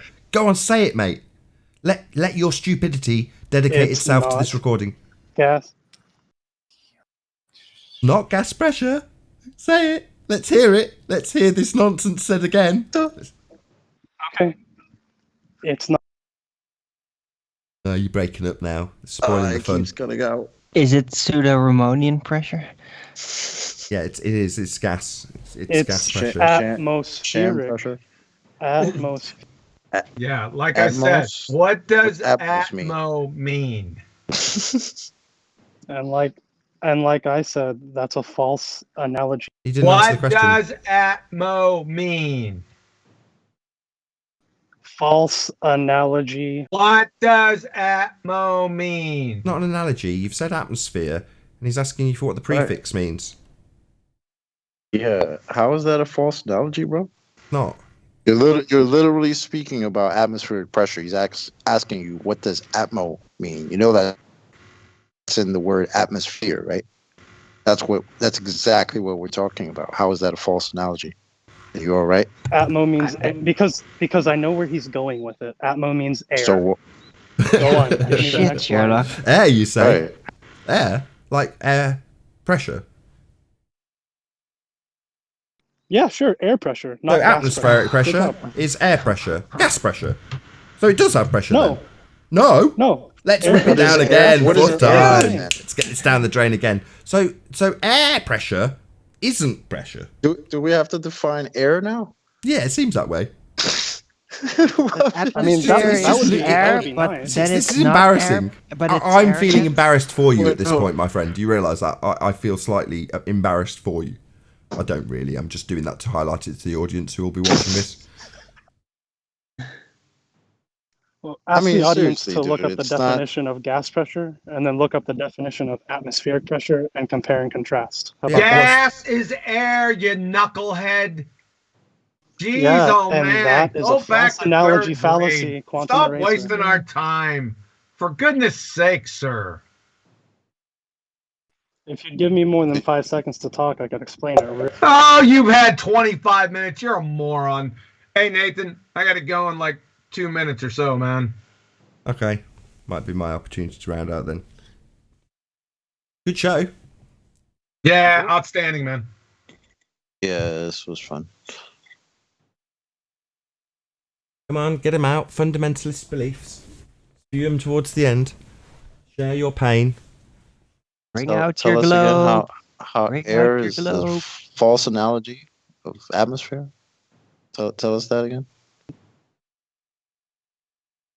Because I don't get it.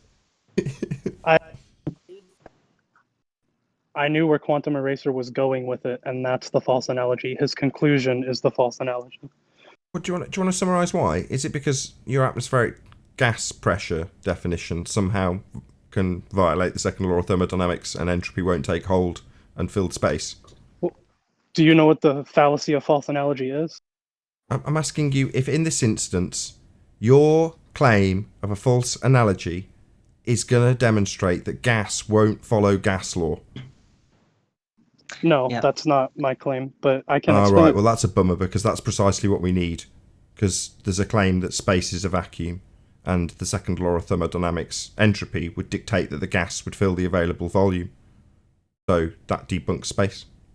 With that, I'm going to say one last huge, enormous thank you to all of the Ballbusters panel. That'd be Quantum Eraser, Paula, Betty, Chocolate Sane and Arwin for making this Ballbusters possible. And again, another massive thank you to all of the Discord panel for making the interactive part of this after and debate part of the show possible.